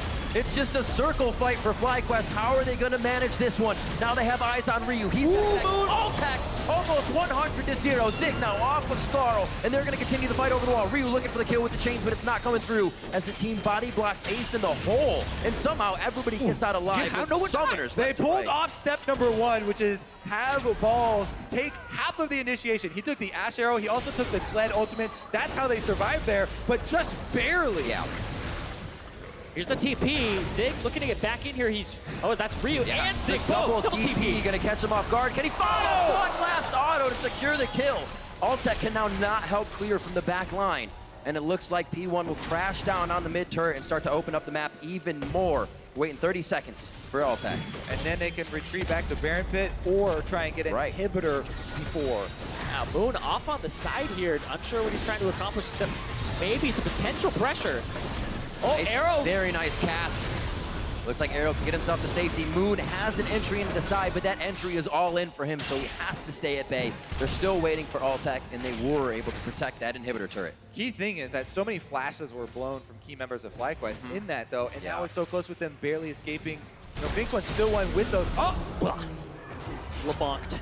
LeBonked indeed. High's going to keep going, but he doesn't know how far. They haven't left this side of the jungle in quite some time. And that river is quite dark. Moon now with 30 seconds on him as Altec comes up. This comes into the situation P1 was falling into where they're up, they're down, they're up, they're down. Well, Ash Arrow is up, and Phoenix One will get right back out to it. Flood ultimate as well, and without those flashes, the engagement will be very difficult for FlyQuest to get out of the second time around. 5, 1, and 2 as Ryu once again given strength by a Nori in the mid lane. He is 1-0-4 in this, at least for his second play on that. 9 and 2, 27 minutes coming up on the clock here, and already P1 again to the base of FlyQuest with enough strength to actually make a move on the inhibitor turrets. If we see it happen too fast, like we say, teams back off. You don't have enough power to be up there, but they are going with the flow right now and are very strong.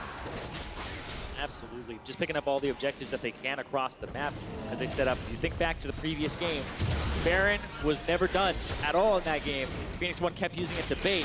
And if they start getting themselves in situations again where they can 1-3-1, maybe look for TP flanks as they bait for Baron, that might be the winning recipe here for Phoenix One. And they have a 6,000 gold advantage. They're trying to press. It's the new thing. You just never do it. You kind of do it. You can't throw Baron if you never try to kill it. There you go. Phoenix One have that third place finish in their sights at the moment. Remember, this is the team during multiple moments of the regular season, people were calling third best team in the North American LCS, but went through so many hardships of all these substitutions and roster moves that it's been a very arduous journey for them to actually get here where they're so close to actually achieving that goal. Exactly. It's like they look like the third place team. Well, what look was that? Was that Meteos? Was that Inori and Stunt? Inori and Shady is running here they go. And they're going for Spider. High is the one to lock down. Oh, just over the shoulder of Balls. High gets consecutively locked up by the arrow. Ryu in the back. Ryu's in, distorts back, but Moon watches the distortion position, finds Arrow, or rather Ryu as he comes back. The rest of the team now on to Lemon Nation.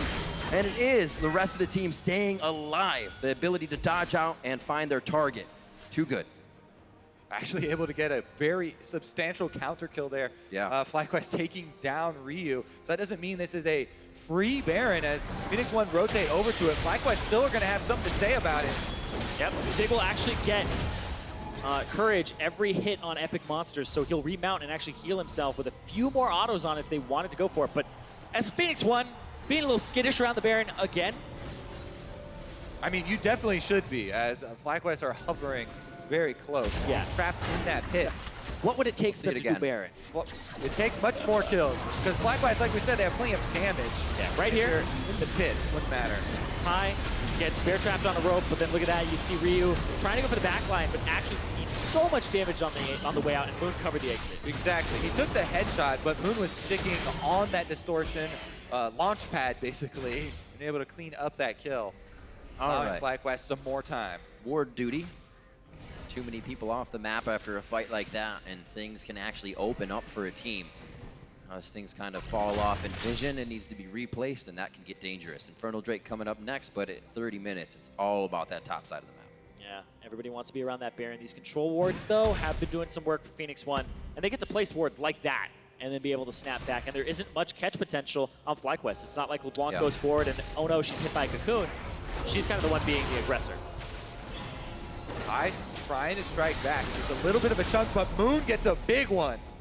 Good hit from both Shady and Inori. Buddy system working out, even if it's two people, they're able to get some damage. Spread thin, Zig to the bot side with Kled. Tag on that turret every so often. It's going to go down quite soon. The team is now forced for the Baron. Ryu looks for High here. Moon is still going to be open to get into the pit as Ryu distorts back. And Baron again, once again, is just the attempt. Moon sitting around so low still after that chunk. Yeah. He needs to be able to refresh out of vision of Phoenix One, because they're going to return right back to the Baron and keep this pressure up. Will they actually do it, though?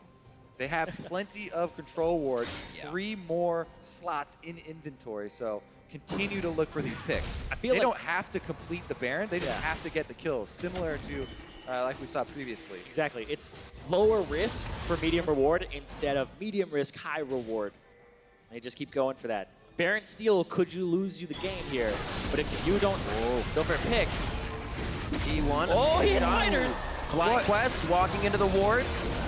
And it looks like they're going to try to take this fight. Balls gets hit up. That's a repel from Inori. That means they are in the fight. And this could be done in the fight. Arrow goes down. High very low, but he's able to take down one more. Eyes on the Shady, and he is going to go down. Oh, he lives. Moon, that's looking to get Ryu back and in. Zig, very, very low. Alltech able to fire from the back line, though, as the 80 carry still alive. The monster shield comes in for speed and shield. and they're good to go. Shady and Ryu have to get out. Balls comes up so huge once again for FlyQuest. The one guy with the tools to be able to create this play hits Arrow into the team. High and Moon both going for the execution, and FlyQuest still fighting. Just look at that again. Goes in, messes up by hitting the spiders, but it doesn't matter. He takes makes the up for it arrow. here. Exactly, takes the arrow, and then that cast. Arrow walked forward, he got a slight speed boost there at the end, and it put him on the other side of the cast, right to the team. Then the Caitlyn scaling up, does her work throughout this team by Moon, trying to bait them over those traps as well. And able to get that last kill onto Zig. That's a 3 for 2 in favor of FlyQuest. And this Baron area, I mean, you can make that Baron look like it's completely free for Phoenix One, but it looks like they are not willing to take it. They just keep trying to get small advantages over and over again. They don't want to risk a steal. Even if they chunk out Moon and they have complete control of the objective, they still don't want to do it. And this is just a battle zone. QSS comes in for Altec as well. Very critical pickup for them, as the picks are the way that P1 really pushed this game home. FlyQuest still fighting strong here. Vision in favor of Phoenix One, and once again, starting up the Baron to look for a bait. FlyQuest have to trade. It's going down very, very slow. Definitely enough time to walk in. They have to jockey. And they have to pull off. Contested by High. Arrow goes in. High maybe taken down. He's almost dead. He gets deleted, turned into a little bunny, and taken down. They're going to follow the fight, though. 50 seconds on these deaths. Can they get balls now? Cocoon hits him, but he body slams into safety with the control ward in the brush. Lemon Nation's going to go down to Zig, and can Zig pinch the bottom, or do they pressure Fly into one more attempt? That's two very big kills there for Phoenix One. They're right back to the Baron. Ryu has his teleport. He's going back to base, and they have to watch out. Yeah, gotta watch for a TP flank, but look at this. Moon off on the right side. Doesn't look like he wants to contest this Baron at all. And this is where the Baron will go over to Phoenix One. FlyQuest trying to take away this Infernal Drake as the consolation prize after losing that fight around Baron.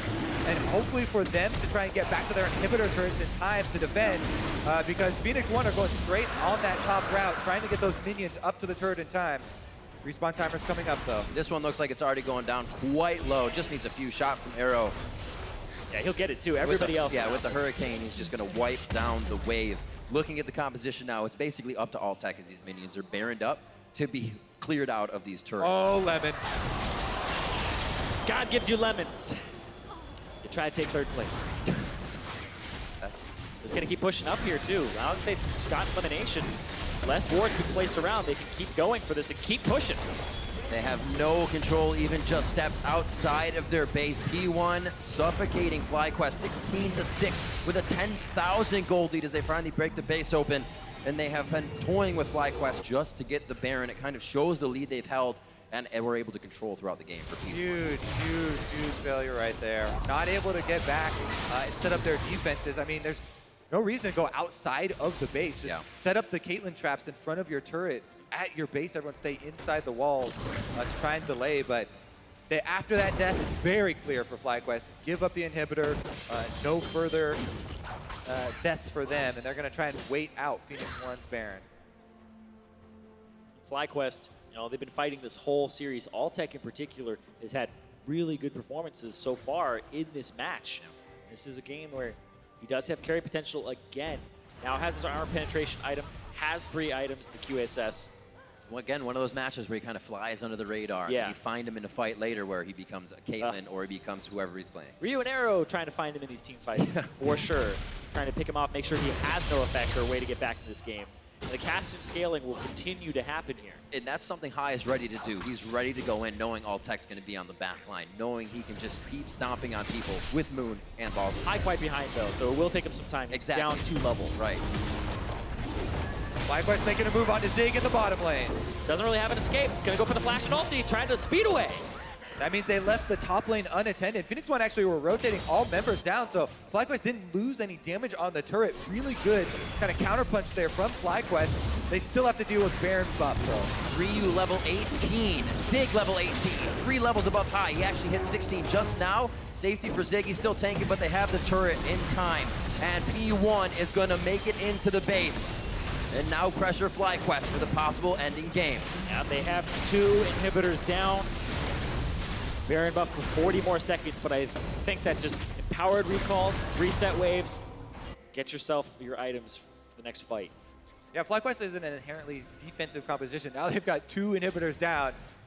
It's all about setting up the advanced warning system here with the wards. Exactly. You have to put down those trap lines, allow High to scale, get some more items, and then there's the potential for a comeback here, but it is still a far cry. Ryu didn't take it back, decided just to sit in that bush and wait for somebody, wait for Lemonation to return to the scene of the crime. Just wait for your team to come up. They've got 2 lines of super minions coming in. Baron buff still active. Phoenix One could just usher all those minions straight up into the FlyQuest base. They're so close to their 3rd place goal. Yeah, and that would really validate the changes that they made. They brought in 2 new imports, fluctuated support position. They take 3rd place here. Definitely think that's a win for being in the promotion tournament last split. The changes, I would say, pretty successful. And also the 2 guys that are returning, Dig and Inori. They were in the promotion tournament. You've got to be like, okay, maybe they're a part of the reason why they were there and couldn't really gel with the team or have that type of performance you want. Now, all the way up here. QSS is down and Ryu's teleporting in to keep the pressure up. Yeah, they're pushing both of the lanes that already have inhibitors down with their the ones of their 1-3-1, and then you can flank in and put side pressure on, so you can't completely go for an engage as FlyQuest, or else you get wrapped around. You can see LeBlanc, Zig off on the side here, fled. And LeBlanc just poking in. And this also cuts out the route for FlyQuest to get to their minions, to kill them and kill those super minions. That was a Blade of the Ruined King from Zig. He bought Blade of the Ruined King on Kled, gave himself a little bit more lifesteal. Keep yourself Attack mounted speed for longer. equals more remounting speed. Equals more health. Teleport comes in, quick scrying on the backside to see if all the members are there. Ryu from the side, High's gonna get deleted. Gets out of it with a quick move, but Lemonation is the one to take the chains. A pie in the face for him. And P1 now looking to break the base. Altec doing the damage. He's on the left side, but he's put himself in the front. He was able to route all the way around. Keep the fence of the turret, keep the fence with his team. And now they're going to take down Moon. I'm sorry, Moon will take down Inori as they get into the base. That's an ace right there. They go down, they get time to clear their base. They killed Arrow at the start again. They have 1 turret remaining to themselves. Inhibitors will be respawning though after they clean out all these super minions. Elder Dragon in 25 seconds. There are 25 seconds on Ryu. No teleport. Inori is not for 30. Watch this again. Watch what happens. High gets hit. Ball hits Arrow into the team again, and they pick him up. Now nobody's on Altec. They burn the exhaust, and they layer the polymorph on top of it. Moon as well on the outside. Again, assassinates Ryu, takes down the LeBlanc, and FlyQuest are still holding on. You can't layer those CCs like the exhaust and the polymorph at the same time on the same person like that. Altec absorbed so much and was able to get a lot. We'll see what happens here, but that's Elder Dragon. FlyQuest still in this. Game number 5, and the farm for late strategy is getting closer to completion. This is when High and Altec Hardy coming online, but start to get even stronger. The QSSs are there for the outplays, but flashes and summoners are up and down on either side. You gotta weigh the odds of what you take. P1 still feeling comfortable enough as they have absolutely decimated the Summoner's Rift against FlyQuest right now to be in the jungle, to stay up here, but this also gives FlyQuest a chance to find that fight once again. It's basically balls, you have to cast Arrow. Yeah, this right here, though, is the setup. Baron is on the table. FlyQuest do have the Elder Dragon, but it's a 2-stack considering the Elder Dragon itself, but they still have to check all this vision. You can wait it out, allow the super minions to push, and set yourself up for a Baron. The pressure is on here for FlyQuest. They still have super minions flooding into the bottom of their base. High does have his teleport, but Kassadin not the best at clearing out lines of double supers. Phoenix One can continue the pressure on the opposite side here with Baron, burning it down very quickly. No Scryer Orb either. They have to walk up to check this. Moon hit by an arrow, but they're just buying time. Baron's up. Waves aren't in perfect position, but they're moving there, and it will allow P1 to head down mid lane like a freight train as they meet the rest of the minions and they try for the inhibs. Well, right now, all inhibs exposed, but all of them up again for FlyQuest. Your last amount of super minions probably already crashing in. Nice little block there with the clone. Apparently had the ulti on it. Looks like they will split Ryu to the top side here, get a quick push. Zig will feed in the mid lane. And remember, these super minions are basically up to Altec, up to Moon to clear. They can still be hit up by Balls, High, and Lemon, but not as much. The critical item completions are coming in just in time there for FlyQuest. High just now gets his Zhonya's for the Kassadin, which really opens up an extra ginormous amount of time for him to try and dive that back line and get back there to Arrow. This is really down to the wire here. Yeah, looking for whoever can find that pick. High, now no longer a level discrepancy, is level 18, has exactly what you talked about with the Zhonya's Hourglass. But then Guardian Angel advantage right now for FlyQuest. FlyQuest also don't want to let Phoenix One inside the base. If they let one inhibitor fall, then they might as well, you know, just seed multiple multiple ones. So it's on them to really jump on the first opportunity that they do see. Meanwhile, Phoenix One are trying to wait this Dragon buff out. It's much shorter than the Baron buff, and there it goes. Is that enough, though? They'll continue to push, start looking for it, but you always have to be conscious of what is going to happen in these fights. LeBlanc on the top side, trying to find something. Ryu trying to find a way to break this game open.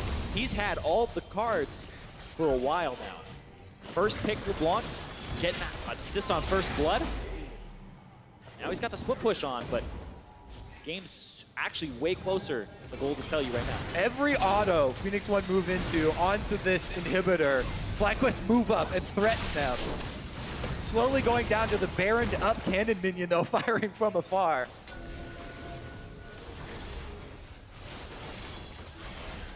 It's only so much pressure. Oh, they're committing to it. Either team could put on this. Creates the errors. The mistakes are now forced here. Great damage on Altec to start things off. It's going to be the in and out guerrilla warfare here. If he can keep doing that. Ryu has a lot of damage. There's one down. Lemonation, 55 seconds on the clock. Redemption goes down, so the team is healthy enough to continue. Great jump there by Phoenix One, and that's going to be the second inhibitor for them. They're going to keep pushing right now. Altec has to go back.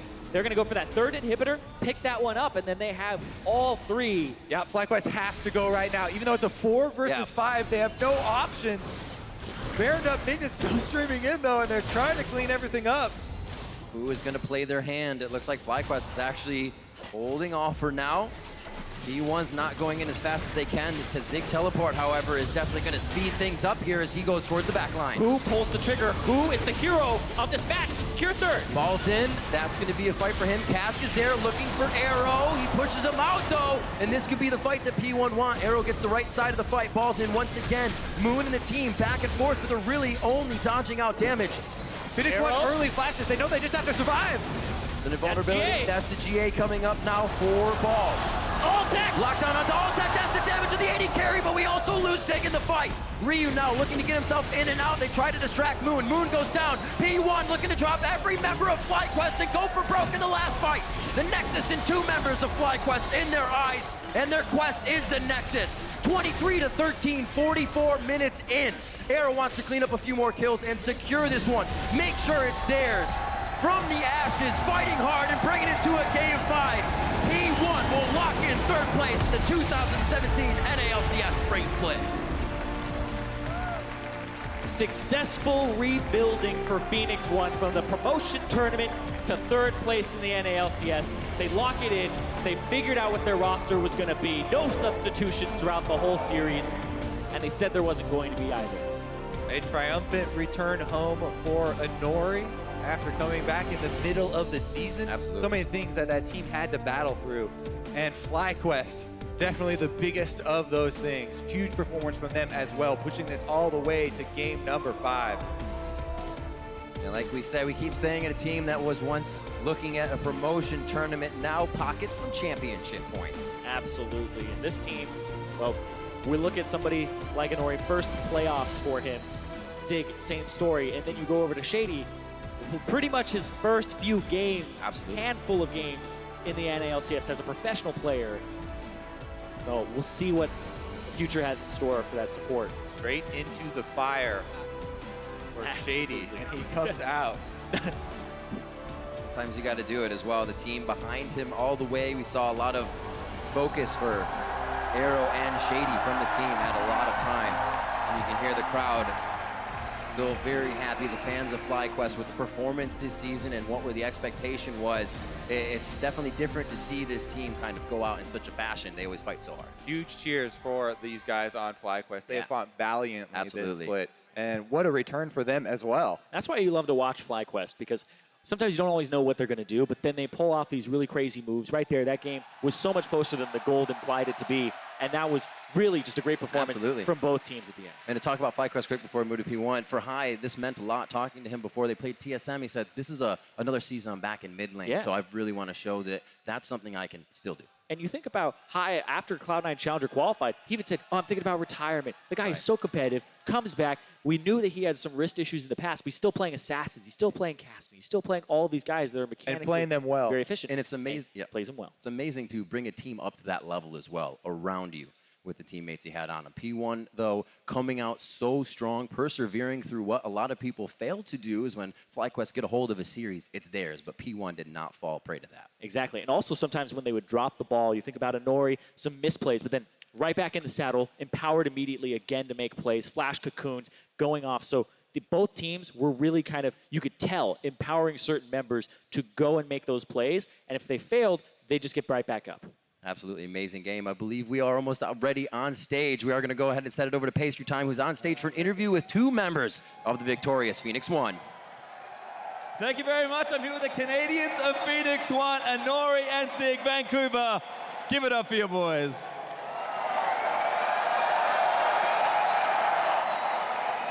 Insane crowd here to watch you guys, but I mean, that was one hell of a series. Just coming off fresh. Inori, what are you feeling after that crazy Game 5? My heart's beating really fast. I honestly, even in Game 5, I didn't think we were going to win. It was like 50-50.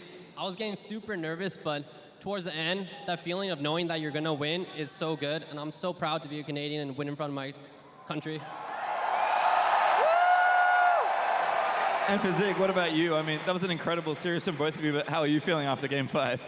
I feel pretty much the same way. Just, I was like trembling a lot and my heart was beating really fast. But yeah, I'm just really glad that we won. All right, so Zig, you had an incredible series, playing a bunch of different champions, making sure you're in your signature picks. I just feel like this split has been one of your best splits, maybe your best split ever. How are you feeling about your improvement, your growth now that you guys have secured third place? I'm just really happy at the results. I think I had a lot of help this split. Like Coach Fly really helped me up my game a lot and fixed a lot of the problems I was having last split. And just playing with superstars like Ryu, Arrow, Inori, and our rookie Shady, who's also a superstar, it has really helped me as well a lot. And Inori, for you, I mean, you guys are down 2-1 in that series. I know, it can be tough mentally to come back, but you had two incredible back-to-back Elise games. What did you do to kind of get yourself out of that spot being down 2-1 and just know that you're going to carry this game? I think I have a pretty bad reputation for being a tilter. So after that game, I kind of expected everyone to be like, Inori's tilting, but I think in front of my crowd, it kind of motivated me to like play better and not prove that I'm not a tilter and I can come from the game. And I think it makes sense here because the flag you're wearing is not that familiar to many people, but what are you wearing across your back today? I think most of the people here know this is the British Columbia flag.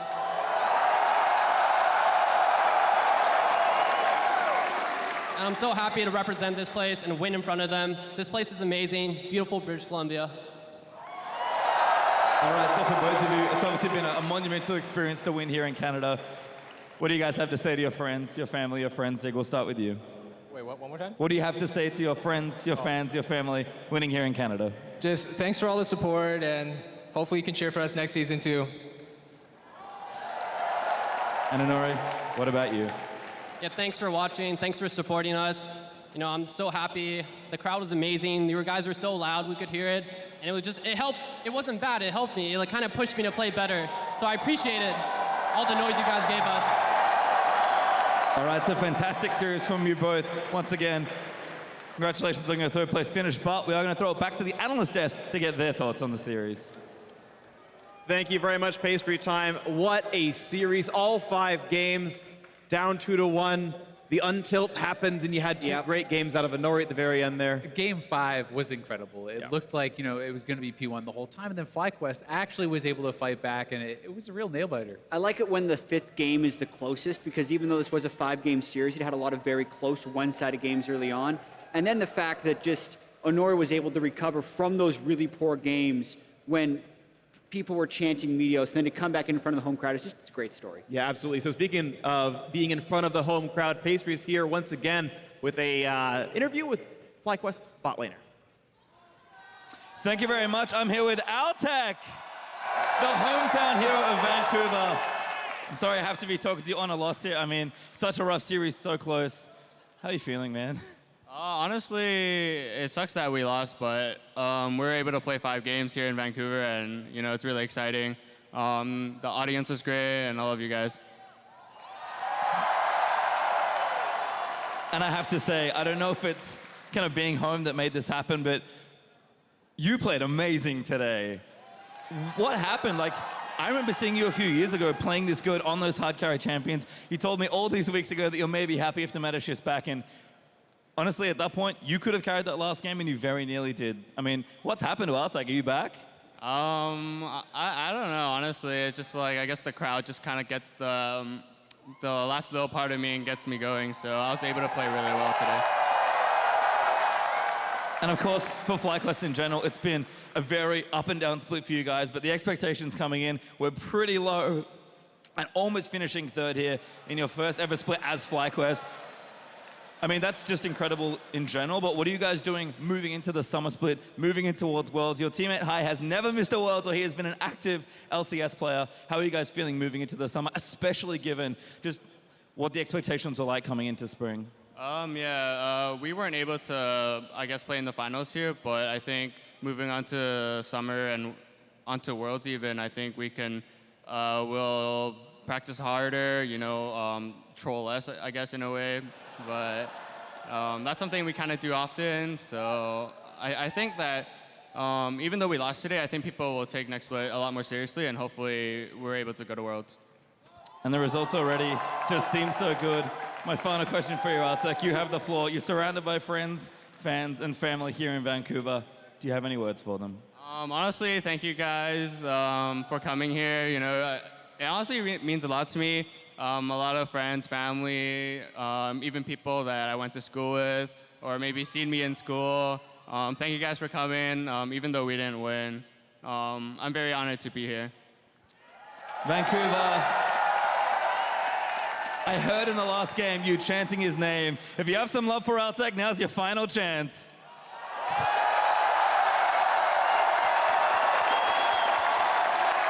All right, Altec, thank you very much. Thank you again for the interview after the tough loss there. But we are going to throw it back to the analyst desk to wrap up the day.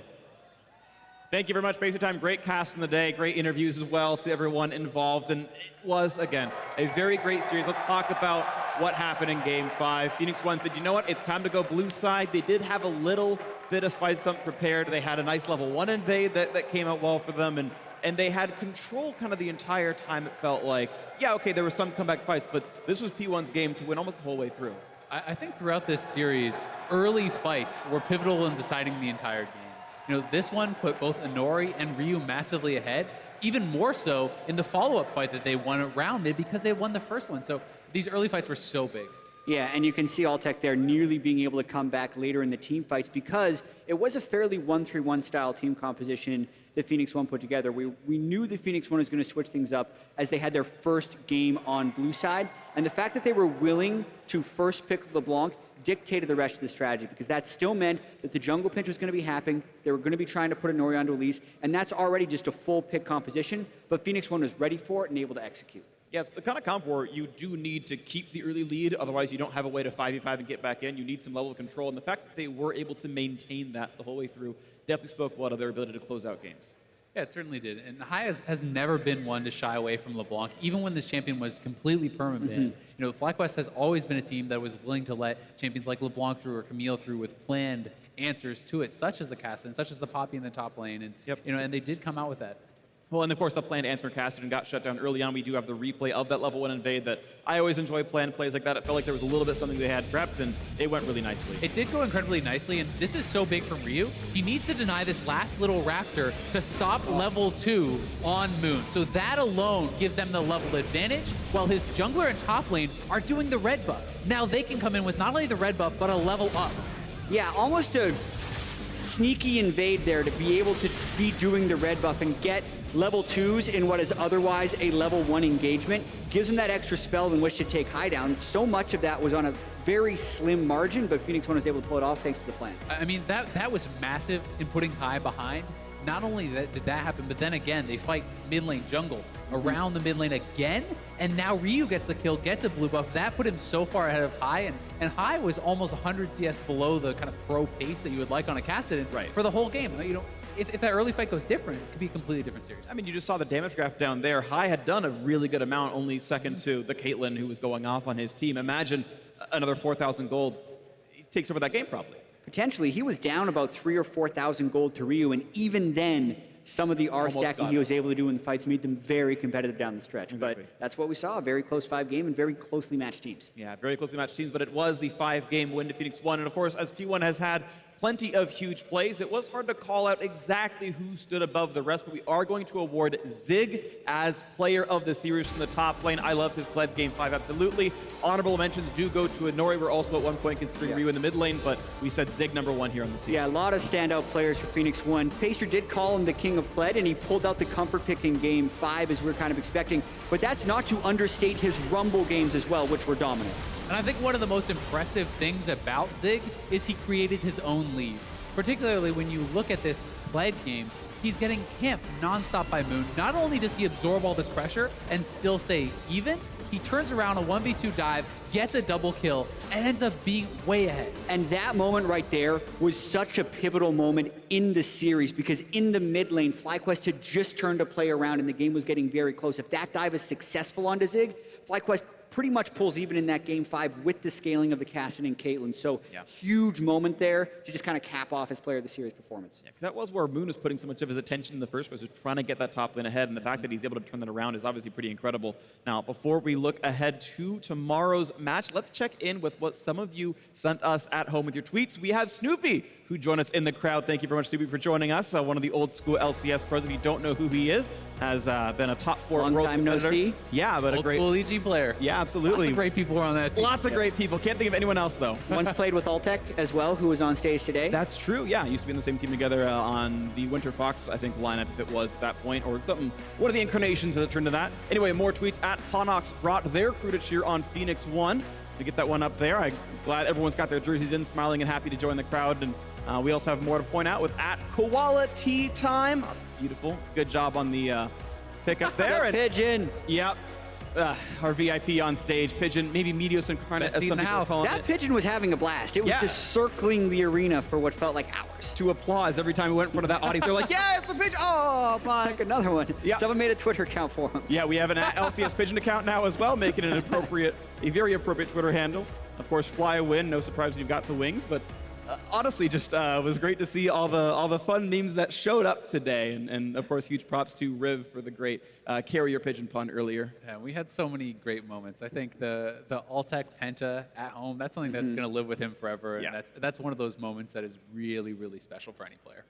Totally agree. It's been beautiful. So with their win today, Phoenix One have ended the split in 3rd place. They've earned 50 championship points for themselves. As a result, FlyQuest will go into next split in 4th place with 30, of course. And tomorrow we have our championship match. It is Cloud9 taking on TSM, and nobody, of course, wants to miss that one. It'll be same time as today, noon, we hope. Yeah, I really hope that series goes to 5 games. I see so many close matchups between those two teams, and there's just too much to talk about here. We're going to save it for tomorrow because picks and bans, solo lanes, MVP candidates, all this stuff going into that game. Yep, and you two will be casting it with FaceTime. It'll be wonderful to watch. I'll be listening. It's going to be beautiful. So on behalf of myself, the casters, the analysts, and the entire live broadcast crew, thank you so much for watching, and we will see you here tomorrow crowning our spring split champion.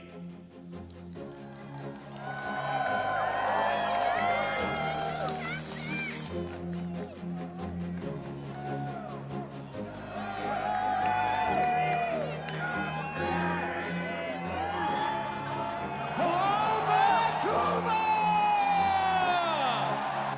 Two of my favorite things, Canada and League of Legends, combined right now. It's going to be a good day. Here comes Ryu. Looks like they could get another one. Ryu to the sky. It's over the wall. Looks like he's going to finish it as well. And the turnaround from the equalizer as Zig goes in, makes himself all shiny. Balls almost gets taken down. Oh, very nice. Good shit, guys. Good shit. It's also going to be a kill to the turret. High, looking very low. The last shot comes in, and they're able to take him down. Double kills across the board. And here's FlyQuest doing what they do best, making the calls around the fight side. Here comes Altac, the triple kill, looking for the fourth kill. Penta, give him the Penta. Oh, no. I'll go. And the fountain, will they be inside? And one of the teams gonna give it to us. Is it a third game Penta? Yes, it is. The Penta kill for Altac on the Cosmo. The Vancouver native gets a pentakill in game 2 to bring it back for FlyQuest. Wait, he's gonna go back. One shot under the turret. Can he get another? He picked himself up a kill. The Nori close to going down. Lives. The minion doesn't get him. High in the backside. Very, very low, but very, very alive with the rest of his team.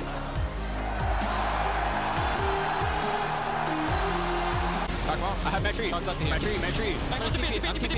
I'm going in a Pokeball. Okay, nice. Shield one. Nice. And we're just scraping the surface. We're going to a game 5. 1-for-1. Oh, nice. Oh, see you, buddy. Oh my God, nice. From the ashes, fighting hard and bringing it to a game 5. P1 will lock in third place in the 2017 NALCS Spring Split.